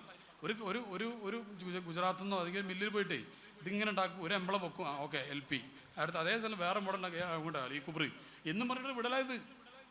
ഇത് നമ്മൾ ഇതിന് 4,000. അതിൻ്റെ അടുത്ത് ഞാനീ പറഞ്ഞതിൻ്റെ അടുത്ത് ഒരാൾക്ക് നല്ല പൈസ ഉള്ള ഒരാൾ നല്ല ഡ്രസ്സ് വാങ്ങണ്ടെന്നല്ല, വാങ്ങാണ് വേണ്ടത്. മൻ അല്ലഫ സൗബഹു ഖല്ലഹമ്മുഹു സയ്യിദുനാ ഇമാമുന ശാഫിഈ റളിയല്ലാഹു അൻഹു. നല്ല വസ്ത്രം ധരിച്ചാൽ ടെൻഷൻ കുറയുന്നതെന്ന് പറഞ്ഞിട്ടുണ്ട്. അതിൻ്റെ അർത്ഥം ഒരു പ്രത്യേക എംബ്ലം ഉണ്ടായാൽ മാത്രമേ അത് ഉഷാറാവുള്ളൂ എന്ന് ചിന്തിക്കുന്നത് മനോരോഗമാണ് ശരിക്ക്. എങ്ങനെയാണെന്നറിയാത്, എനിക്ക് എന്നിലൊരു കോൺഫിഡൻസ് ഇല്ല. ഞാൻ ഒറ്റയ്ക്ക് ചെന്നാൽ ആൾക്കാർ എനിക്ക് വില തരൂല. അപ്പോൾ ഒരു എംബ്ലം കൊണ്ടുപോവുക, ഞാൻ പറഞ്ഞു മനസ്സിലായോ, ഒരു എംബ്ലം കൂടെ ആക്കിയിട്ട് പോവുക. അപ്പോൾ എന്നിട്ട് എന്ത് ചെയ്യുക, ഫോണൊക്കെ ചെയ്യുമ്പോൾ ഈ എംബ്ലം ഇങ്ങനെ കാണിച്ചിട്ട് കണ്ടില്ലേ അസ്സലാമു അലൈക്കും വറഹ്മത്തുള്ളാഹി വബറകാതുഹു. അത് പണ്ടൊക്കെ നമ്മൾ പുതിയ വാച്ചൊക്കെ കിട്ടിയാൽ നമ്മൾ എന്താ ചെയ്യുക, അസ്സലാമു അലൈക്കും അല്ല അസ്സലാമു അലൈക്കും എന്നിട്ട് കയ്യെ കൊടുക്കുന്നുണ്ട്, എന്നാലും അറിയാതെ കയ്യെ കൊടുക്കും. ഞാൻ വരുന്നുണ്ട്, ഇതെന്താ മനസ്സിലാക്കിയില്ല എന്നൊക്കെ പറഞ്ഞിട്ട്. അല്ലെങ്കിൽ പുതിയ പേന പണ്ട് നമ്മളൊക്കെ ചെയ്തതാണ്, നിങ്ങളൊക്കെ ചെയ്തിട്ടുണ്ടോ, നിങ്ങൾക്ക് ചിരിക്കുന്ന കണ്ടറിയാതെ. അപ്പോൾ നമ്മളൊക്കെ പണ്ട് നമ്മൾ ചങ്ങായിട്ട് അതുകൊണ്ട് അങ്ങനെ പറഞ്ഞു. അപ്പോൾ നമ്മളങ്ങനെ ചെയ്തിട്ടുണ്ട്. പേനൊക്കെ പുതിയ വാങ്ങിക്കഴിഞ്ഞാൽ ഒന്നും ഇതല്ലെങ്കിലും എൻ്റെ വീട്ടിൽ നമ്പർ എന്ന് പറഞ്ഞാൽ പേന പുതിയ പേന, ഇതിപ്പോൾ എന്നെ പെട്ടെന്ന് അങ്ങനെ എഴുതാൻ പറ്റുന്നത് പാർക്കറാണ്. സ്ലോയിൽ പറയണം കേട്ടോ. എന്നാലും പാർക്കറിൽ പാർക്കറോ അതിന് എത്ര രൂപ? 15,000 പേനല്ലേ. പാർക്കറിൻ്റെ കോപ്പിൻ്റെ ഇവിടെ എന്നിട്ട് അതിനാകെ 10 റുപ്യൻ്റെ വില ഉള്ളത്. പാർക്കറിന് വില ഉണ്ടോ? അല്ലെങ്കിൽ അങ്ങനെയുള്ള പെനുകൾക്ക് നമ്മൾ കുട്ടികൾക്ക് പിടികൂടിയൊരു അവസ്ഥ ഞാനീ പറയുന്നത്. ഒരു എംബിളുള്ള ഷർട്ട് ധരിച്ചാൽ സംഭവമാണെന്ന് തോന്നുക. ശരിക്കും ഞാനും സംഭവം അല്ല എന്നല്ലേ തോന്നേണ്ടത്. അനൽ മാഹി എന്നല്ല റസൂലുള്ള പറഞ്ഞത് സ്വല്ലല്ലാഹു അലൈഹി വസല്ലം. ഇതൊക്കെ പൊളിച്ച് കളിയാണ് വേണ്ടത്. എന്തോ ഇതിൻ്റെ മേലെ ഇങ്ങനെ കെട്ടി കൊണ്ട് നടക്കുകയല്ല വേണ്ടത്. ഇതൊക്കെ പുറം പൊളിച്ചിട്ട് ഒറിജിനൽ ഞാൻ അൺമാസ്കിങ് ആണ് ഇസ്ലാം എന്ന് പറഞ്ഞാൽ. പേഴ്സണാലിറ്റി ഡെവലപ്മെൻറ്റ് എന്നുള്ള വാക്ക് തെറ്റാണെന്ന് പറയാനുള്ള കാരണം എന്താണെന്നറിയോ? പേഴ്സോണ എന്ന് പറയുന്ന വാക്ക് ഒരു പുറത്തുനിന്നുള്ള ഭാഷയിൽ നിന്ന് വന്നതാണ്. ഗ്രീക്ക് അല്ലെങ്കിൽ ലാറ്റിൻ ഭാഷയിൽ നിന്ന് വന്നതാണ്. അതിൻ്റെ അർത്ഥം മാസ്ക് എന്നാണ്, മുഖംമൂടി. അപ്പോൾ പേഴ്സണാലിറ്റി ഡെവലപ്മെൻറ്റ് പറയുന്നതിൻ്റെ അർത്ഥം എന്താണ്? മുഖംമൂടി ഡെവലപ്മെൻറ്റ്. ഇസ്ലാം എന്ന് പറഞ്ഞ പോലെ നേരെ ഓപ്പോസിറ്റ്, മുഖംമൂടിയൊക്കെ പൊലിച്ച് കളഞ്ഞ് ഒറിജിനൽ ഞാനായി മാറലാണ്. ഒറിജിനൽ ഞാൻ എന്ന് പറഞ്ഞാൽ ഞാനല്ല, ഞാൻ ഓനാവലാണ്. ഒറിജിനൽ ഞാൻ ഓനാവൽ. ഓൻ എന്ന് പറഞ്ഞാൽ കോനാണ്. അതാണ് ശരിക്കും ഞാൻ അല്ല. അതല്ലേ മയ്യത്താവെന്ന് പറഞ്ഞാൽ എന്താണ്? മൗത്തിൻ്റെ മുമ്പ് മൗത്തില്ലേ? ഇല്ലേ? ശരിക്ക് ആബിദാകുന്നതിനേക്കാളും പ്രധാനപ്പെട്ടത് അബ്ദാവലാണ്. വേറെ ഭാഷയിൽ പറഞ്ഞാൽ ആബിദാവുന്നത് അബ്ദാവാനാണ്. അപ്പോൾ അബ്ദാവാതെ ആബിദായിട്ട് വലിയ കാര്യമൊന്നുമില്ല. അബൂദിയത്തിൻ്റെ ശ്രേഷ്ഠത നമ്മളെ കൂട്ടരക്കാരിൽ. അബൂദിയത്ത് നടക്കണമെങ്കിൽ മയ്യത്താവും. മയ്യത്താവും എന്ന് പറഞ്ഞാൽ മരണത്തിന് മുമ്പ് ഒരു മരണമുണ്ട്. അല്ലാഹു തആല നമുക്ക് നൽകട്ടെ. ചില ഔലിയാക്കന്മാരുടെ അടുത്തൊക്കെ പോയാൽ അവർ പറയും, ഞാൻ ഗൾഫിക്ക് പോകണം മറ്റന്നാൾ പറഞ്ഞാൽ, അല്ലെങ്കിൽ ഗൾഫിക്ക് വിസ നോക്കേണ്ടി പറഞ്ഞാൽ ഞാൻ 28-ാം തീയതി മരിക്കുമല്ലോ എന്ന് പറയും. ഇവനെല്ലാം കൂടി ബേജാറാവും. ചിലപ്പോൾ ആദ്യം മരിക്കും എന്ന് പറഞ്ഞാൽ ആ ഉള്ളത്തെ മറ്റേ മരണമായിരിക്കും ചിലപ്പം പറയണ്ടാവുക. ഒരു ഭാഷ നമുക്ക് മനസ്സിലാവില്ലല്ലോ. അങ്ങനെയാണത്. മൗത്താണ്. നമ്മൾ ശരിക്കും പറഞ്ഞാൽ ഞാൻ അവസാനിപ്പിക്കുകയാണ്. കുട്ടികൾക്കൊക്കെ എന്താണെന്നറിയോ? ഒരു എന്തോ ഒരു വലിയ വീടുണ്ടാവും നമ്മളെ സംഭവമാണ്. അങ്ങനെ ഉണ്ടായിരുന്നത്. വലിയ വീടുണ്ടായി അതിനും കൂടെ വില പറയേണ്ടി വരും. കാരണം അള്ളാൻ്റെ ഹബീബായ സ്വല്ലല്ലാഹു അലൈഹി വസല്ലമ തങ്ങൾ അന്ന് യാത്ര പോയില്ലേ? എവിടെ പോയത്? സറൈത്തമിൻ അറബിൻ ലൈലൻ ഇലാ ഹറമിൻ കമാസ്തറൽ ബദറു ഫി ദാജിദ് മിനൽ ദുലമി. യാത്ര പോയില്ല അവിടുന്ന്. ആ മറ്റേ പാട്ടിലും പറയുന്നുണ്ട്, മേരാ ഘർ ഖാഖ് പ ഓ തേരേ രഗുസർ, മേരെ ഘർ ഖാഖ് പ ഓ തേരേ രഗുസർ, സിദ്റത്തുൽ മുൻതഹാ. പട് തൂ കുജാ മൻ കുജാ, तू कुजा मन कुजा, तू कुजा मन कुजा, तू कुजा मन कुजा. അതിൽ പറയുന്നുണ്ട്, അങ്ങ് സിദ്റത്തുൽ മുൻതഹയും കടന്നു പോയിട്ടുണ്ട് തങ്ങളെ എന്ന് പറഞ്ഞിട്ടുണ്ട്. അന്ന് അള്ളാന്റെ ഹബീബായ സ്വല്ലല്ലാഹു അലൈഹി വസല്ലം അല്ലാഹുവോട് ഖാബ ഖൗസൈനി ഔ അദ്നാ, സുന്ദരമായ ഒരു വല്ലാത്ത ഹബീബ് മഹബൂബിലേക്ക് വല്ലാതെ അടുത്ത ഒരു സുന്ദരമായ മലക്കുകളൊക്കെ ഇങ്ങനെ ആകാശത്ത് ഇങ്ങനെ നോക്കി നിന്നിട്ട് അവിടെ ഇങ്ങനെ പറഞ്ഞ വാക്ക് തഹയ്യാത്തുൽ മുബാറകാത്തു സ്വലവാത്തു തയ്യിബാത്തു ഇല്ല. അള്ളാൻ്റെ ഹബീബ് അള്ളാഹിനോട് പറഞ്ഞ ആ ഒരു സന്തോഷം, ആ ഒരു തിരുമുൽ കാഴ്ചകൾ സമർപ്പിച്ചതാണ്. ആ സമയത്ത് അസ്സലാമു അലൈക അയ്യുഹൻ നബിയ്യു എന്ന് പറഞ്ഞപ്പോൾ വഅലാ ഇബാദില്ലാഹി സ്വാലിഹീൻ, ഈ സന്തോഷം കണ്ടപ്പോൾ മലക്കുകൾ വിളിച്ചു പറഞ്ഞു അശ്ഹദു അല്ലാ ഇലാഹ ഇല്ലല്ലാഹു അഷ്ഹദു അന്ന റസൂലുള്ളാഹ്. ഇതാണ് നമ്മളെ തയ്യാത്ത്. അപ്പോൾ ആ സുന്ദരമായ രംഗത്ത് അള്ളാൻ്റെ അടുത്തെത്തിയപ്പോൾ അള്ളാൻ്റെ ഹബീബായ സ്വല്ലല്ലാഹു അലൈഹി വസല്ലം തങ്ങളോട് പറഞ്ഞു, എന്ത് പറഞ്ഞു? ഞാനും നിങ്ങളും അല്ലാത്ത ഈ ഭൂമി എല്ലാം ഞാൻ അങ്ങേക്ക് തന്നിരിക്കുന്നു, അങ്ങേക്ക് വേണ്ടി പടച്ചതാണ് എന്ന് പറഞ്ഞ മൊമെന്റിൽ അള്ളാന്റെ ഹബീബായ സ്വല്ലല്ലാഹു അലൈഹി വസല്ലം പറഞ്ഞു, പടച്ചവനെ ഇതെല്ലാം നിനക്ക് വേണ്ടി ഞാൻ ഉപേക്ഷിച്ചിരിക്കുന്നു. എന്നിട്ട് ആ ദുനിയാവിന്റെ കഷ്ണം കിട്ടാനാണ് ഈ ഓടുന്നത്. എന്താ ദുനിയാവ് വേണ്ടെന്നല്ല, വേണം. കച്ചവടം ചെയ്യുന്നവർ ഒരു കടം കൂടെ അപ്പുറത്ത് തുടങ്ങാനാണ് വേണ്ടത്. ബ്രാഞ്ച് തുടങ്ങാൻ, സൂപ്പർ മാർക്കറ്റ് ഇനി ഒന്നുകൂടെ ഉണ്ടാക്കാനാണ് വേണ്ടത്. അതിലൊന്നും സംശയമില്ല. പക്ഷെ അതിനോട് മഹബത്ത് ഉണ്ടാവരുത്. അപ്പോഴാണ് ഈ ഹാപ്പിനെസ് പോകുന്നത്, സന്തോഷം പോകുന്നത്. എന്താണെന്ന് പറയുക, നമ്മൾ ഭൗതികമായ കാര്യങ്ങളിൽ മാത്രം നിന്നാൽ പോരാ. കുറച്ചൊരു അള്ളാന്റെ ഹബീബ് സല്ലല്ലാഹു അലൈഹി വസല്ലം തങ്ങൾ എല്ലാം പഠിപ്പിച്ചു തന്നിട്ടുണ്ടല്ലോ, അത് കുറച്ച് ഫോക്കസ് വേണം. പൈസ ഉണ്ടാക്കിക്കോളി, എത്ര കുന്നുകൂട്ടിക്കോളി, പക്ഷെ 1% പോലും പൈസനോട് മഹബത്ത് ഉണ്ടായിരുന്നു. പൈസ തന്ന റബ്ബിനോട് ബെൻസ് കാർ കയറുമ്പോൾ ഇന്റെ ബെൻസ് കാറെന്നല്ല, ഇന്റെ ബെൻസ് കാർ തന്ന അള്ളാഹ് എന്നുള്ള ചിന്തയിലേക്ക് വരണം. നല്ല വീടിന് കാണുമ്പോൾ, നല്ല വീട്ടിലാണ് കയറുമ്പോൾ ഇന്റെ വീട് അല്ലോ, അതിൻ്റെ വീട് തന്ന അള്ളാഹ് എന്നുള്ള ചിന്തയിലേക്ക് വേണം. അതുകൊണ്ടാണ് വീട്ടിൽ കയറുമ്പോൾ ദിക്ർ വെച്ചത്, അതുകൊണ്ടാണ് വീട്ടിൽ നിന്ന് പുറത്തേക്ക് ഇറങ്ങുമ്പോൾ ദിക്ർ വെച്ചത്, അതുകൊണ്ടാണ് വണ്ടി കയറുമ്പോൾ ദിക്ർ വെച്ചത്, എല്ലാ സമയത്തും ദിക്ർ വെച്ചത്. ഇതൊക്കെ തന്നത് അള്ളാഹുവാണ്. അള്ളാഹു സുബ്ഹാനഹു വ തആല അള്ളാഹിൻ്റെ ഹബീബായ സ്വല്ലല്ലാഹു അലൈഹി വസല്ലം തങ്ങൾ അബുൽ അർവാഹാണ്. അബുൽ അർവാഹ് മുത്തറസൂലാണ് സ്വല്ലല്ലാഹു അലൈഹി വസല്ലം, റൂഹിൻ്റെ പിതാവാണ്. അവിടുന്ന് ഈ മുത്തറസൂലുള്ളാഹിൻ്റെ ദാനമാണ് നമ്മുടെ ഓരോരുത്തരുടെ ഉള്ളിലുള്ള റൂഹ്. അള്ളാഹിൻ്റെ ഹബീബിൻ്റെ ദാനമായിട്ട് അവിടുത്തെ ആ ഒരു തേജസ്, റൂഹ് അവിടുന്ന് അബുൽ അർവാഹാണ്. ആ റൂഹ് നമ്മുടെ ഉള്ളിൽ ഉള്ളത് കൊണ്ടാണ് ഇൻസാൻ ഇപ്പോൾ പറയുന്നതിന് അള്ളാന്റെ ഹബീബ് സല്ലല്ലാഹു അലൈഹി വസല്ലമ തങ്ങളുടെ ആജ്ഞാനുവർത്തിയാണ് ആര്? അസ്രായിൽ അലൈഹി സ്വലാത്തു വസ്സലാം. അപ്പോൾ അള്ളാന്റെ ഹബീബിന്റെ ആജ്ഞാനുവർത്തിയായ അസ്രായിൽ വന്നിട്ട് അള്ളാന്റെ ഹബീബിന്റെ ആ ഒരു ദാനമായ റൂഹ് ഊരിക്കളഞ്ഞാൽ പിന്നെ ഇതിന്റെ എല്ലാത്തിൻ്റെയും ഒറ്റ പേരേ ഉള്ളൂ. പിന്നെ ജബറാക്കാൻ എപ്പോഴാണ് കൊണ്ടുപോകുന്ന ചോദിക്കൂല, ഖദീജ താത്താൻ എപ്പോഴാണ് എടുക്കാന്ന് ചോദിക്കൂല, എന്ത് ചോദിക്കുക? മയ്യത്ത് എന്നേ പറയുള്ളൂ. അപ്പോൾ റസൂലുള്ളാഹി സ്വല്ലല്ലാഹു അലൈഹി വസല്ലം ദാനം നിലനിൽക്കുന്ന കാലത്തോളം ഇത് തേജസ്സാണ്, അത് കഴിഞ്ഞാൽ മയ്യത്താണ്. ഞാൻ പറഞ്ഞു തന്നു സാർ, കുട്ടികൾ, എൻ്റെ അവസാനത്തെ പോയിന്റ് അതാണ്, കുട്ടികൾക്ക് കുറിച്ചൊന്ന് അള്ളാഹിൻ്റെ ഹബീബിനെ കുറിച്ചൊക്കെ ഒന്ന് പഠിപ്പിച്ചു കൊടുക്കണം സല്ലല്ലാഹു അലൈഹി വസല്ലം. ഭൗതികമായ എത്ര, ഞാൻ ആവർത്തിച്ച് പറയുന്നു, സമ്പത്ത് എത്ര ഉണ്ടായിക്കോട്ടെ, ഹൈറായ ഹലാലായ വഴിയിൽ സമ്പാദിക്കണം, ഹലാലായ വഴിയിൽ ചെലവഴിക്കണം. അതിനോട് മഹബത്ത് ഉണ്ടാക്കരുത്. ബെൻസ് കാർ ഉണ്ടാകുമ്പോഴേ നമ്മൾ നല്ല ഉഷാറാവുള്ളൂ എന്ന് പറയരുത്. ബെൻസ് കാർ ഉണ്ടാക്കാനുള്ള അല്ലെങ്കിൽ വലിയ കാർ വാങ്ങാനുള്ള ഓട്ടത്തിൽ അള്ളാഹിനെ മറക്കരുത്, അള്ളാഹിൻ്റെ ഹബീബായ സ്വല്ലല്ലാഹു അലൈഹി വസല്ലം മറക്കരുത്. നമുക്കൊരു എന്തെങ്കിലും ഒരു പള്ളിക്ക് സ്ഥിരമായ സ്വലാത്തിനൊക്കെ വന്നുകൊണ്ടിരുന്ന ഒരാൾ പിന്നെ കുറച്ച് കാലത്തിന് കാണില്ല. ആളൊരു ബിസിനസ്സിൽ പാർട്ട്ണർഷിപ്പൊക്കെ കൂടി ഭയങ്കര തിരക്കാണ് അത്ര. ഇപ്പോൾ എന്ത് തിരക്ക്, എന്തിനവൻ്റെ തിരക്ക്?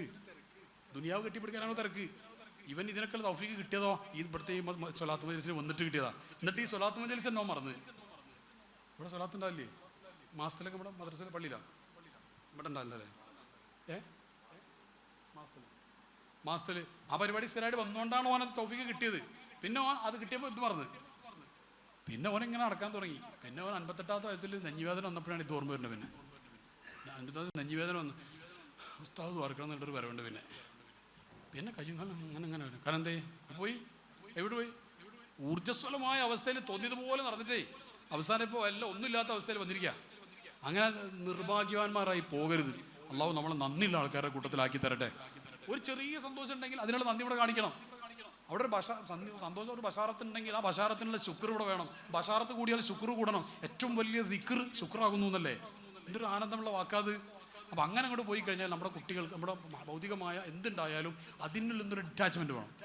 അതിലൊരു ഡിറ്റാച്ച്മെന്റ് വേണം. അത് തന്ന റബ്ബുമായിട്ട് അറ്റാച്ച്മെന്റ് വേണം. അല്ലാഹു നമുക്ക് തൗഫീഖ് ചെയ്യട്ടെ. ഞാൻ അവസാനിപ്പിക്കുകയാണ്. കുട്ടികൾക്ക് മുത്ത റസൂലുള്ളാഹിനെ കുറിച്ച് പഠിപ്പിച്ചു കൊടുക്കണം സല്ലല്ലാഹു അലൈഹി വസല്ലം. ഇല്ലെങ്കിൽ അപകടം കൂടെ ഒരു വാക്കിൽ ഞാൻ പറയട്ടെ, ഇല്ലെങ്കിൽ അവർ മെസ്സിൻ്റെ ഫാനാവും, ഇല്ലെങ്കിൽ അവർ മറ്റതിൻ്റെ ഫാനാവും. മയക്കുമരുന്നിൻ്റെ കാര്യം ഞാൻ പറഞ്ഞു. മയക്കുമരുന്ന് 13 വയസ്സ് മുതൽ ഇന്ന് മയക്കുമരുന്ന് കുട്ടികളിൽ നമ്മൾ കാണുകയാണ്. 13 വയസ്സ് മുതൽ. എന്തൊരു ഗൗരവമാണത്. ഒറ്റ കഥ കൊണ്ട് ഞാൻ നീട്ടി പറയുന്നില്ല, ഉസ്താദ് എത്തിയിട്ടുണ്ട്. ഒറ്റ വാക്കുകൂടെ പറയട്ടെ. ഇതിൻ്റെ കുട്ടികളും കൂടെ മനസ്സിലാക്കാനുള്ള പ്രധാനപ്പെട്ട ഒരു പോയിന്റ് അത്. എൻ്റെ അടുത്തൊരു ചങ്ങായിനെ കൊണ്ടുവന്നു. ഒരുപാട് കേസ് വന്നല്ലേ, അപ്പം എനിക്ക് സ്ട്രൈക്കായ ഒരു കേസാണ്. ഒരു ചെക്കനെ കൊണ്ടുവന്നു. അവന് സ്കൂളിൽ നിന്ന് ഓട്ട മത്സരത്തിലൊക്കെ പങ്കെടുക്കുന്ന ചങ്ങായി 14 വയസ്സാണ്. അപ്പോൾ ഇവന് ഓട്ട മത്സരത്തിൽ പങ്കെടുത്തപ്പോൾ ഓൻ്റെ ടീമിൽ തന്നെ, ടീം പറഞ്ഞാൽ ഇങ്ങനെ green house, blue house, red house ഒക്കെ ആകും സ്കൂളിൽ. അപ്പോൾ ഓൻ്റെ ഗ്രീൻ ഹൗസ് റെഡ് ഹൗസിലുള്ള ഒരു ചങ്ങാതി ഓന് ഫസ്റ്റ് കിട്ടാൻ വേണ്ടി ഓട്ടത്തിൻ്റെ മുമ്പ് ഉപയോഗിക്കാൻ വേണ്ടി ഒരു സാധനം കൊടുത്തു. ഇതെന്താണെന്ന് പറഞ്ഞാൽ അറിയില്ല. നമ്മൾ ഈ ഗ്ലൂക്കോസും പൊടിയൊക്കെ ഉപയോഗിക്കുന്നത് പോലെ അവനെ ഉപയോഗിച്ചത്. അപ്പോൾ ഇവന് കഴിച്ചപ്പോൾ ഓടാൻ നല്ല ഉഷാർ കിട്ടി. പിന്നെ അടുത്ത ഓട്ടം അതിലും കൊടുത്തു. പിന്നെ സബ് ജില്ലയിലേക്ക് പോയി അപ്പോഴും കൊടുത്തു, ജില്ലയിലേക്ക് പോയി അപ്പോഴും കൊടുത്തു, ജില്ല വരെ പോയി അവനെ. എന്നിട്ട് പിന്നീട് ഈ ഓട്ട മത്സരം എല്ലാം കഴിഞ്ഞിട്ട് അത് കിട്ടാതെ അവന് നിൽക്കാൻ കഴിയുന്നില്ല. അപ്പോഴാണത് കൺസൾട്ടിങ്ങിന് വന്നത്. സംഭവം എന്താണ്? മയക്കുമരുന്ന് കൊടുത്താണ്. ഈ കൊടുത്തത് 10ാം ക്ലാസ്സിലെ കുട്ടിയാണ്. ഓനും അറിയില്ല അതെന്തോ മയക്കുമരുന്നാണെന്ന്. ഞാൻ എന്താ പറയാൻ കാരണം, രക്ഷിതാക്കൾ പ്രത്യേകം ശ്രദ്ധിക്കേണ്ട വിഷയം എന്താണെന്നറിയോ? പണ്ടത്തെ പോലെയല്ല, മയക്കുമരുന്ന് എന്നുള്ള പേരിൽ അല്ല ഈ സാധനം ഇപ്പോൾ വരുന്നത്. ഇപ്പോൾ വരുന്നത് energiser, memory booster, stamina booster എന്നൊക്കെ പറഞ്ഞിട്ടാണ് ഈ സാധനങ്ങൾ വരുന്നത്. അപ്പോൾ പരീക്ഷയ്ക്ക് നല്ല മെമ്മറി കിട്ടാൻ വേണ്ടി ഇത് ഉപയോഗിച്ചാൽ മതി എന്താ പറയുക, എനർജൈസർ. ഈ പേരിടും കുട്ടികൾക്കും തോന്നാതെ ശരി തന്നെയെല്ലാം തോന്നുക. അപ്പോൾ പിന്നെ ഇത് ലിക്വിഡായിട്ട് വരുന്നുണ്ട്, ദ്രാവക രൂപത്തിൽ വരുന്നുണ്ട്, ഖരരൂപത്തിൽ വരുന്നുണ്ട്, സ്മെല്ല് ചെയ്യുന്ന സാധനം വരുന്നുണ്ട്, ഉരുക്കിയിട്ട് സ്മെല്ല് ചെയ്യുന്ന സാധനം വരുന്നുണ്ട്, പിന്നെ ഇഞ്ചക്ഷൻ വരുന്നുണ്ട്, ടാബ്ലറ്റ് വരുന്നുണ്ട്, പിൽസ് വരുന്നുണ്ട്, പിന്നെ ഐസ്ക്രീം. അത് പറയേണ്ടതല്ലത്. 2 സ്ഥലത്ത് കേരളത്തിൽ പിടിച്ചു ഐസ്ക്രീം. എന്താ, ഒരു സ്ഥലത്ത് ഐസ്ക്രീം നല്ല കച്ചവടം. അപ്പോൾ ലാസ്റ്റ് ഒന്ന് പരിശോധന നോക്കിയപ്പോൾ അതിൽ ചെറിയ കണ്ടന്റ് ഉണ്ട്. 50-100 രൂപ കൊടുത്ത് കുട്ടികൾ ക്യൂന്ന് ഐസ്ക്രീം പിന്നെയും വാങ്ങി കഴിയുക. അപ്പോൾ നോക്കുമ്പോൾ ചെറിയ കണ്ടന്റ് അതിലുണ്ട്. ഇപ്പോൾ കഞ്ചാവൊന്നുമല്ല, കഞ്ചാവ് അടിക്കുന്നവനൊക്കെ നീയൊക്കെ എന്താ എടാ, ആൺകുട്ടിയാണെങ്കിൽ MDMA അടിച്ചോണ്ട് വാടാ എന്ന് പറയുന്ന കൂട്ടത്തിലാണ്. MDMA 13 വയസ്സുള്ള കുട്ടികൾക്ക് ഇവിടെ മൊത്തം അവൈലബിൾ MDMA. എത്ര വീഡിയോസ് എൻ്റെ ലാപ്ടോപ്പിൽ, ഒരുപാട് വീഡിയോസ് ഉണ്ട് അടുത്ത കാലത്ത് നടന്ന അത്രമാത്രം. നമ്മളിങ്ങനെ സാധനം ഇങ്ങനെ സെറ്റപ്പിൽ കൊണ്ടുവരും ഇവിടെ. അപ്പോൾ എന്താ പറഞ്ഞെന്നറിയോ? ഒന്ന് ശ്രദ്ധിക്കണം മക്കൾ എടുക്കാൻ പോകുന്നത്. എൻ്റെ അടുത്ത് മക്കൾ അവിശ്വസിക്കണം എന്നല്ല, പക്ഷേ അവിടെ മക്കൾ ഇപ്പോൾ ഒരു കാരണവശാലും ഇപ്പോഴത്തെ കാലത്ത് പുതിയ കാലത്ത് വല്ലാതെ ഞാൻ കാണുന്നൊരു വിഷയം, ഇവിടെ ഈ ഫുട്ബോൾ ടർഫുകൾ ഉണ്ടോയെന്ന് എനിക്കറിയില്ല. ഉണ്ടെങ്കിൽ അതിനെ കേന്ദ്രീകരിച്ചുകൊണ്ട് എല്ലാ നാട്ടിലുള്ളതിനെ കുറിച്ച് എനിക്ക് നാട്ടിനെ കുറിച്ച് ഒരു ഐഡിയ ഇല്ല. പക്ഷേ ഞാൻ പറയുകയാണ്, ചില കേസ് ഞാൻ കണ്ടു ഫുട്ബോൾ ടർഫുകൾ കേന്ദ്രീകരിച്ച്. എൻ്റെ നാട്ടിലെ CI എന്നോട് ഒരു കേസിൽ ഞാൻ ഇടപെട്ടപ്പോൾ കൊണ്ടോട്ടിയിലെ CI പോലീസ് ഉദ്യോഗസ്ഥൻ എന്നോട് പറഞ്ഞു, ഈ ടർഫ് കേന്ദ്രീകരിച്ച് ഇത് നടക്കുന്നുണ്ട്, മയക്കുമരുന്ന് വല്ലാതെ നടക്കുന്നുണ്ട്. എന്നിട്ട് എന്നോട് പറഞ്ഞു, നിങ്ങളുടെ ക്ലാസ്സിൽ നിങ്ങളെ വിഷയം പറഞ്ഞു, കുറേ കേസ് ഇവിടെ ഉണ്ട് എന്നോട് പറഞ്ഞു. ടർഫുകൾ എല്ലാ ടർഫിലും ഉണ്ടെന്നല്ല പറയുന്നത്. പക്ഷെ ഒരു കാര്യം ഞാൻ ഉറപ്പിച്ച് പറഞ്ഞുതരാം, മഗ്‌രിബിൻ്റെ ശേഷം കുട്ടികൾ പുറത്തു പോകുന്നത് ശരിയല്ല. അതിന് ഒരു ന്യായീകരണവുമില്ല. പള്ളിയിൽ പോയിക്കോട്ടെ, മദ്രസയിലെ പള്ളിയിലെ പരിപാടിക്ക് വന്നോട്ടെ, അല്ലെങ്കിൽ അത്യാവശ്യമുള്ള വല്ല നല്ല ഹൈറായ കുടുംബത്തിലെ പരിപാടികളോ മറ്റൊന്നുകൊണ്ടോ പോയിക്കോട്ടെ. അല്ലാതെ കുട്ടികൾ ബസ് സ്റ്റോപ്പ് കമ്മിറ്റി ഇല്ലേ, അത് യുവാക്കളടക്കം ഞാൻ പറയുന്നത്. രാത്രി സമയം എന്ന് പറഞ്ഞാൽ വലിയ ലൈറ്റ് ഇട്ട് കത്തിച്ച് ചാടി കളിക്കേണ്ടതല്ല. ലൈറ്റൊക്കെ ഓഫ് ചെയ്ത് കബറിലെ ഇരുട്ടിനെ കുറിച്ച് ആലോചിച്ചിട്ട് കരയണ്ണാനുള്ളത്. അതിന് വേണ്ടിയിട്ടാണ് അള്ളാഹു തആല രാത്രി ഇരുട്ട് തന്നത്. എന്നിട്ട് വലിയ ലൈറ്റ് അള്ളാഹിനെ തോൽപ്പിക്കുന്നത്. അള്ളാഹ് കാണുന്നില്ല അതൊക്കെ. എന്നിട്ട് ഇവർ ഓർമ്മ വരുന്നപ്പോഴാണ് മയ്യത്ത അല്ലെങ്കിൽ രോഗം വന്നിട്ട് ഓൻ എന്തോ മാരകമായ രോഗം ഡോക്ടർമാർ പറയുമ്പോഴാണ് ഓനും നാട്ടിലെ പള്ളി മദ്രസ ഈ ചെറുപ്പക്കാരൻ ഓർമ്മ വരുന്നത്. അപ്പോഴാ പള്ളി മദ്രസ അതിന് മുമ്പ് അവിടെ ഉണ്ടായിരുന്നു. ഓൻ അപ്പുറത്ത് കൂടെ അങ്ങനെ സ്പീഡിൽ ബൈക്ക് ഓടിച്ചിട്ട് ടർഫിലേക്ക് പോകുമ്പോഴും പള്ളി അവിടെ ഉണ്ടായിരുന്നു. ഓന് രോഗമാണല്ലേ, ആക്സിഡന്റ് ആയിട്ട് അങ്ങോട്ടോ എന്ന് പറയാൻ അവസ്ഥയിലാണ് ഓന് പിന്നെ പള്ളി ഓർമ്മ വരുന്നത്. അള്ളാഹു നമ്മളെ കാത്തിരക്ഷിക്കുമാറാവട്ടെ. അപ്പോൾ എന്തെങ്കിലും അബദ്ധം പറ്റിയിട്ട് മാത്രം ഇതെല്ലാം കൂടി ആലോചിക്കുന്ന ഒരു അവസ്ഥ നമുക്ക് ഉണ്ടാകരുത്. മയക്കുമരുന്ന് ചുറ്റും ഇഷ്ടം പോലെ ഉണ്ട്. അതുകൊണ്ട് എൻ്റെ ചെറുപ്പക്കാരായ ആൾക്കാരോട് കൂടെ ഞാൻ പറയണം, എന്തെങ്കിലും ഇത്തരത്തിലുള്ള ലക്ഷണങ്ങൾ കണ്ടാൽ അത് മറച്ചു വെക്കരുത്. പ്രത്യേകം ശ്രദ്ധിക്കണം. മറച്ചു വെച്ചാൽ വഷളാവേ ഉള്ളൂ. ഉടനെ കൺസൾട്ടിങ്ങിന് പോകണം. ചിലപ്പോൾ സൈക്കോളജിയിൽ നിൽക്കുന്നില്ലെങ്കിൽ സൈക്കാട്രിക് ട്രീറ്റ്മെൻറ്റ് വേണ്ടി വരും. ചിലപ്പോൾ അഡ്മിറ്റ് ചെയ്തുകൊണ്ട് അഡിക്ഷൻ വേണ്ടി അതിനൊക്കെ സംവിധാനങ്ങളുണ്ട്. അത് ഒരിക്കലും മറച്ചു വെക്കരുത്. പുറത്തറിഞ്ഞ പ്രശ്നമാകും. അതിൻ്റെ അകത്ത് പുറത്തിങ്ങനെ വാട്സപ്പിൽ വെക്കണമെന്നല്ല. അതിനുമായി ബന്ധപ്പെട്ട അപ്പോൾ ഇവിടെയുള്ള ഏതെങ്കിലും ഒരു ഉത്തരവാദിത്തപ്പെട്ട ആളോട് ചോദിക്കും, ഇതിന് ഇവിടെ പോകേണ്ടി, ആ ആളോട് ചോദിച്ചിട്ട് വേഗം കൊണ്ടു കിടക്കുക. മറച്ചു വെച്ചാൽ വഷളാവാൻ ചെയ്യുക. ഞാൻ ഒറ്റ വാക്കിൽ എൻ്റെ ലക്ഷണം കൂടി പറയാം. സ്ഥിരമായിട്ട് കണ്ണിനൊരു പ്രത്യേകമായ ഒരു അവസ്ഥ, ഇങ്ങനെ കണ്ണ് നിറഞ്ഞു നിൽക്കുന്നത് പോലെ കാണുക, കണ്ണിന് ഒരു പ്രത്യേകമായ ഒരു ക്ഷീണം പോലുള്ളത് കാണുക. അതേപോലെ തന്നെ കണ്ണിൻ്റെ താഴെ എപ്പോഴും തുടർച്ചയായിട്ട് കറുത്ത പാടുകൾ കാണുക. ഈ ആൾക്ക് തന്നെ എപ്പോഴും ഒരു ക്ഷീണം കാണുക. പ്രത്യേകിച്ച് രാവിലെ മുതൽ ഉച്ച വരെയുള്ള സമയത്ത് വല്ലാതെ ക്ഷീണം പോലെ കാണുക. സ്കൂളിൽ കോളേജിൽ അല്ലെങ്കിൽ ജോലിക്ക് പോകാൻ താല്പര്യമില്ലായ്മ കാണുക. കുടുംബത്തിൽ നടക്കുന്ന അല്ലെങ്കിൽ സമൂഹത്തിൽ നടക്കുന്ന കല്യാണ സൽക്കാരം ഇങ്ങനെയുള്ള പരിപാടിക്ക് പങ്കെടുക്കാൻ താല്പര്യമില്ലാതിരിക്കുക. ഭക്ഷണം കഴിക്കുന്നത് കുറയുക. അതേപോലെ ആ റൂമിൽ നിന്ന് സിഗരറ്റ് പോലെയുള്ള സാധനങ്ങളുടെ സ്മെല്ല് സ്ഥിരമായിട്ടുണ്ടാവുക. ടോയ്ലറ്റ് ബാത്റൂമിൽ കുറേ സമയം ചെലവഴിക്കുക. രാത്രി പലപ്പോഴും അതുപോലെ തന്നെ ഒറ്റക്ക് വാതിൽ അടച്ച് കുറ്റിയിട്ടിട്ട് അതിനുള്ളിൽ സമയം ചെലവഴിക്കാൻ വേണ്ടി പ്രത്യേക താല്പര്യം ഉണ്ടാവുക. രാത്രി ലേറ്റായിട്ട് ഉറങ്ങുക. ഇങ്ങനെയുള്ള ലക്ഷണങ്ങൾ തുടർച്ചയായിട്ട് കണ്ടാൽ സംശയിക്കണം. ഉറപ്പിക്കണം എന്നല്ല പറഞ്ഞ് സംശയിക്കണം. എന്നിട്ട് ഒരു ആവശ്യമെങ്കിൽ ഒരു കൺസൾട്ടൻറ്റ്, ചിലപ്പോൾ ഈ നാട്ടിൽ തന്നെയുള്ള ഒരു ഇപ്പോൾ നേരത്തെ നമ്മളെ കണ്ട ഒരു പ്രിൻസിപ്പൽ സാറല്ലേ, ഇങ്ങനെയുള്ള ഒരു സാറിൻ്റെ അല്ലെങ്കിൽ അതിൽ ക്വാളിറ്റിയിൽ ആ ഒരു ക്വാളിറ്റി കുറച്ചും കൂടെ ഒക്കെ ഉള്ള ഉസ്താദന്മാരുണ്ടെങ്കിൽ അവർ ഒന്ന് സംസാരിക്കുക. ചിലപ്പോൾ ആ സംസാരത്തിൽ ചിലപ്പോൾ ക്ലിയർ ആയേക്കാം. ഇല്ലെങ്കിൽ അവരുടെ നിർദ്ദേശപ്രകാരം തിരൂരല്ല, ഇവിടുത്തെ തൊട്ടടുത്ത തിരൂരാണ് അല്ല, വലിയ ടൗണ് തിരൂരൊക്കെ ഇഷ്ടംപോലെ ആൾക്കാരുണ്ടോ കൺസൾട്ട് ചെയ്യുന്ന ആൾക്കാർ, അവിടെ പോവുക. എന്നിട്ട് അതിന് ഇഷ്ടംപോലെ സെൻറ്റർ, തിരൂരൊക്കെ പല സെൻറ്ററുകളുണ്ട്. അങ്ങനെ ചില അവഗണിക്കാൻ പാടില്ല. അതുകൊണ്ടാണ് പറയുന്നത്, ചെറുതാണ് വലുതാവുക. ചെറിയ സാധനങ്ങളുണ്ട്. ഇപ്പം എൻ്റെ അടുത്ത് നിന്ന് കഴിഞ്ഞ ദിവസം ഒരു കുട്ടി വന്നു. ആ കുട്ടി വന്നിട്ട് ആ കുട്ടീൻ്റെ അടുത്ത് 3 സാധനം ഞാൻ പിടിച്ചു പറഞ്ഞാൽ ഞാൻ പിടിച്ചു പറിച്ചതല്ല. ആ സംസാരത്തിൽ ആ കുട്ടീനെ ഓരോന്നായിട്ട് ടേബിളിലിട്ടു. സാറേ ഇത് പ്രശ്നമാണോ സാറേ? അപ്പോൾ എന്താണ് ഇത്? മറ്റേതാണ് പാൻപരാഗിൻ്റെ ലേറ്റസ്റ്റ് വേർഷനാണ് കൊണ്ടുവന്നത്. ഞാൻ പറഞ്ഞു, ഞാൻ അമ്മ തന്നെ കാണിച്ചു കൊടുത്ത്, ഇത് വായിക്കും മോനെന്ന് പറഞ്ഞു. അപ്പോൾ അവന് മനസ്സിലായി. എത്ര വയസ്സെന്ന് അറിയാമെങ്കിൽ 13 വയസ്സാ ചെക്കന്. ഇത് വേറെ സാധനം കൊണ്ടുവന്ന്, എൻ്റെ പേരെങ്കിൽ പറയാമെങ്കിൽ മടിയുണ്ട്. വേറെ സാധനം ലിപ്പിൻ്റെ താഴെ വെക്കുന്ന വേറെ സാധനം, ഒരു തണുപ്പൊക്കെയുള്ള പേര്. എന്തെങ്കിലും പരിചയമില്ലൊക്കെ പേര് ഇപ്പോൾ മനസ്സിലായിരുന്നു. അത്രേ പറയാനായിട്ടുള്ള ആണോ റവി ഇരിക്കുന്നുണ്ട്. അപ്പോൾ ആ സാധനം ഇത് ഞാനൊരു എൻ്റെ അടുത്ത് കൺസൾട്ടിങ് വന്നപ്പോൾ ഈ സാധനം വെറുതെ എടുത്തിട്ട് ഒരു കൗതുകത്തിന് വേണ്ടി ഞാൻ വെറുതെ സ്മെല്ല് ചെയ്ത് നോക്കി. ഞാനിങ്ങനെ പിടിച്ചു, അങ്ങനെ ആകുന്നുണ്ട് ഈ സാധനം. ഞാൻ ഒരു ചെറുപ്പക്കാരനോട് പോകുമ്പോൾ അത് സാറേ പേടിക്കണ്ട, കുറച്ച് കഴിയുമ്പോൾ ശരിയാവും പറഞ്ഞു. ഞാൻ വിചാരിച്ചു ഓൻ വിചാരിച്ചു ഞാൻ സങ്കടം കൊണ്ട് പറഞ്ഞു പേടിക്കണ്ട, ഫസ്റ്റ് ഞാനും ഇങ്ങനെ തന്നെ. അപ്പോൾ ഞാൻ അവസാനിപ്പിക്കാൻ കുറേ സമയമായിട്ടുണ്ട്. അവസാനല്ല ഏതായാലും ഈ നാട്ടുകാർ നല്ല നാട്ടുകാർ, നമുക്ക് എത്ര സമയം ഇങ്ങനെ കേട്ടിരിക്കാൻ തുടങ്ങിയിട്ട് ഇതിന് ഒരു ക്ഷമ ഉണ്ടേ. പറഞ്ഞൊക്കെ നല്ല കാര്യങ്ങൾ ഇതൊക്കെ ചെയ്യുക. അപ്പോൾ നമ്മുടെ വീട്ടിലൊരു സന്തോഷം ഉണ്ടാവും. മക്കളാണ് കേട് വന്നാലേ സന്തോഷം ഉണ്ടാവില്ല. ഭാര്യ തെറ്റിപ്പോയാലേ സന്തോഷം ഉണ്ടാവും. അതുകൊണ്ടല്ല ഇത് ഓരോന്നും പറഞ്ഞത്. ഒക്കെ ഉണ്ടായിട്ടും കാര്യമില്ല. ബശാറത്ത് ബഷീറിൽ നിന്ന് കിട്ടണം. അത് മുത്ത് റസൂലാണ് സ്വല്ലല്ലാഹു അലൈഹി വസല്ലം. യാ ബഷീറു യാ നദീറു. ബഷീർ പറഞ്ഞാൽ അയിലിൽ മുഅ്മിനീൻ, മറ്റത് നദീർ പറഞ്ഞാൽ അയിലിൽ കാഫിരീൻ. അതിൻ്റെ തഫ്സീറിൽ പറയുന്നുണ്ട്. അതുകൊണ്ട് അള്ളാഹിൻ്റെ ഹബീബായിട്ട് ബന്ധം വേണം സ്വല്ലല്ലാഹു അലൈഹി വസല്ലം. ഇല്ലെങ്കിൽ നമ്മൾ കുട്ടികൾ നേരത്തെ പറഞ്ഞ പോലെ മെസ്സിൻ്റെ ഫാനായ പ്രശ്നം ഉണ്ടോ എന്ന് വെച്ച് കഴിഞ്ഞാൽ മെസ്സി ഷഫാത്തൊക്കെ ചെയ്യുന്നുണ്ടെങ്കിൽ കുഴപ്പമില്ല, ഇല്ലെങ്കിൽ കുഴപ്പമാണ്. ഷഫാത്തുൽ മെസ്സി ഉണ്ടോ? ഷഫാത്തുൽ റൊണാൾഡോ ഉണ്ടോ? അപ്പോൾ അതൊക്കെ ഉണ്ടെങ്കിൽ തരക്കേടില്ലേ. ഇത് ഇടങ്ങാറാണ് എന്ന് വെച്ചാൽ കുട്ടികൾ അതിലേക്കാണ് ലയിച്ചു പോകണം. അപ്പോൾ ഇൻഷാ അല്ലാഹ് ആ വിഷയത്തിലൊക്കെ നമുക്കൊരു മാറ്റം വരണം. കുട്ടികൾക്ക് മാതാപിതാക്കൾ എപ്പോഴും അള്ളാഹിൻ്റെ ഹബീബായ സ്വല്ലല്ലാഹു അലൈഹി വസല്ലമയെ കുറിച്ച് പറഞ്ഞു കൊടുക്കണം. ചെറിയ കുട്ടികളില്ലേ, ആ കുട്ടികളെ നിങ്ങൾ മ്യൂസിക്കിൻ്റെ പാട്ടുകൾ കേൾപ്പിക്കരുത്. കോമഡി സ്കിറ്റുകൾ മൊബൈൽ അത് നിങ്ങൾ കാണുന്ന നിർത്തണം. നമ്മൾ കാണുന്ന ആദ്യം നിർത്തണം. നമ്മളത് ഇങ്ങനെ കാണിട്ട് അവനോട് കണ്ടല്ലേ മോനെ ഞാൻ ഈ കാണുന്ന കോമഡി ഇല്ല ഇനി കാണരുത് കേട്ടോ എന്ന് പറഞ്ഞിട്ട് വല്ല കാര്യമുണ്ടോ? നമ്മൾ കാണുന്ന കാരണം എന്താ, ഇബാദത്തിൻ്റെ ലദത്ത് കിട്ടണമെങ്കിൽ ഇത്തരത്തിലുള്ള ലദത്ത് ഒഴിവാക്കണമെന്ന് ഖസാലി റഹ്മത്തുള്ളാഹി പറഞ്ഞിട്ടുണ്ട്. അതുകൊണ്ടാണ് പറയുന്നത്. അത് കുടുംബത്തിൽ ജീവിതത്തിൽ തമാശകൾ വേണം. ബാപ്പ ഉമ്മ മക്കൾ അല്ല. റസൂലുള്ളാഹി സ്വല്ലല്ലാഹു അലൈഹി വസല്ലം കാണ യക്ഫൗഫി അൽഹീന റസൂലുള്ളാഹി സ്വല്ലല്ലാഹു അലൈഹി വസല്ലം തമാശ നന്നായി പറയും. എന്തൊക്കെ തമാശ പറയാ. അലിയാരത്തങ്ങളായിട്ട് ഗുസ്തി പിടിച്ചില്ലേ റസൂലുള്ളാഹി? ആരെ മോളെ ഭർത്താവായിട്ട് ഗുസ്തി. അത് നമ്മുടെ നാട്ടിലും ഗുസ്തി ഉണ്ട്, പക്ഷെ ഒറിജിനലാണ്. നമ്മുടെ നാട്ടിൽ അമ്മച്ചങ്ങാക്കും വരേണ്ട തമ്മിൽ ഗുസ്തി ഉണ്ട്, പക്ഷെ അത് ഒറിജിനൽ ഗുസ്തിയാണ്. ഇത് മുത്തറസൂലും അലിയാരത്തങ്ങൾ ഗുസ്തി പിടിക്കുക. അവിടെ ആയിഷ ബീവി റസൂലുള്ളാഹിയുടെ ഓട്ട മത്സരം നടത്തുക. അവിടെ സാഹിർ ഇബ്നു ഹറാം റളിയല്ലാഹു അൻഹു എന്ന് പറഞ്ഞ സ്വഹാബിയുണ്ട്. ഈ സ്വഹാബി ഒരിക്കൽ ദൂരത്തുനിന്ന് വന്നിട്ട് ടൗണിൽ മദീനത്ത് ടൗണിൽ കച്ചവടം ചെയ്യുന്ന ആളാണ്, ഗ്രാമപ്രദേശത്ത് വെച്ചിട്ട്.